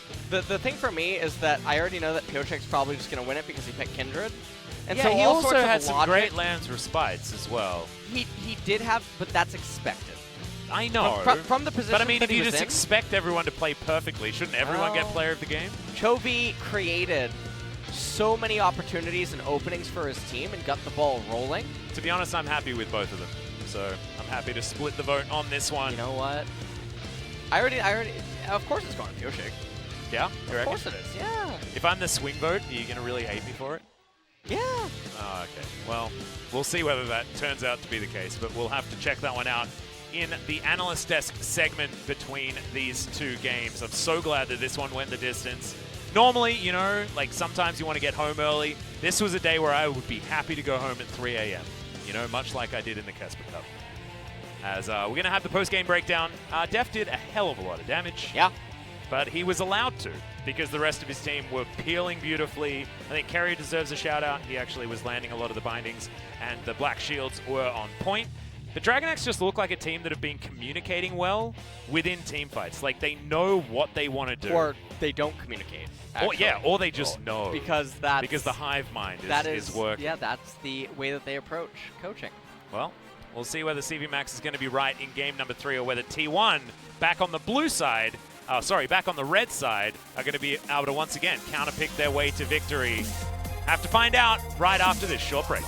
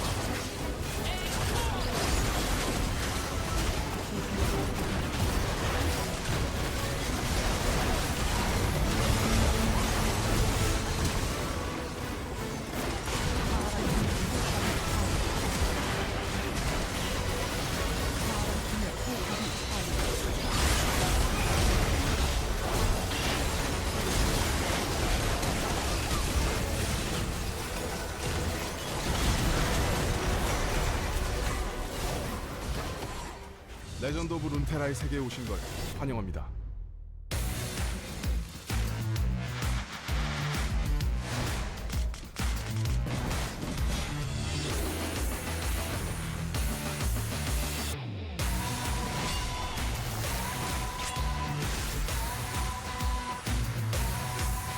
이것은 실력 지상주의 뇌지컬 세계.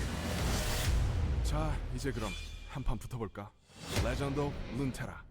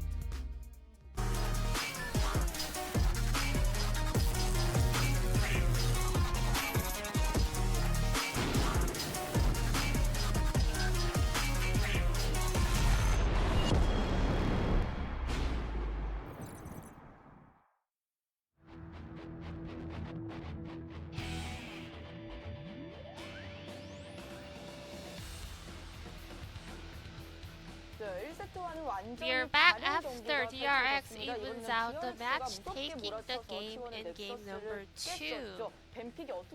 So, what's your take on the draft? Well, DRX went very unexpected at the same time, very expectable comp.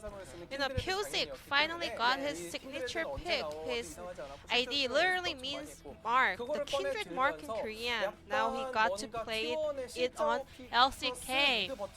So T1 went into Xin Zhao and also other picks, but DRX was so powerful. They capitalized on the fact that they are on the red side. So they blind picked Kindred, however, throughout in-lane and also other macros, they actually forced Xin Zhao's jungle pathing, so they were really going smart in the early phase. And also, Echo took teleport to support Kindred and also give a lot of pressure during the laning phase. So, since Victor did not have a lot of lane priority, well actually Xin Zhao had to back up mid lane. However, this is not what really happened in game. Well, actually Faker was not losing lane in level 1, however just DRX was really the one going so aggressively in the early phase to boost Kindred's power spike in the early phase. So they kind of forced Xin Zhao's jungle path, but they were actually able to proactively pull out some of the plays in the mid phase. DRX managed to make the best out of their macro in the early phase, but at the same time, they were really good at team fights. So this fight was going back and forth, but at the same time, well actually Orange Slam lands onto Carrier, but he absorbed the following knockup with the stopwatch. So Seth was still on top lane, so there was no reason for T1 to keep fighting, but none of the players were actually down, so DRX earned so many time for Doran to come for a backup. Pyosik also focused on work on using Flash to finish and activated ult to survive. So T1 actually opened team fight when Seth was so far away. However, DRX was really good at fighting back. Because we had such a hot, full of game. We had an Infernal Rift here. And here comes another team fight. DRX pulled off really well. So actually, Echo was a little bit isolated, looking for the flank angle, and also Theft got engaged on. And that's how the team fight started. So he got erased immediately. However, Doran also managed to find Zaya in the very back line as well. So at this point, DRX players were already winning, and also they knew Echo was in the back, coming for a backup fight. So they really wanted to end the fight really fast. However, with the Kindred ultimate, Lamper's fight, he enabled the rest of the teammates to survive and have a high sustainability throughout the team fights. So DRX players were on the chase for the remaining T1 players after the team fight. So we could see how Seth was pulling off such a great performance in that game as well. So the player of the game from Dragon X will be Chovy on Echo. 304 score on KDA, and as always, Chovy was so good at farming in mid lane. One of his best ability throughout the league. Any single move Chovy makes actually puts a lot of pressure to the T1 player. Faker on Victor doesn't have any ability to dash out of Echo's zones, and also Echo was so flexible, had a lot of flexibility moving all around the map. He was really strong in the side lane push and also team fights. Also, the rest of the DRX players were really good when Echo was looking for a flank angle or when Chovy was doing his job on the side lane.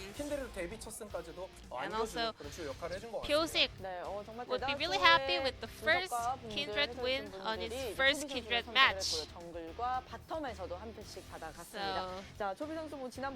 Chovy only missed 2 votes out of 12. And once again, Chovy managed to carry the teammates today. So let's move on to the decider game of tonight. Thank you very much, Ji-sun, for the translation. And once again, I'm a little bit off on my own. But we had a discussion. We came to an agreement. It's understandable. Shut up. All right, let's move on. It is game number 3 time between Dragon X and T1. Last time, we're on these sides of the rift. It was T1 that were able to take it. They utilized red side counter pick very well, but there is no way in heck that they're going to be able to get a last pick Soraka. Watch T1 not ban it, and they're like, yeah, they didn't ban it last time, and then DRX picks it. Yeah, and then it's the same Soraka show that we're used to seeing. Then it's a bad time. So, well, it's a good time for you. You love yourself some Soraka. I do love Soraka. She does purify the immoral acts that tend to occur inside of both gameplay and draft. Well, 10 seconds to go. DRX still trying to make their first decision, and the Gragas is going to remain a staple ban. I like it against Cuz. His Gragas is fantastic. Aphelios is the first ban this time around. Rek'Sai. Okay, Rek'Sai being a ban means that something's going to have to slip. Yumi, yep. Zoe likely to be the last one again. Braum, remember, was the final ban on blue side for Dragonix in game number 1. It was an odd decision, as the Yumi is immediately going to be followed by the Soraka ban, and looks like they've learned at least something. Now, I mean, that's just so extremely bizarre when you're not willing to just pick Soraka on blue side. And given that she's going to be a mainstay in the meta for the next probably should 4 be able weeks, to play it. You shouldn't be showing a desire. Now, DRX will probably be one Ornn, or actually, no, they won't, will they? This is DRX. This is, yeah, these are the they set don't, boys. Yeah, they don't like to, they're allergic to. And now that Soraka's been banned, surely you can just first pick set very happily. But, psst, Dragonix, you can also just first pick Ornn. They are thinking about it for quite some time, though, as there's the Instalock set. Just took them a while to find him, I guess. As Canna is going to lock away the Ornn. I'm going to write it in now. Okay. Just going to write it in. You're wrong. They're going to take Mordekaiser, because it makes no sense. No, they're not. I wrote it in, and I was correct. There we go. I can't pick a player of the game, but I can certainly pick the first pick on red side for T1 this game. Well, Cuz, will he lock away a jungler, is the question. No, looks like the Misfortune Ornn is once again going to be the pickup here, which is exactly what they did in game 1. And Zyra. Okay. And Morgana. Yep. Here we go. Come on. How is it taking you this long? Do they mix it up? Do they go for a Leona instead? No, they don't. They just go back to exactly the same thing. All right, there we go. All right, now T1's going to mix it up a little bit. They're going to ban Kindred. Yeah, and then Elise. Then Elise. Like in game number 1. Okay. Come on, guys. Can't take this long. You have the script in front of you, like you've done this before. We've been here before.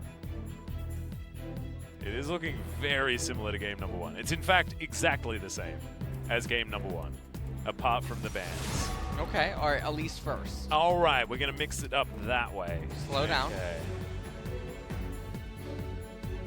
Answering ban is the LeBlanc to come out first against Faker. Faker's LeBlanc, always worth a ban. And now this should just be the Kindred. Yeah. As the final ban. They're sticking to the script. Certainly Lee Sin would be another option. But the Kindred is what we did last time, so let's do it. Now perhaps they end up banning... I guess they could ban Jarvan. Yeah, I mean, Jarvan or Olaf are the picks here, but Olaf without a Soraka is going to be a very different beast. Yes. And if you pick the Olaf, then Dragonix can pretty happily go into Lee Sin. As we've seen that be a matchup that our Korean players very much enjoy. Azir, banned away from Faker as well. Getting a little bit of attention. Seems like Chovy's pretty happy with Faker just locking away a Victor if he'd want to. In game number 1, it was Azir and Victor bans. This time around, it's LeBlanc and Victor. Chovy realizing that the Victor matchup isn't one that they really worry about, is now thinking about what they want to be locking in, and that is a Renekton. Oh my goodness. Do you know what's going to happen? What? Karthus. Well, the Ornn is there with the Morgana, and that does incentivize some magic resistance, so honestly, if they do end up picking Karthus, I will be a little bit surprised. Oh, they are 100% picking. No, they're gonna pick Talia. You already know it. Stop making this more complex than it needs to be. No, it's Karthus. Okay. Is that a 10-3? Okay, I thought that was about to be a 10-3 Akali. And it might be Ezreal mid. Yeah. Oh, that would be super exciting. Gonna be Cassiopeia.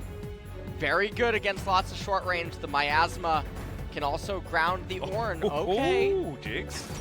Keeping with the color coordination. Much better choice than the Cassio. I like it. Reds on browns, things like that. Let's see if this is actually going to end up being Oh, it's Karthus. a Karthus spot. 100%. Why it's taking them so long to find the Karthus spot? You already know it's Karthus. Oh, okay. That's a Nidalee instead. Cuz has saved games with his Nidalee in the past. The Battle of the One Tricks is coming out. Originally, it was Cuz and Clid that were two of the famous Nidalee players, but Cuz also... Just after Peanut, of course, yeah. who was the OG. So we're going back to season 6, Hotshot season GG. 7.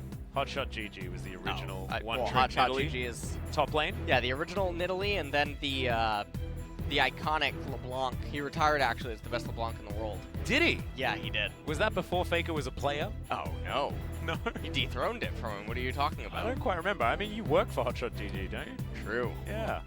Any truers? Well, hopefully we don't see any team getting CLG'd this game. I feel like you should know more of Hotshot's history, to be honest. Well, I came into League a little late. Yeah, okay. That's a good Season 4. All right. Well, this is going to be your Dragon X composition. Not having to deal with any Sorakas this time, but there is still an Ornn over the other side. And now Cuz's Nidalee is going to be running around the Rift, causing a ruckus. Whether that's going to be what gets T1 over the line in this game, we are yet to find out, but this is a much more balanced draft than what we saw in game number 1. It's a lot more balanced. Yeah, and this time it's Cuz that's on his signature pick. Yeah. So can Pyoshik actually outplay Cuz, who's sitting on extreme comfort right now? We'll have to see. And like you said, it is a lot more balanced. There's still a lot of scaling.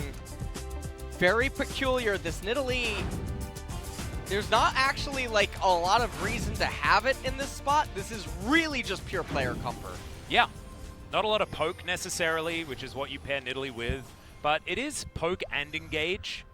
So you see a spear land, and it's non-committal, but then Faker can blow the horn, and then the Nidalee can dive in and try and assassinate, right? And then he can use the horn for multiple different things, namely disengage or just continued engage. If you asked me to tell you who I think won draft, I would say Dragon X, just because this Nidalee is so out of place in this draft, because can't reliably jump onto Set, can't reliably jump onto Ziggs, ends up having worse poke than Ziggs because of the way that Nidalee tends to itemize in the current meta. And the isolated 1v1, okay. It's still pretty fine for Dragon X, and then obviously the bottom lane, where is Pyoshik? T1 has an edge. Are we trying to answer this invade? They're so far out of Fog of War, you can see that they are skirting around. I believe they know that that ward is there. Carrier gets a cheeky one in. Now T1 walking over Vision. That's a great two-man knocker. They're getting the red buff involved. None of these spears have landed. Cuz has already gone through a lot of his mana. This is a nightmare. Yeah. If you're a T1 fan, I don't know what they're doing, but you can see Faker missing a lot of CS, and now Carry is here. Cuz is... Yeah, Grand Entrance, remember, was taken as there's the Ignite. Oh, the flash was answered so beautifully, but they have to get this kill done. They do it. And now T1's bottom lane has to head for the hills as Chovy had already had that wave shoved in. Perfect planning from DRX. And Chovy just insta-shoving the waves because he's Ziggs. And now Cuz is going to be light years behind. And when you consider that, again, the Nidalee, very out of place. She doesn't have a purpose in this team composition. You want to talk about an AP champion that synergizes with Ornn and Renekton, you're thinking Talia, especially because of how much Talia scales. compared to Nidalee. I mean, the reason why Nidalee was picked here was obviously to make Pyosik irrelevant. That was the plan. Well, but it just hasn't happened, right? Like, you still have to play it effectively. I don't know what he was thinking here. The answer from Carrier was really beautiful both with that grand entrance positioning. His bot lane and his mid lane are both behind in priority. And there's no universe where Lee Sin would just ever allow that to become a smite fight. I believe Def just lost the cannon. And so I feel like that's a go next fast, but I'm not entirely sure. I mean, Deft right now is currently sitting at 11 CS in the lead after the first couple of waves, which isn't too bad. They'll crash this one. I believe Deft might go for that cheetah recall. He's been learning. Might look for that cull. We did see it in his inventory earlier on. I think they're going to go and get Scuttlecraft. He's actually not doing anything, so just a pretty big waste of time. A little bit slow.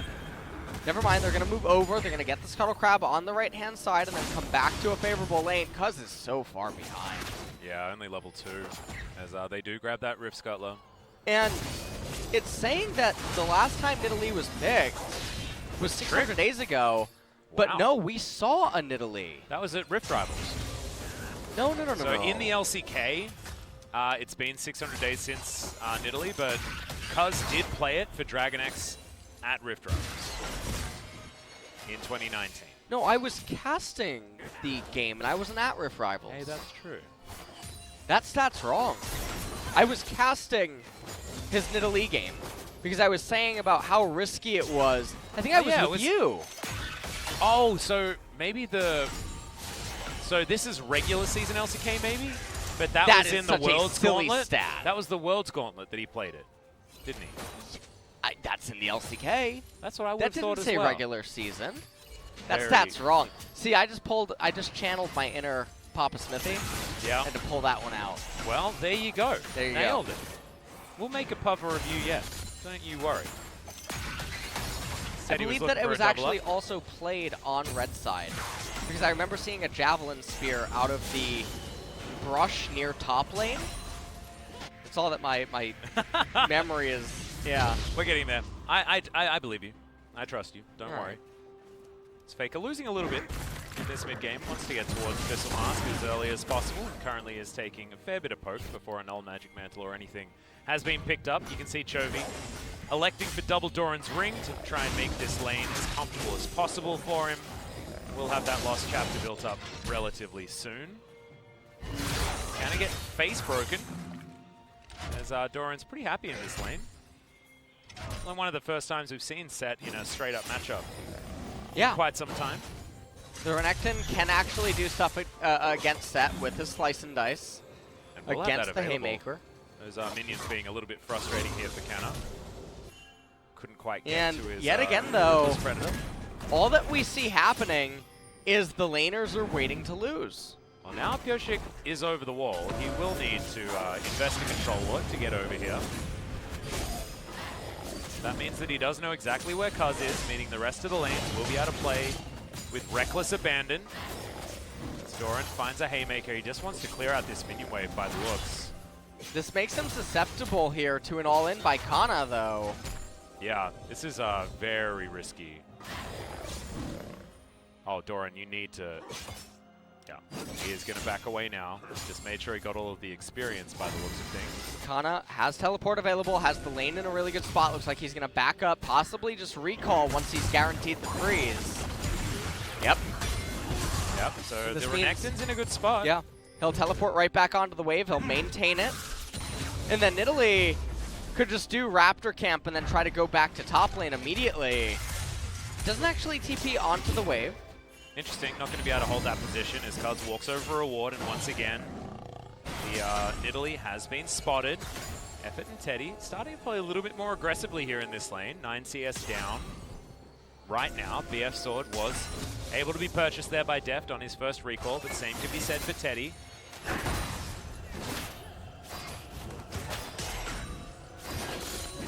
At this a lot point, of these feathers and stars dotting the ground. The problem is, though, is that just like in game number 2, and unfortunately similar to game number 1, T1, they're just waiting to die, and what I mean by that is all of their lanes, with the exception of Kana up here, is losing, as it currently stands. And because they have misaligned champions, Nidalee doesn't have a real Ornn item that she can end up purchasing. It's too expensive for her to try to get death cap, especially when she has such a stunted early game. Zanya's Hourglass isn't that ideal against Dragon X. And so otherwise it's like, what, Luden's focus? Well, you can't even get Luden because you have Runic. Yeah. And so you don't have an Ornn item. And the Renekton is just a decaying champion. He falls off so hard and so quickly. I mean, he's going even right now, and so he's already falling off simply because he's going even. Well, he's slicing, he's dicing, he's trying to get around this lane. Remember, Showstopper is available here, so look for Doran's positioning. If he's near a turret, there is a chance that he can turn around fights like this. As Pyoshik now thinking of taking a little jaunt towards the top side. Cloud Drake going to be taken here by T1, so Cuz able to get one on the board there, as the next one's going to be Infernal. We've got Mountain or Ocean as far as our souls this game. Both of them being decent choices for either team. Doran going to be building pretty tanky. Of course, Faker is going to be pretty tanky as well.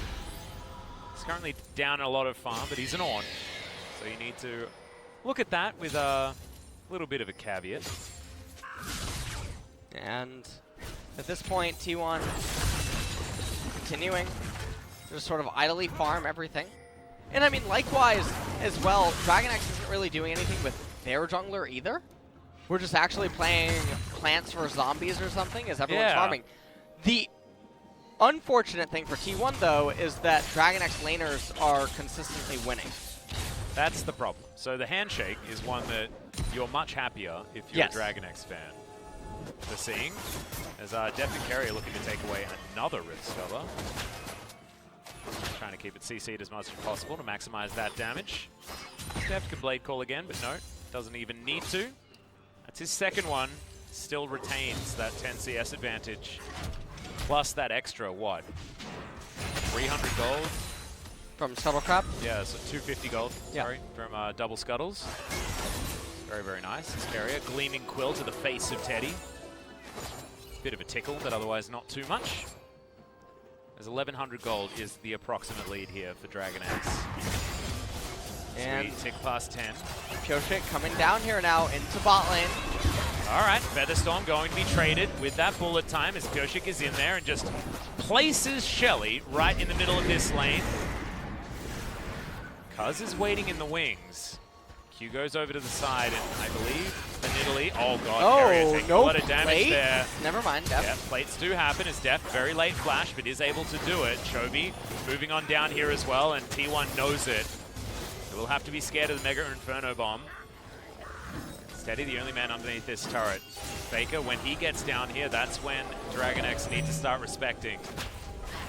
Because the Ornn can wreak havoc in the middle of a tower dive like that. Carrier does still get hit by that Dark Binding and is unable to clear out that ward. 2.5 minutes on the next Drake.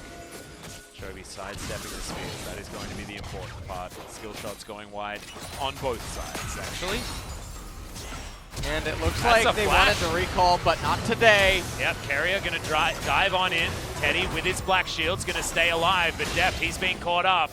Just going to try and take down Effort with him, but I don't think he can 1v3, my friend, and even holds onto his heel knowing that he was dead. So right there, that's a very nice big tempo swing for T1 down there in bot lane. 2 minutes until the Infernal Dragon is coming up. Faker should be able to get to Abyssal Mask before then. Luden's Echo going to be completed by Chovy. He should have that on his next back as well. Currently with a pretty gigantic CS advantage. Faker just builds his Abyssal Mask. We're going to have a look at this one once again. At how this is all transpiring. And Effort, he just flashes in there, and even without sight, knows, okay, you just went in. There's no way that they can end up living. Cuz able to come down from the river, help out with this. They get the kill, and meanwhile, in mid lane, Chovy gets canceled. One ultimate. Yeah, that was the flash. Yeah. Going on over. Faker eating Skittles on the ground. They look delicious. Are you a Skittles or an M&M guy? M&M guy. Eminem. M&M. I'm probably more partial to M&Ms. Which kind? Sometimes Regular I'm or in a- peanuts? Oh, I love peanut. Yeah, peanut M&Ms, they are. Yeah. Honestly, yeah. That's the only right answer. Yeah, which you can't eat at all. No, I can. What? Why can you eat peanuts? Peanuts are a legume. Okay. What? All right. Almonds, so walnuts, things like that. They're fruits. They contain a different Right. protein. Got it. And that's what I'm you're allergic to that. Yes. So you're like allergic to every nut other than peanuts, which is the most common nut allergy, actually. Yeah, isn't that That's great? kind of ironic. Yeah. I like that. I like Fan it of irony. too. Yeah. It's cool. You just want to be different. You know? Yeah. You want to stand out. And you did that with your allergy. Thank you. Which is very impressive. You know, I was really trying. Yeah, well, skill shots are going really wide if we pay our attention back to the video game at hand. DRX still with a small lead, but otherwise, it's not a big deal. And there is an Infernal Dragon to be taken. Cuz is in position, and Chovy not going to get hit by that spear. Pyosik as well, avoiding one as Carrier just starts up the Drake. T1 with 4 members down here, top laners both with teleport. Are able to get in there. Pyosik, I don't think he's even going to go for a steal. They're just going to give this away. And we're going for a Mountain Soul after this. If T1 can continue If this T1 Drake control, it's going to be huge. Especially if they can pick up the Mountain Souls for the way that they end up itemizing. Because there, we see the Nidalee item, which is coming in. It's going to be the Athene's Unholy Grail. And so it's a very supportive kind of Nidalee, Faker's dead. Yep, Pyosik should be able to find him here as no. Not going to lock down the kick. This isn't. As Pyosik does eventually grab it. Cuz might be able to answer it back though, as he's going to miss the spear. The minions in a frustrating position. Fairly comfortable kill, but a little bit of a mechanical misplay there by Pyosik. A little bit slow on the trigger mechanically. And now Wave is crashed in completely in mid lane. Chovy gonna end up recalling. Black Cleaver is gonna be the item of choice on both Set and on Lee Sin. You'll stack it up a little bit faster there because both of them not super great at stacking that one. Yeah. Baker just ends up dying. There's really no way out here if Pyosik and Chovy don't make any mistakes. And it was almost closer than you'd like. That being said, Chovy continues to pummel these minion waves one after the other. 38 odd minions in the lead. Deft and Carrier doing Deft and Carrier things on the bottom side of the map with their 10 CS advantage still there and have been able to finally take down the turret that did have the help of the Rift Herald this time around. So it's not like we're going to talk about smashing the lane or anything like that, because that was largely to do with Pyosik being there. Alright, Mega Inferno Bomb does fly in, but the rest of T1, the cavalry has arrived. And it looks like Shirley will defect from Shelly's alignment and allegiance, and we'll head over to the T1 side of the camp. We'll see where they do drop this particular Rift Herald. Well, everyone just really continuing to scale up right now. Pyosik has actually fallen behind in XP. Almost has his Black Cleaver complete. He's going to be able to hit level 10 off that Scuttle Crab, unless Faker somehow steals it away. Well, they might just try and go for a kill here as Bellow's Breath does avoid the knock-up. Faker taking a lot of damage, but the rest of his team are going to come in. There's the Soul Shackles, great kick to get effort out of there. He wasn't fast enough on the Black Shield as Q's going to land, and now in goes the Showstopper, but Faker stops the show there with the Black Shield on top of him. I think maybe they expected that one to be on cooldown. It looks like Effort was diligent in holding onto it until something real did threaten his team. And now there's 2 minutes until the Mountain Dragon's going to end up coming up. They did get the Scuttle Crab, but not going to be the end of the world. Also, Faker, this is the second time, I believe. Oh, hold on. Deft is going to try and kill Effort. 1 versus 2. Mega Inferno Bomb. Great timing as Teddy has to flash. And Dragon X just brute forcing the mid lane here. Yeah. 4 members. The 5th Enduran is going to turn up in the flanking position. And I believe they're going to stop the recall, yeah. And also these turrets go down so incredibly fast because the explosive charge is there. It only needs to get to 30% and then that turret is just dead. Thankfully, T1 are able to at least deal with that minion wave, and now Canna up towards the top side is able to at least claim some tempo back. But honestly, Dragon X have really turned up the pressure this stage of the game and now transitioning towards the Crocodile. Ooh. Goran. Yeah, Facebreaker not going to find it. Slice enough to get the Crocodile far enough away. And they're bringing Chovy up here into top lane just to try to raise this turret really quickly. Feels like Deft has lost his job. He was the turret destroyer. And now we've got Chovy here. Yeah, Demolitionist. Yeah, with his satchel. Look at the satchel in position. Oh no, can they do enough damage to it? No, they can't. It's a little bit of a shame. And now it's satchelable. There we go. Oh, okay. Sometimes the bounces are just wrong. Yeah. You know, you can't blame Chovy for that. Sometimes it just doesn't work out.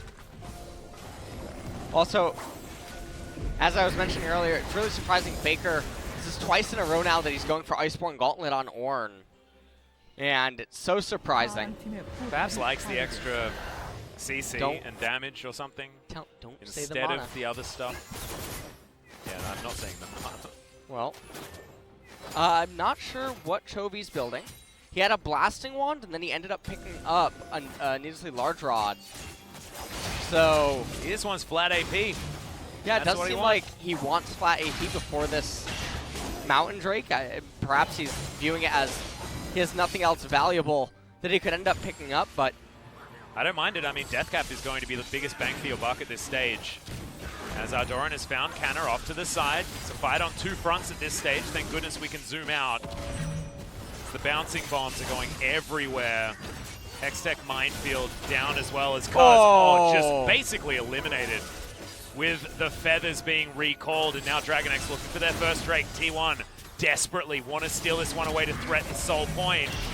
But it looks like it might just be a team fight as Doran pulls back Canna. He's down to about half. As Deft staying in a decent position, but does get bound.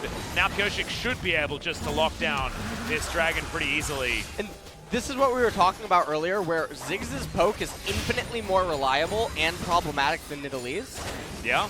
Where it doesn't really matter that you have a Nidalee. It is so much harder for her to actually apply her poke, whereas Ziggs has 3 abilities that he can keep throwing out with the Luden's Echo, deal so much more damage. And also, I mean, Nidalee's changed, right? She's not the same kind of poke champion that you talk about in, like, Season 4. Because that was when her spears just did ridiculous damage. And it was silly. Their hitbox was disgusting. And basically, you only needed that one ability to win the game. Talk to Rusty about it. He was a one-trick Nidalee mid player, and he was very, very good. Of course, Faker also a very, very good Nidalee mid player, but it's going back a very, very long time. But now, landing a Q is more like giving you an avenue to start a fight, right? It allows you to get that execute damage in there, marking up your targets, things like that. She's a very different champion than what she used to be. And so using her as a poke bot, especially when you have the accuracy that Cuz has been demonstrating thus far, isn't what you really want. Is Deft will have to ult. Dark Binding, not exactly in the greatest of positions, but trading ult for ult there. Longer cooldown on the Featherstorm as opposed to the Ornhorn, as you can see. So now T1 might find themselves with an advantageous teamfight opportunity as Pyosik just steals that one away with a smite. Not too bad at all. Salt's going to injury here for Cuz in a lot of these instances. We have about 4 minutes left until the end of the game. Okay. 25 minutes, is that the end? Well, basically the end. Not quite the end, but it's really close. Well, what's going to happen? Well, there's going to be a teamfight, Atlas. I mean, I've been telling you to stop reading the script. You know, come on the journey. I can't help it. But apparently, it's there, so you must read. Is that why you hate Morellonomicon so much? Because you couldn't help but read it? If it was ever in front of you? I read it, I don't think I'd still be alive. Well, that's what I mean. I'm glad you've never been near it. Yeah. Otherwise, we'd be having to rush you to the emergency room. That's why Leandri's Torment is called Torment. Yeah, well. She got a hold of it once. Yeah, just once. And even then, it was taken away from her. Exactly. Very quickly. It drove her to madness. Yeah. Each wasn't page. enough. Yeah, it's madness first and then instant death. Yeah. Something first and then something else instantly. Doesn't make sense at all. But I hope you guys understood what I meant.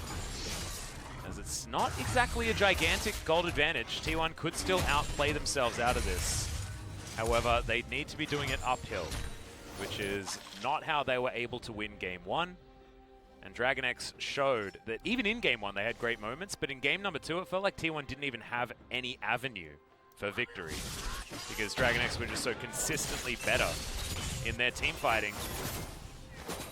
And then this game again, pretty much the same. Just a lot of waiting right now, and Obsidian Cleaver was built for Kana up there in top lane. Molten Edge going to be completed soon, and then after that, it's going to be a while until Cuz and Morgana both respectively have their Zanya's Hourglass in order to be upgraded to Zanya's Rolex. Stasis.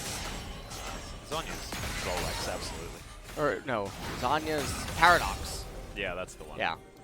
Why are you saying the real names? That's nowhere near as fun. That's not your shtick. What do you want me to say? That's not your shtick. What do you want me to say? You're the Aatrox guy. Come on. Do the fun names. As Deft, once again, has the Featherstorm available. Not exactly the best target for the Ornhorn, but does mean that now they're not going to have that for the next engagement. And that's why Faker is trying to find Goshin. Kicks Faker into Cuz, trying to get a little bit of damage there, but just trading ultimate cooldowns wherever they like, apparently. And Ziggs just trying to dish out a lot of poke before this team fight. Both top laners have teleport available. Doran, he's trying to get level 15 to catch up to Kana. Still doesn't have it yet. Field down so that Faker can't get towards this minion wave, but I believe he's not going to be too worried. And just, in fact, decides to go into his shop for a moment. Create himself some more items.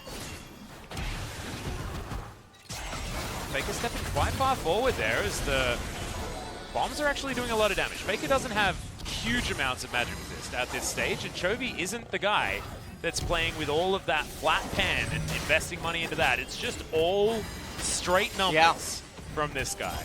All right, and well, we're coming up on that 4-minute mark here, Atlas, as Dragon X looking to try and trade an inner turret and maybe inhibitor turret. Inhibitor?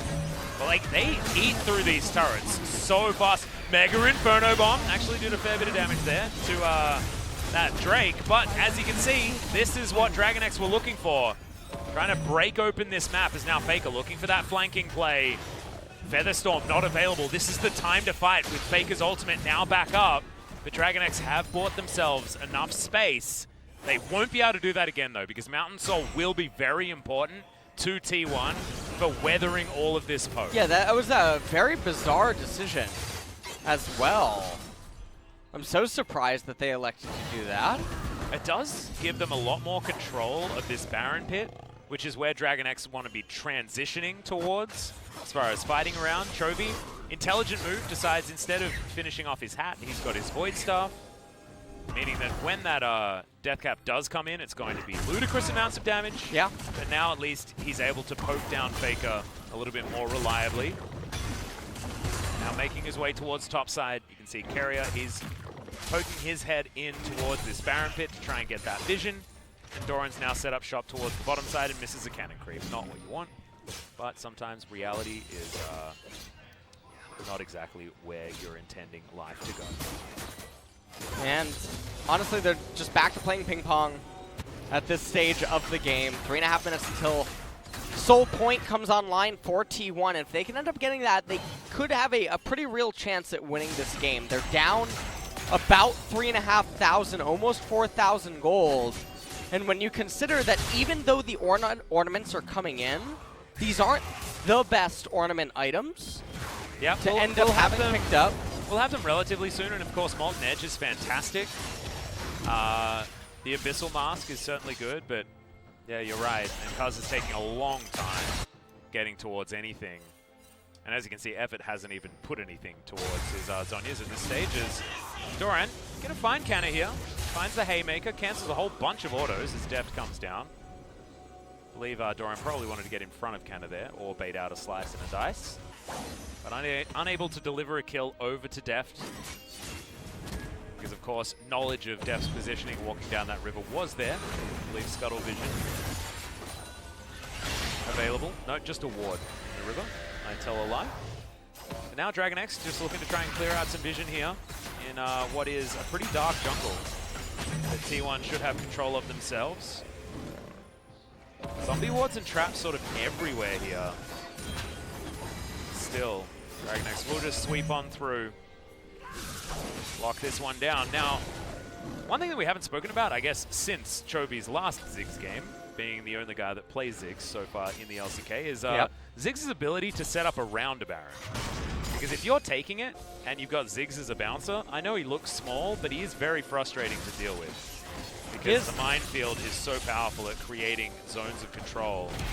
Finds the satchel charge there onto Effort. And look, this damage starts to stack up.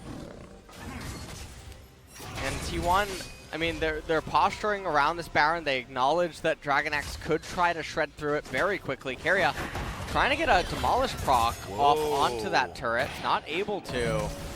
Whoa, Death just flashed into the Baron pit. And they know that DragonX are trying to start this Faker with a flank. Def doesn't have ult available. We're teleporting into the pit. We're going for this 50-50, but no, there's the knock-up onto Cuz. We've locked down the Baron on DragonX's side, but at what cost is the question. Already 2 are dead as Keria is running away from Effort. He does go into Stasis. There's the bouncing bomb. And it looks like Chovy is the only man allowed to dress in purple this time around. I don't know what to say, Atlas. That was one of the weirdest Barons that just started. I mean, they did get the Baron. They did get it, and Chovy does still have it. So when you consider the turrets going down, that's sort of evened out by the Baron. But obviously losing all of the members and is there's 30 so seconds awful. left on Mountain Soul. Yes. So everyone will be available. Doran has teleport. Chovy has teleport. This is the 5-head play. But they need to get into position to fight. And get into position for the Mountain. They removed the Baron. Now they're going to win the Dragon and then win the game because the opponent is depleted on resources. So, well, there we go. That might be it. They're starting up the Baron. You see Keria, he can't really do anything. He's just looking for Cuz to lock him up, which is what he ends up doing. Faker has such a good angle. And Deft actually, you know, he didn't actually have a chance to use a flash even if he had it available. Yeah. Because he was just knocked up and obliterated by the bullet time. As now DragonX, they've started up the Drake. But in comes the Ornn. Doran's going to get knocked up, but the Ornn's not actually going to get too much done with that call of the Forge God. And T1 are going to pull back to battle lines. Yoshik not even near this Drake at the moment as Doran is keeping it. Relatively aggroed as okay, over the wall goes Keria, but into the backline goes Canna, just obliterates Deft. Not a chance to do anything. Haymaker also not able to lock anyone down as the Mountain Drake went over to Pioshik, but the team fight is all T1. And they've come together in the clutch, and now they're ahead by about 1,000.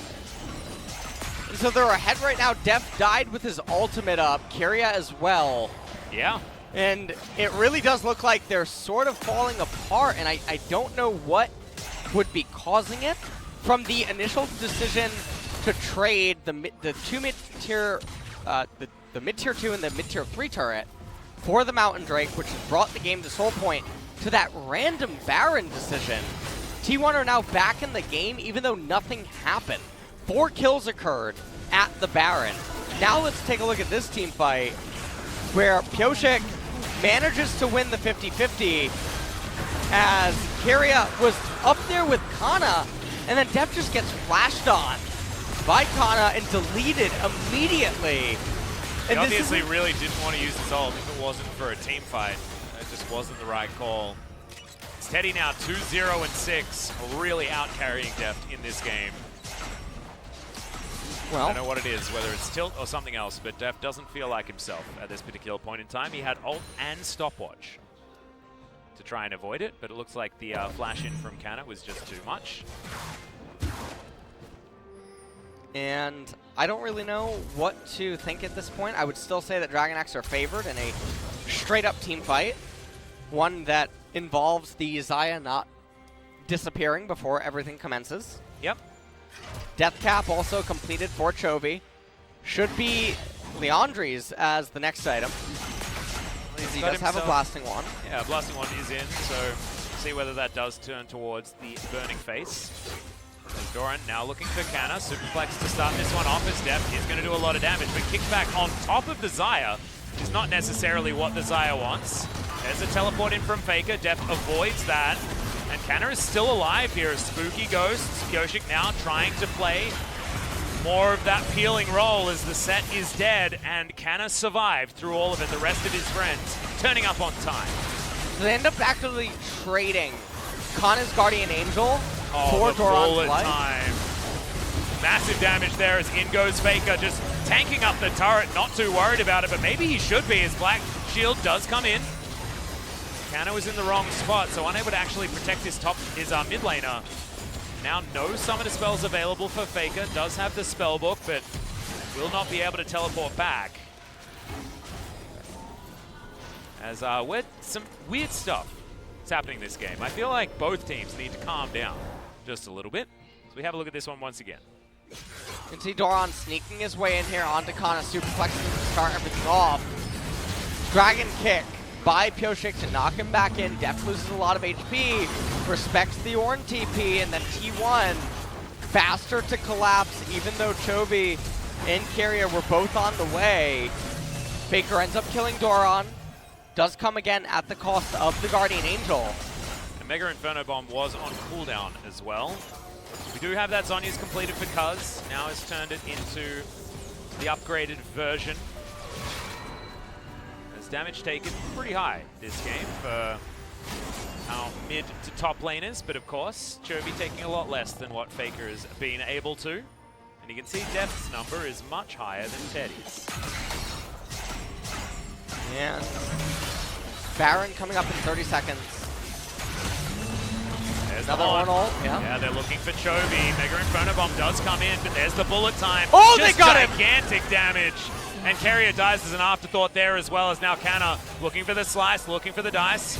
Elder Mink going to come in, and Def eventually goes golden, but my god, the damage. The flash out, but there is nothing that he can do. Doran looking for 2 kills. Don't know whether he'll be able to find them as the kickback, as Teddy just immediately QSS's it, and will just continue shooting. T1 have turned it around. 13 kills to 3, and I believe most of those have happened in the last 10 minutes. Pyoshik. Yeah, Teddy Oh, he taking got that it up. with the Yeah, Q. Pyoshik's just going to die.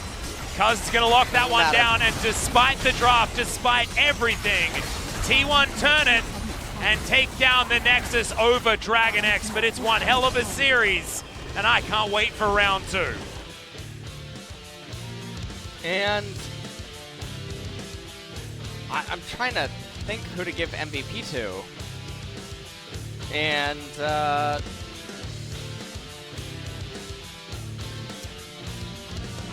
I could give it to Baron Nashor, I would. Oh man, is it? Trying to think of a lot of spots that happened in this game. You know it's Teddy. Come on. I'm gonna give it to Kana. Alright.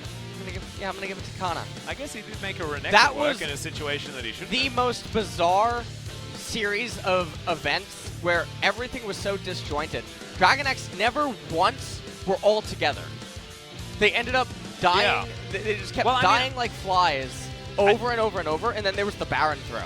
I feel like there was a mental boom in there somewhere where Deft was just like taken out, and then something went wrong, and then the comms got messed up, because honestly it felt like a huge disconnect from what felt like Dragon X being a cohesive unit. Even in the game that they lost, they were playing the heck out of it. It was very, very strange. And this was this game can't leave you feeling very good if you're a fan of either team. On one hand, T1 does walk away victorious. On the other, it was 3 consistent games of laners not interacting with their jungler, losing laning phase. Yeah. And then T1 ended up winning game number 1, which was fantastic. And in this game, with the help of some insane mind control by Baron, managed to do a lot. Yeah, I don't know what that call was. Def flashing the wall was definitely an odd one. Might have been Dragon X just saying, like, look, this is a time where we've cleared out vision, and if we just do it, they've been playing this game so slow, we'll just be able to take it for free, but didn't turn out that way. And honestly, if T1 didn't know, then Dragon X would have looked like geniuses, right? But as you know what? it turns out, I'm fine. It's not the case. Dragon X bans Soraka on blue. Sinners don't deserve to win. Well, I mean, that is the case. And look, it was a great time to pick the Carthus. They picked the Nidalee instead. Things went horribly wrong at the beginning, but he landed a Q at the end of the game, and it worked. Yeah, she was a non-factor in this victory. Yeah. All around, she was just a non-factor. It could have been any jungle champion for the most part, and it still would have ended up winning. And so we just take a look at everything. MF already didn't have flash. This was a really nice engage by Effort. Cuz ends up coming down, picking up that assist. Oh, actually gets the kill. Yeah. I even cast to curse myself in the highlight. That was really impressive. Maybe that was the beginning of a bit of the Def tilt. This was a slight misplay from Kyoshik, but no harm, no foul. They were still able to lock that one down. And this is the play that was so weird. It's Teddy over the wall, gets a completely free position on a no sense. Basically perfect bullet time. Yeah, it was very weird. And then Chovy being the only one to survive means that the Baron means nothing. And T1 then grabbed tempo advantage in a game that they had no right to have it. And then in goes Canna, flashes in, and in the duration of that stun, Deft was dead. They were just permanently so disjointed in all of these fights. Def Carrier not using ultimates there, Pyoshik not using ultimates.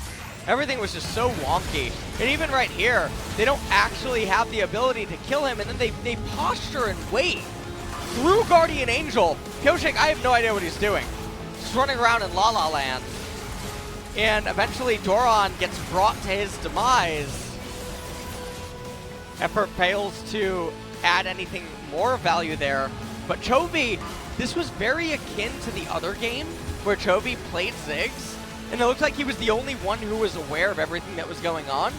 And it just sort of looked like a very angry Hobbit champion walking around. Yeah. Being grumpy. God, the damage. Yeah, this was honestly just Teddy proving that he can out-carry Def. His performance was fantastic. He was able to be that consistent force for this T1 squad. Canna playing some late-game Renekton better than most Renektons that we've seen. Faker once again on more of a tank rather than a carry. We know that Faker in 2019 was largely a carry player, but certainly showing that he's still the man with so many different facets to his kit. And that is going to be that Nexus falling down once again in the highlights. A bit split on the MVPs this time around, but we got a little bit of a spoiler. We'll let you guys figure it out. As Chovy was trying his little heart out. I wanna see if I was the swinger again. Maybe you were. That's what I want to know here. So, the reason that I gave it to Kana was because he found his way onto Deft in that one team fight really decisively, and he also made it so that the Renekton actually looked relatively fluid. He did pretty good inside of the laning phase, even though he was decaying, in the sense that he was going even against the set, the team composition, getting out-scaled, even though there's the ornaments. It's just so disjointed. And so he managed to remain relevant despite all of that, and came up with some really nice combos and engages inside a lot of the fights. So thought that Kana actually managed to do a lot. Yeah, he certainly turned around what was a difficult early game for the team as well, and he was crucial in late game fights as Renekton, which is something that you're never used to talking about. So if he is able to lock down that player of the game vote, certainly no harm, no foul there. I thought Teddy's positioning throughout the entire late game was basically flawless. There didn't seem like there was any access to the back line. Yes, it is, indeed. I believe we're going to be seeing him tomorrow, but not yet today. But yeah, man, I really did feel like momentum was in DragonX's favor, and then something went wrong. Something snapped. Something just... And boom goes the dynamite sometimes, and they can't let that happen against Genji. Well, but there we go. It will be Canna picking up that player of the game for his top lane performance. It was Le Swinger. You were that swing vote there, LS. There we go. Able to send him over the line, 5 out of 12. Baron Nashor. What a hero. Also picking up 4 of the votes as well. So, and there he is. That was the play, honestly, that felt like it broke DragonX. And it just was Ziggs constantly running around, throwing bombs, trying to poke, but unable to really do anything. And maybe now Dragon X will stop with the set priority. Maybe that's going to discontinue. Well, certainly not why they lost this game, but they didn't really manage to do anything with it. And also, I mean, if you build Cleaver on set, you probably deserve to lose on him. So true, just but throwing that one out there too. If they had an Ornn instead of a set, you could imagine that things would could've- probably feel a They little could bit have better. B1 if you don't B1 Soraka or B1 Ornn. Yeah, you're out of the LS. That's onto the naughty list. That's one of the things that gets you onto that naughty list, isn't it? I mean, both of those picks are literally sanctuaries. Well, that's what your name stands for. Pretty sure. Literally a sanctuary. As we are going to go over to the player of the game interview. So let's throw it over to Ji-sun for some translation. Translation, and T1 cut another win streak. This time it was DRX, and you guys took down the solid first place team, but it was not easy. How are you feeling right now? DRX was on a huge win streak, so we were a bit worried about this match, but now we're on the first place, so I'm really happy. You guys were so focused on game till the last minute. And Kana, it's your first POG, and you are the starting top laner in T1. How are you feeling? I'm really happy that I got the first POG, and I think I really outperformed in this game, so I'm really happy. So game number 1. Well, you did get the POG, but Kana, you are also doing a great performance. So tell us about the Soraka top. So we saw Soraka Yumi from Hana Life Esports series, so we highly evaluate that champion. So during our scrims and during our practice, we prepared Soraka and we were getting good results. So that's why we went with Soraka top lane. So I couldn't really tell, you only practiced it for a couple of days, and also this is your first Ornn game in your career. So you added another champion to your champion pool. So why was it today? So speaking of the Ornn pick, it's a top mid flex pick. So we really capitalized on really well in that flexibility in terms of champion selects, and we tried a lot of things. So I mean, I played a lot of things, so I actually didn't know this was my first Ornn game, but I'm really happy that I got this POG and a win on my first Ornn game. So let's take a look at the highlight on your Ornn play. So how did you manage your positioning and everything?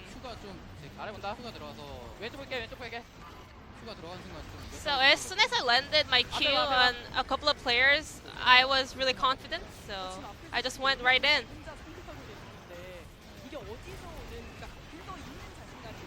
So Ornn, it's my confidence on that champion because Ornn is so tanky, so I wasn't afraid to go in against 4 players. So T1 and also DRX were keep trading Misfortune Morgana and Xayah Rakan in bot side. So why was that? Both comps are one of the best champions in the current meta, and also because a lot of teams are focusing on the team fight right now, so that's why we are seeing more and more MF Morgana and Xayah Rakan in the bot lane comp. And Kana, you played Renekton, and Cuz played Nidalee after 600 days. I, always trust Cuz, so I thought Nidalee was a viable pick. No, not at all.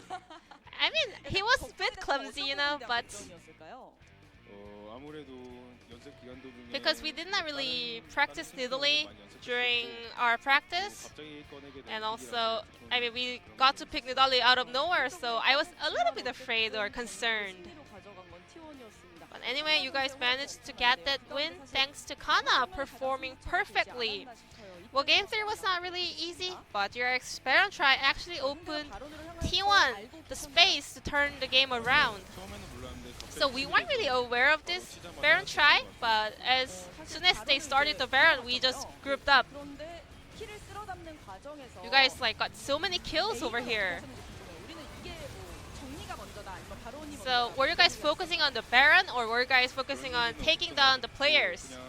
We didn't really like make calls about that, just we were just focusing on the fight itself. So after that, T1 also got another consecutive team fight wins and managed to destroy the Nexus. So game was not that long, but the game was so close. So once again, congratulations on the win. And this is your fourth POG, so what's your goal for the split? This is my first game that I really showed up myself, so I want to keep showing my great performance in my upcoming series. And Faker, we had a big news, right? You became the owner, or maybe the part owner of T1. So, like some people are saying you are the CEO of T1. So can you be more specific about the news? So to put it simple, I will keep performing in T1 for a long period of time. And well, me performing as a player, I will focus on being the player, you know, performing on stage. So I just hope my fans to look me as the player Faker as they used to and support me. So this will be the end of the interview, taking down DRX today, and I'm gonna pass it back to our casters. Thank you.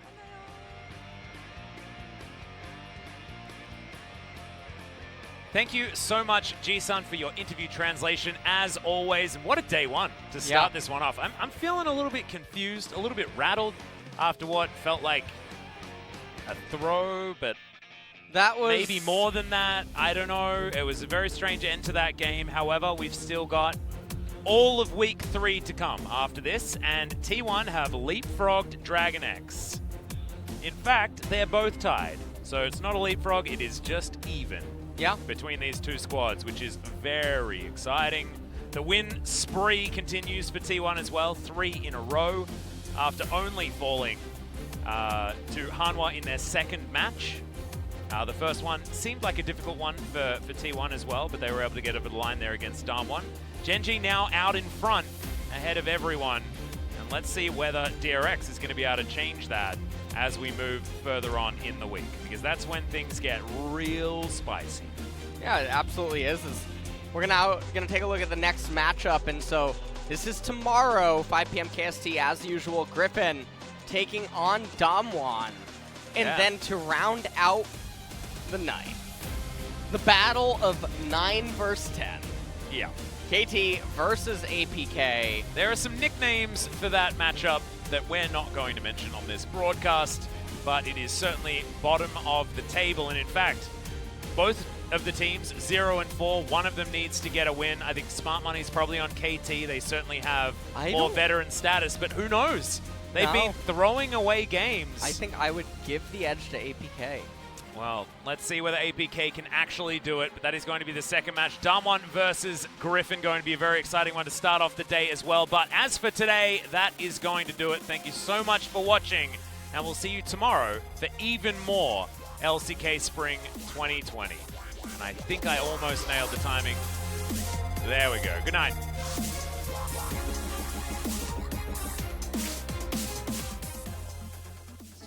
And I am ready to take it on.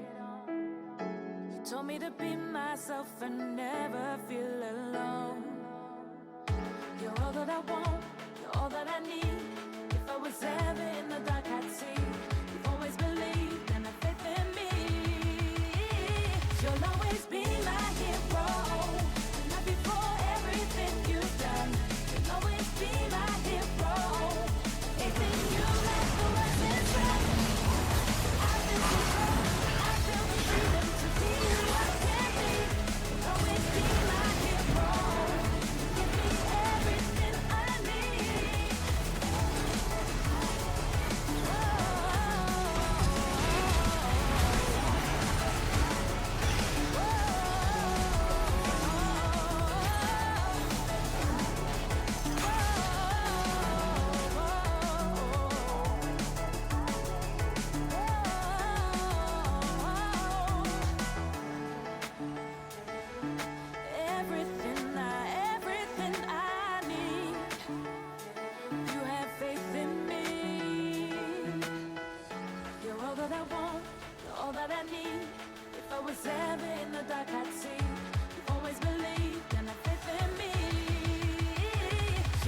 always be my hero.